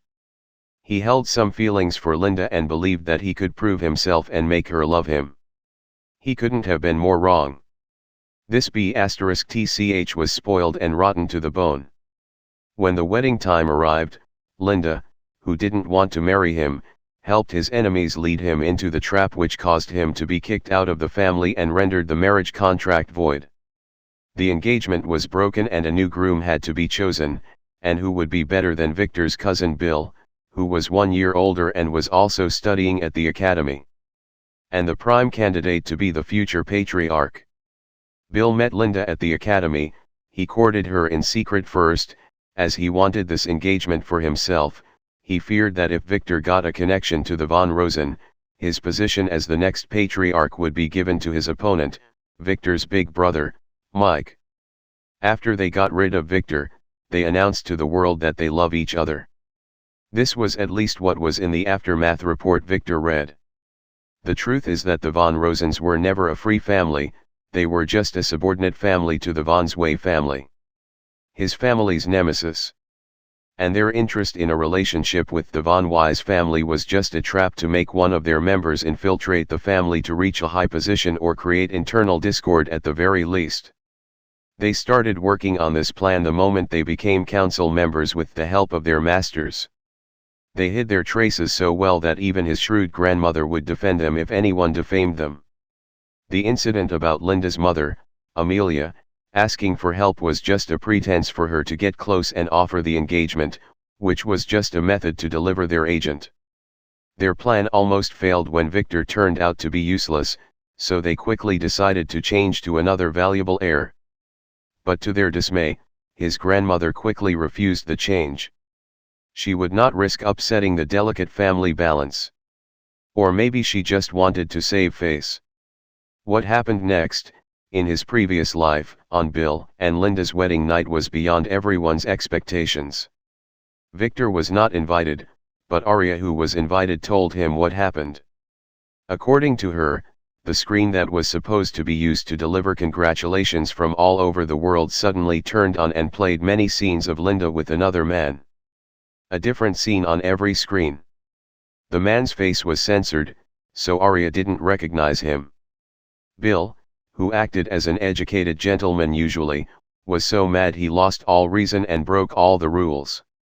He summoned his thin sword, cutting through the astonished Linda in one move, then getting killed by her mother's attack, breaking all the ties between the two families and starting an enmity that only ended when the von Rosens disappeared one night, when their entire mansion was replaced with an SSS-ranked dungeon. Back then, no one knew who put those videos and who was that man. The family predicted that it must be the von Zwei, their enemies, as Bill's drinks were found later to have been spiked. They might have seduced Linda to sleep with someone. Unfortunately, she was dead, and the truth disappeared forever with her. Today's events made Victor have a clear idea of what happened. Linda was just a spoiled pawn. And that man in the footage was Titus. And the true culprit was the one behind him, the third powerful family in the council, the von Geldstadt. They must have made Titus approach Linda and charm her. He wouldn't be able to use the memory fabrication skill on her, as such skill only has momentary effects on players, and only works on mortals.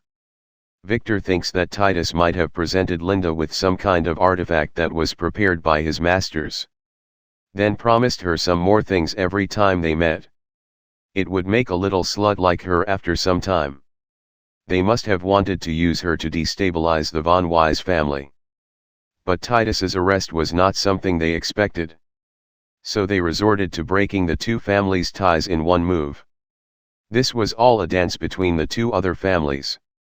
The von Weiss family was just the prey that they were eyeing. Fortunately, they didn't know about each other's schemes, or things would have been very dangerous. Right now, his position is not bad. He was still in the shadows as he was in prison when Titus's mansion got stolen, and the von Geldstadt family, who was the true power behind the auction, would not be after him like they did in his previous life. Their target would probably be poor Baron. He couldn't tell his grandmother about those guys' scheme just yet, because he had no proof. And this union is very important to her. So he has multiple options right now. The first one would be marrying Linda, then finding a way to contain her. But that would be very dangerous. Equal to bringing a poisonous snake into your bed. He can use the recording to force her to be just a concubine though. Her mother would probably agree. But can he do that? He really hated Linda. He still remembers when she spat at him after he was kicked out of the family and went to ask for her help. She called him a beggar and let her bodyguards beat him. The second choice was his original plan after rebirth. It was to slowly gather evidence about the von Rosen family's plans and present it to the family. But thanks to Linda's stupidity, his grandmother wouldn't give him much time to implement it. The third choice is just to poison their entire family and be done with it. But this would be a dangerous choice. As he didn't have a high enough level yet to do the job, and even if he did it, after Linda's affair, he might be the prime suspect. The last choice is the most dangerous one. It is to weave an opposite plan where he would trap agents from all the opposing families. He would need a certain rare catalyst for this though, and getting that thing would be very hard. As he didn't know where it came from. He sighed softly while deciding to start by investigating the governor's mansion where Linda lives. But not tonight, as he was planning to spend the night with Lily. He missed her last night. Alex was not a good pillow, too stiff. He thought as he slowly turned his head to look at Alex, who seemed a little changed after his private conversation with George. She was acting a little more like a true butler. Sitting in respect waiting for her young master's command. Victor wondered what George told her. "Do you need anything, young master?" Alex asked. "No, I was just wondering if it was possible to make you marry my fiancé instead of me. I am sure that you would make a good groom," Victor said while wondering what would happen if Linda tried to seduce Alex, who was now a little shocked by her little master's crazy question. "Young Master Victor, you must not joke about such topics. A gentleman would not reveal his wife's faults," George warned from the driver's seat. "Yeah, I know. I am just a little upset and wanted to joke with Alex," said Victor with a smile, making Alex breathe a sigh of relief. This was only a joke. But what would she do if he made her marry some woman someday? She wondered. It was late afternoon when they reached the mansion's gate, and the stupid guard who was busy on his phone quickly noticed them and opened the door when he saw George, who driving the car. He seemed to have recognized him. When the car stopped, Alex quickly got down and respectfully opened the door to Victor, like a true butler. "Not bad, take care, Uncle George. And thanks for teaching this kid for me," said Victor as he stepped down. "That's my job, young master," said George with a smile. Then he drove away, heading back to the restaurant. The slap was not light. It sent the girl smashing into a vase. "I warned you not to get close to Titus before changing the marriage contract," yelled Amelia at her daughter Linda. "But, I really liked him. He is a gentleman. He takes me to all those cool places where I can play, gamble, and..." "Shut up. Did anyone see you?" "No, I waited until they left to return home," Linda said. "Good. My sources told me that you instigated him to kill Victor, right? Next time, do your homework before acting." Victor was heavily guarded, it seems. Amelia said. "Titus told me that Victor's ceremony was a disaster, and his father sent him here as a punishment. So I didn't expect him to be guarded and survive," said Linda as she played with her crystal necklace. This was a charm-boosting artifact given by Titus. Too bad she can't get any more things from him again. "We have to focus on the future now.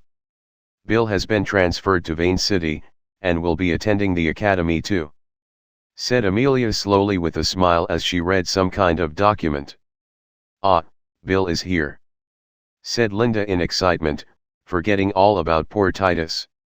"Bill is not just a gentleman, he is very handsome, and he always treats her like a princess when they meet. Yes, Bill is not a part of any faction, so we just need to pressure them to change the engagement.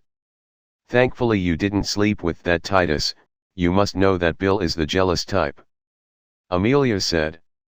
Linda nodded her head without saying anything. she couldn't tell her mother that she has been sleeping with Titus for the last 3 months. You may leave now, and stay low for a while. I don't want anyone to know that you were hanging with that Titus, Amelia said as she sat down and returned to her papers. Linda quickly escaped the study, without even glancing at the two maids went in to clean up the broken vase on the ground. She didn't care about the wound on her cheek that was healing at a visible speed. She just didn't want her mother to know about her affairs and her missing ID. She was not sure if she dropped it somewhere or someone took it on purpose. She would probably be grounded for a week if her mother knew. Linda sighed as she headed to the basement. She can vent to her heart's content there. Chapter 73, New Toys. Just as Victor entered the mansion, he heard Lily's yell "What?" and the sound of glass shattering. So he hurried with Alex into the living room, to see that Lily was standing there in astonishment as she looked at her phone while the twins pointed at something. The shattering sound was of the water glass that fell from her hand. She was so shocked that she didn't notice his entrance. When the twins noticed him, he had already walked behind Lily in silence. He was looking at the phone placed on the table. "Isn't that Tom? What is going on with him?" he asked, surprising Lily, who shook a little when hearing his voice, then slowly raised her beautiful eyes and looked at him in surprise. "Young master, welcome back," she said nervously as if she had done something wrong. "What happened?" he asked. Lily didn't answer, just lowered her head. Lily was just letting us know the truth about Tom. She had a recording where he was doing perverted things while peeping on a couple in bed. However, in the recording, we recognized the woman. And when we told Lily, she was very shocked. She screamed and dropped her glass to the ground," said Mina, who was a little anxious about Linda's affair. Failing to notice Lily's eyes begging her to not say anything. "Oh, you mean Linda? Don't worry, I already know," Victor said casually, making the girls gasp in shock. "Ah. We didn't mean to look at it, young master, we will not tell anyone," said Mina, while being a little embarrassed. "Good, keep this a secret for now. Now go get a broom and remove all this shattered glass. Be careful to not get a cut," he said, then turned around to look at Alex, who was distracted looking at the phone that was still playing the recording. "Dear Alex, if you like those kind of things, I have an entire collection in my room. Feel free to take any and watch it, if you ever felt the need to," said Victor with a smirk as he took the phone, waking Alex up from her daze. "A collection of what?" She didn't get it. "Ah." Alex's face turned red as she looked away from the phone in shame. "It's okay, I won't need such things," she flustered said. "What a pervert," she thought. "Everyone, this is Alex. He will work at this mansion as my butler and bodyguard from now on. And don't worry, he is trustworthy," Victor introduced her, making the twins greet Alex with respect. Lily was still pointing her face to the ground as if she knew what awaited her. But she still gave Alex a quick glance. "Where is Hilda?" Victor asked. "Ah, Lily brought some girls, and Aunt Hilda is arranging them at the separate building," Mina said. "Good, now go do your job. Mana, you take Alex to see Hilda, let her arrange a room near mine for him. He must protect me at all times. And I can't let him be alone with you girls at the servants' building. Lily, follow me to my room," he said as he left the room, and Lily quickly followed after giving Alex a slight acknowledgement nod. Mina quickly left to get a broom, while Mana silently gestured at Alex to follow her. "It seems that you already know what you did wrong," Victor, who was looking out of the window, asked Lily, who was standing in respect with her head lowered. She didn't answer. "You wanted to show the girls Tom's perverted side so that they may stop liking him, right?" he asked. Lily nodded silently. "I don't mind, but ask me next time before doing anything this stupid," Victor sighed as he said. This time her actions can be considered very beneficial to him. as he could still see that the girls were not sure. "I forgive you, so don't be anxious, okay," he said as he slowly moved to her side and began to pet her silky hair. "Young master, I did one more thing without asking you permission," she said while keeping her head lowered. "What?" he asked softly. He didn't know why, but when seeing her like that, he couldn't get angry with her. "I promised the girls you asked me to save that you would never separate them," she said. "As I said, you must ask me about this stuff next time." He sighed as he said. "It's okay, your promise is as good as mine. Be careful from now on," he said as he looked at Lily's beautiful eyes as she turned her face slowly to also look at him. "Young master, you are so good to me," she said as she hugged him and rested her head on his chest. She never felt such warmth before knowing him.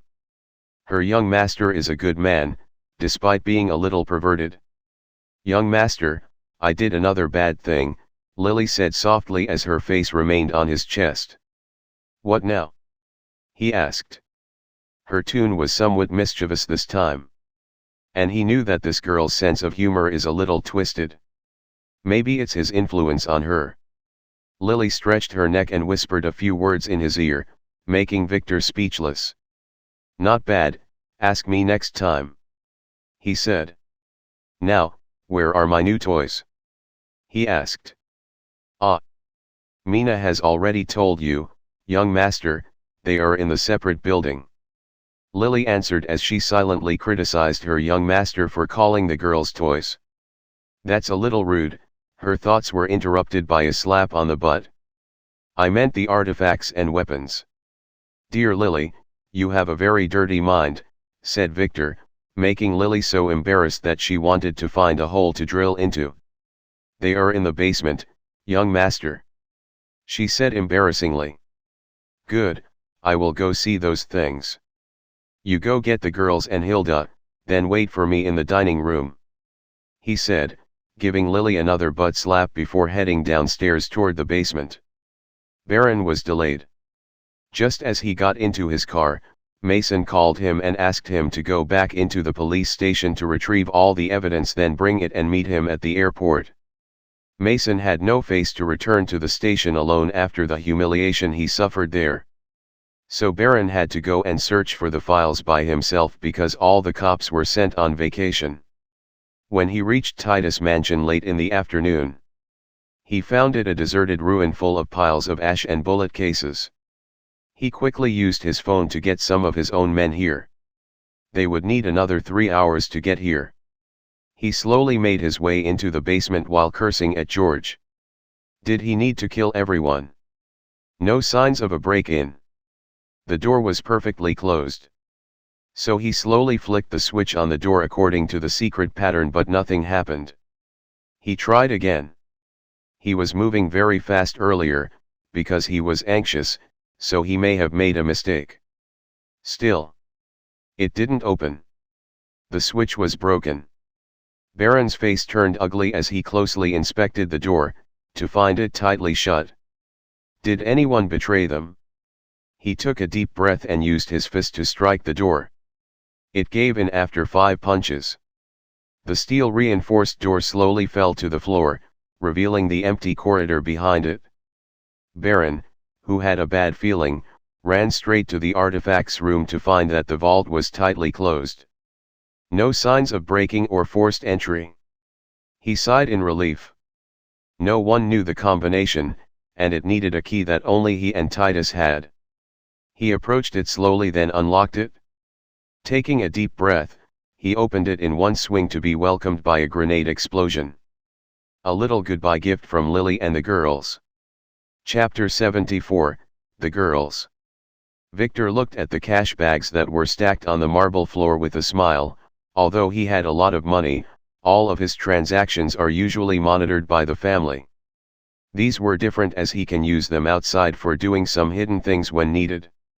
The bags beside them were already emptied. There were about a dozen rifles and guns, 2 boxes of grenades, and 2 rocket launchers. In addition to a few ammo boxes. Not bad, he thought. Heavy assault weapons are usually hard to get from the family without a good reason, but with these, he would be able to secretly arm a private team. He was not here for those. He quickly looked around until he found several other bags that were carefully placed alone. He approached them and opened them slowly to reveal many treasures. Victor licked his lips as he started to take things out and sort them one by one. There were about 20 rare crafting materials, and 15 rare herbs. A silver herb grabbed his attention. This one he needed as a part of the recipe for the blood awakening liquid, so this was a pleasant surprise for him. Next were the artifacts. 3 attributes increasing rings, 1 wizard's robe, and 2 levitating necklaces. Nothing special, but he couldn't expect better as the precious items would usually be collected privately or saved to be sold at bigger auctions. Not a hidden one. The last pile of treasures contained the weapon artifacts. There were a total of 7 melee weapons. 2 swords, 3 daggers, a crossbow, a hammer, and a spear. All of them were B ranked except the spear and a dagger, which were a ranked artifact. The dagger had a paralyzing effect, so he would be keeping it for himself. Victor smiled as he grabbed the spear and weighed it in his hand. He has the spear art skill book from the Goblin's dungeon. But he already has the dagger throwing skill, so it would be better to give it to someone else. The skill book, which was still stored as a system rewards, can only be used once. Looking at the time, Victor realized that he was here for 3 hours, so he quickly grabbed the spear, 2 daggers, 1 sword, and a necklace. Then flicked his hand, making them disappear into thin air with a grin. This thing is really convenient, he thought. When Victor reached the top floor, Hilda was waiting for him near the stairs. "Young master, the girls are ready to meet you," she said, giving him a strange look while wondering if he would also sleep with those girls. Victor smiled and nodded his head. He really enjoyed his bad reputation. That's how he wanted people to see him. Exposing a fake weak point is never a bad strategy. Hilda's opinion of him needs to be improved though. But that would easily happen over time, once she gets to know him well. "Hilda, I talked to my father, from now on you are mine," he said as he took his token, then pointed it to Hilda. The family crest on her neck flashed, indicating the success of the transfer.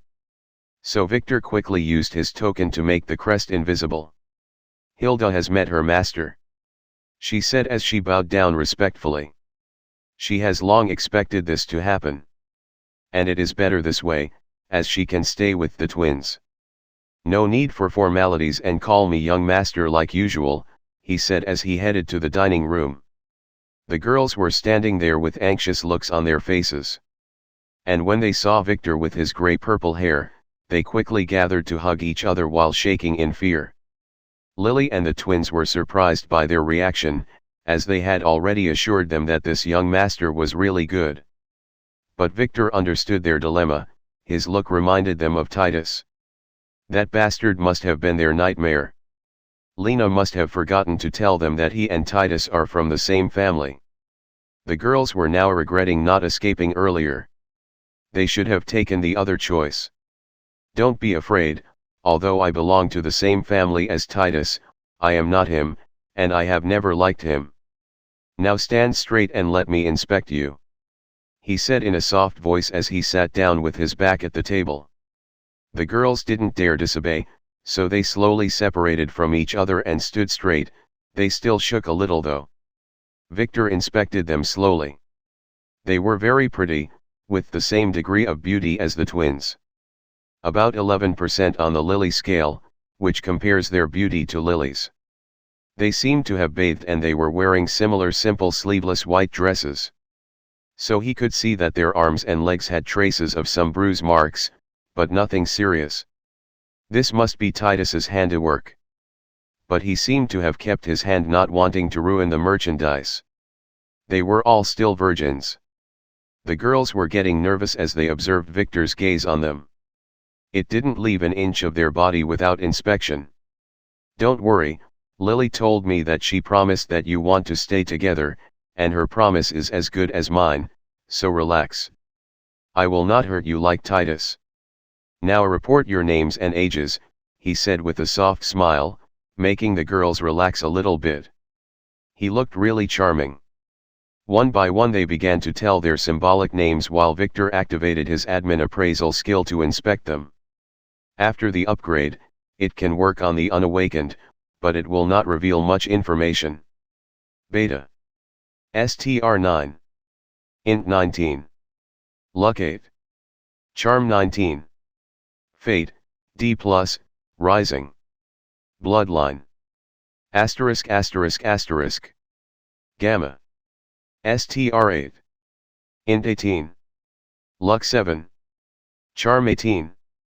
Fate, C, Rising. Bloodline. Asterisk asterisk asterisk. Delta. STR11. Int 17. Luck 10. Charm 19. Fate, D, Rising.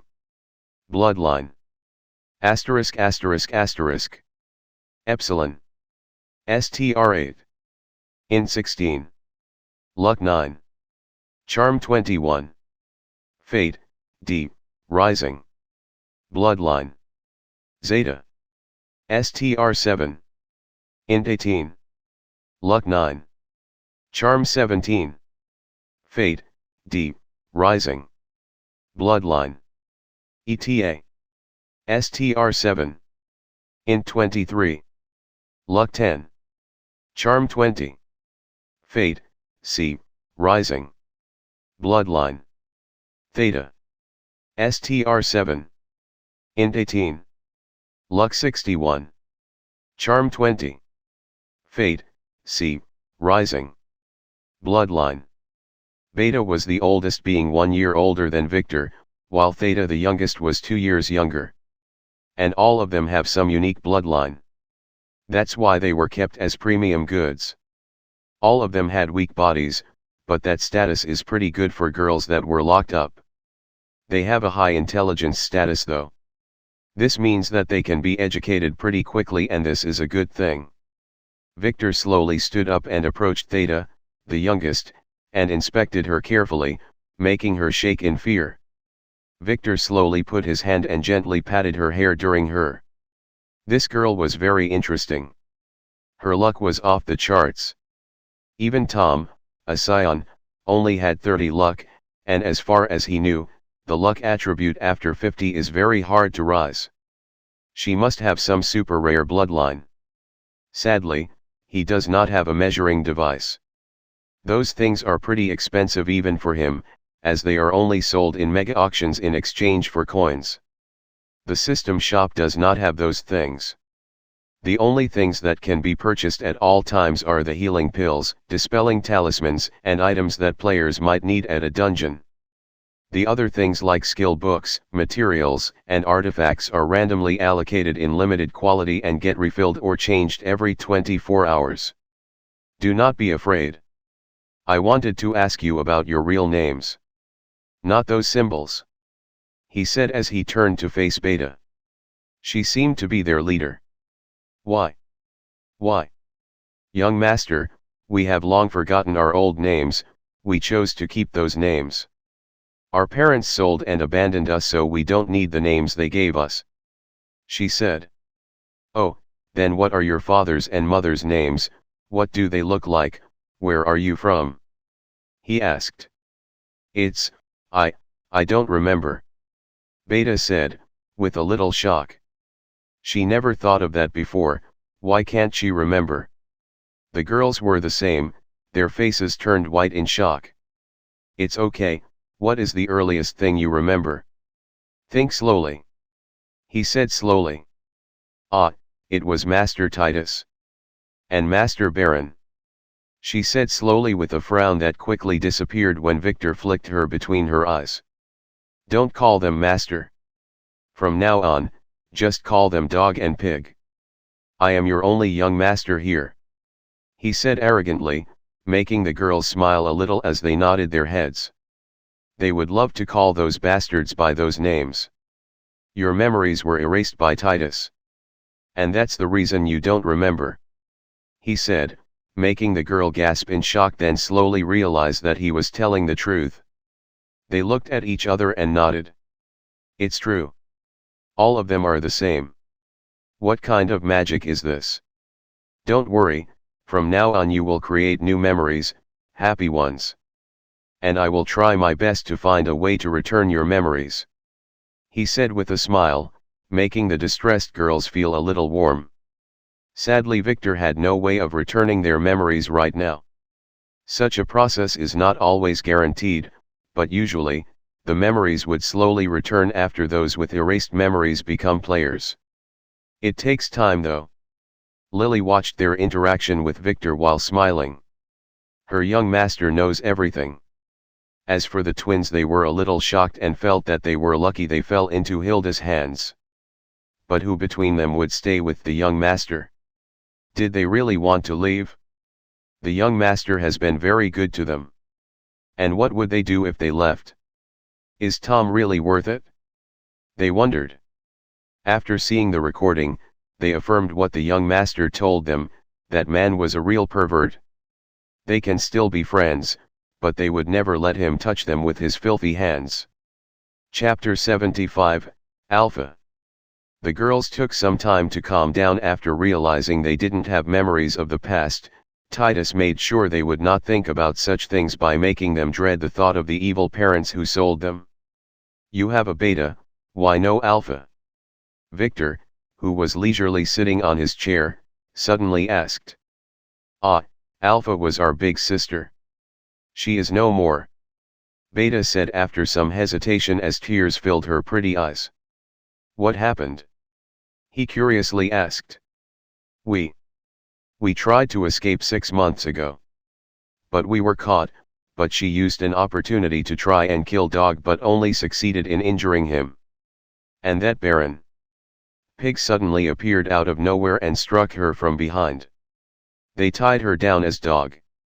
He raped her in front of us for a whole night while torturing her, scaring her beautiful face slowly with his dagger, before slitting her throat after he finished.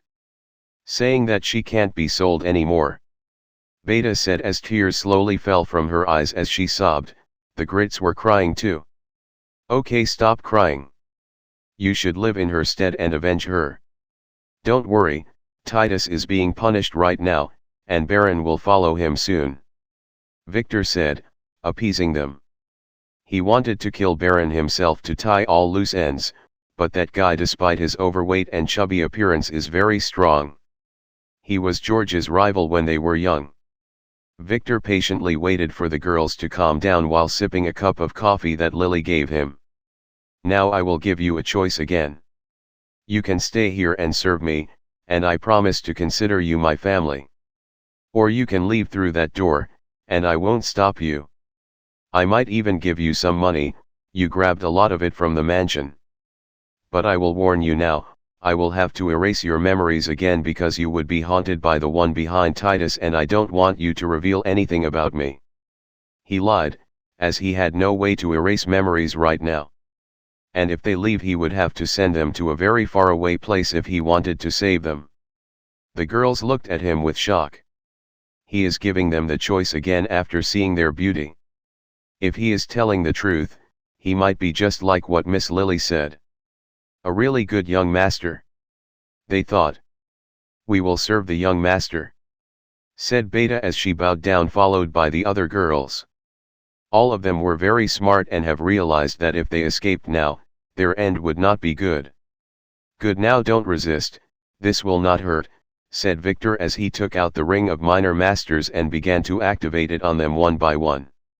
While being curious about the first 41 slots used in the ring. He must go find where Nick hid his slaves. Knowing Nick, they are probably pretty girls too, Victor thought as he chuckled, making the girls a little scared. Titus didn't have much treasure, and he didn't tattoo them as they were meant to be sold. So the process was pretty straightforward. Too bad the ring only worked on non-players. After finishing, he sat down again and looked at the girls, who were a lot more relaxed. They didn't know what this ring did. But what's the worst that could happen? Now, I must ask, what skills do you have? He asked, making the girls hesitate a little. Tichu. Dog had trained us in the arts of pleasing men. Beta said as a blush appeared on her face. I already know, and I am not asking about those, stupid. I want to know what grade in school you are in. Can you sing, dance, or use weapons?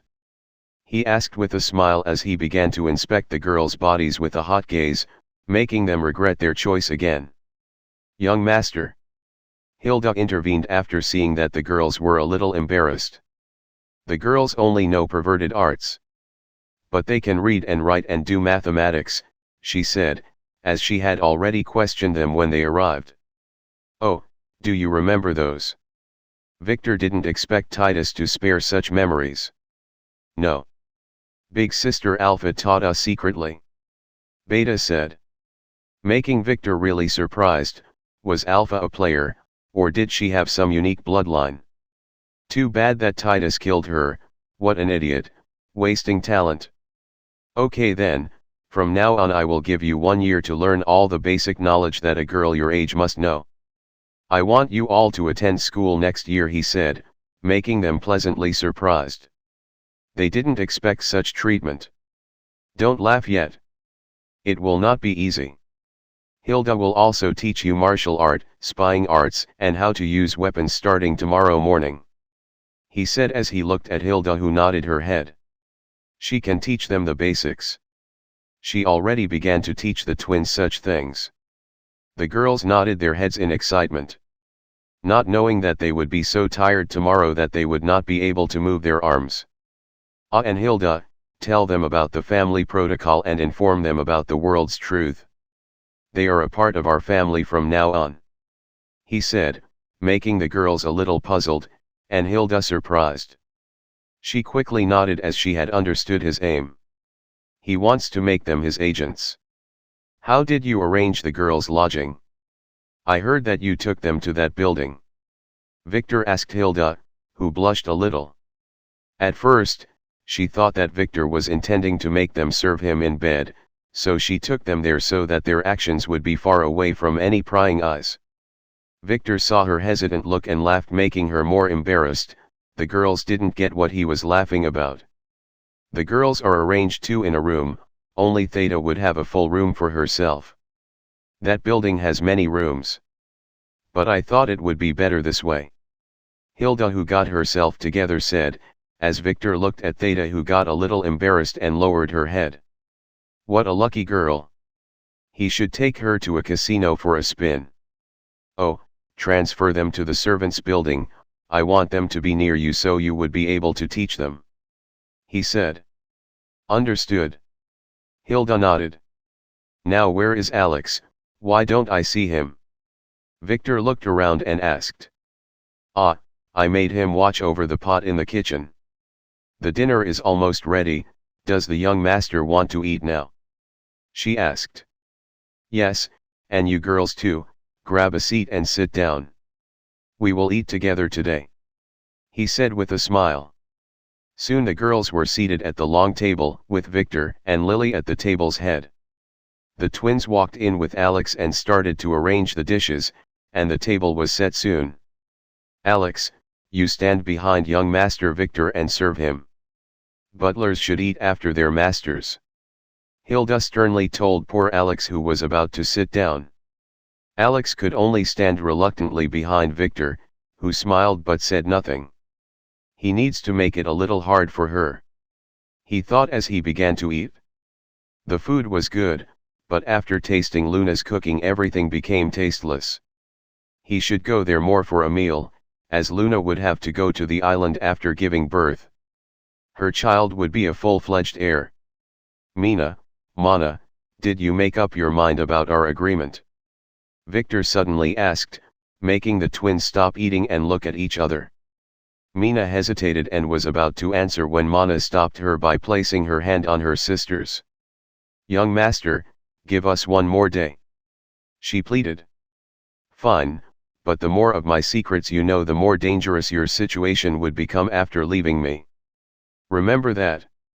He said with a smile as he continued eating. He underestimates Tom's effect on them, but that is to be expected as fate seems to be in play here. The girls seemed to be still a little hesitant after seeing Tom's recording. He is sure that they would turn to his side, but it would take some time. Thankfully he got them before Tom confessed to them, or their situation would have been hopeless. Taking food from a scion's plate is hard but possible, taking it from his mouth is plain suicide.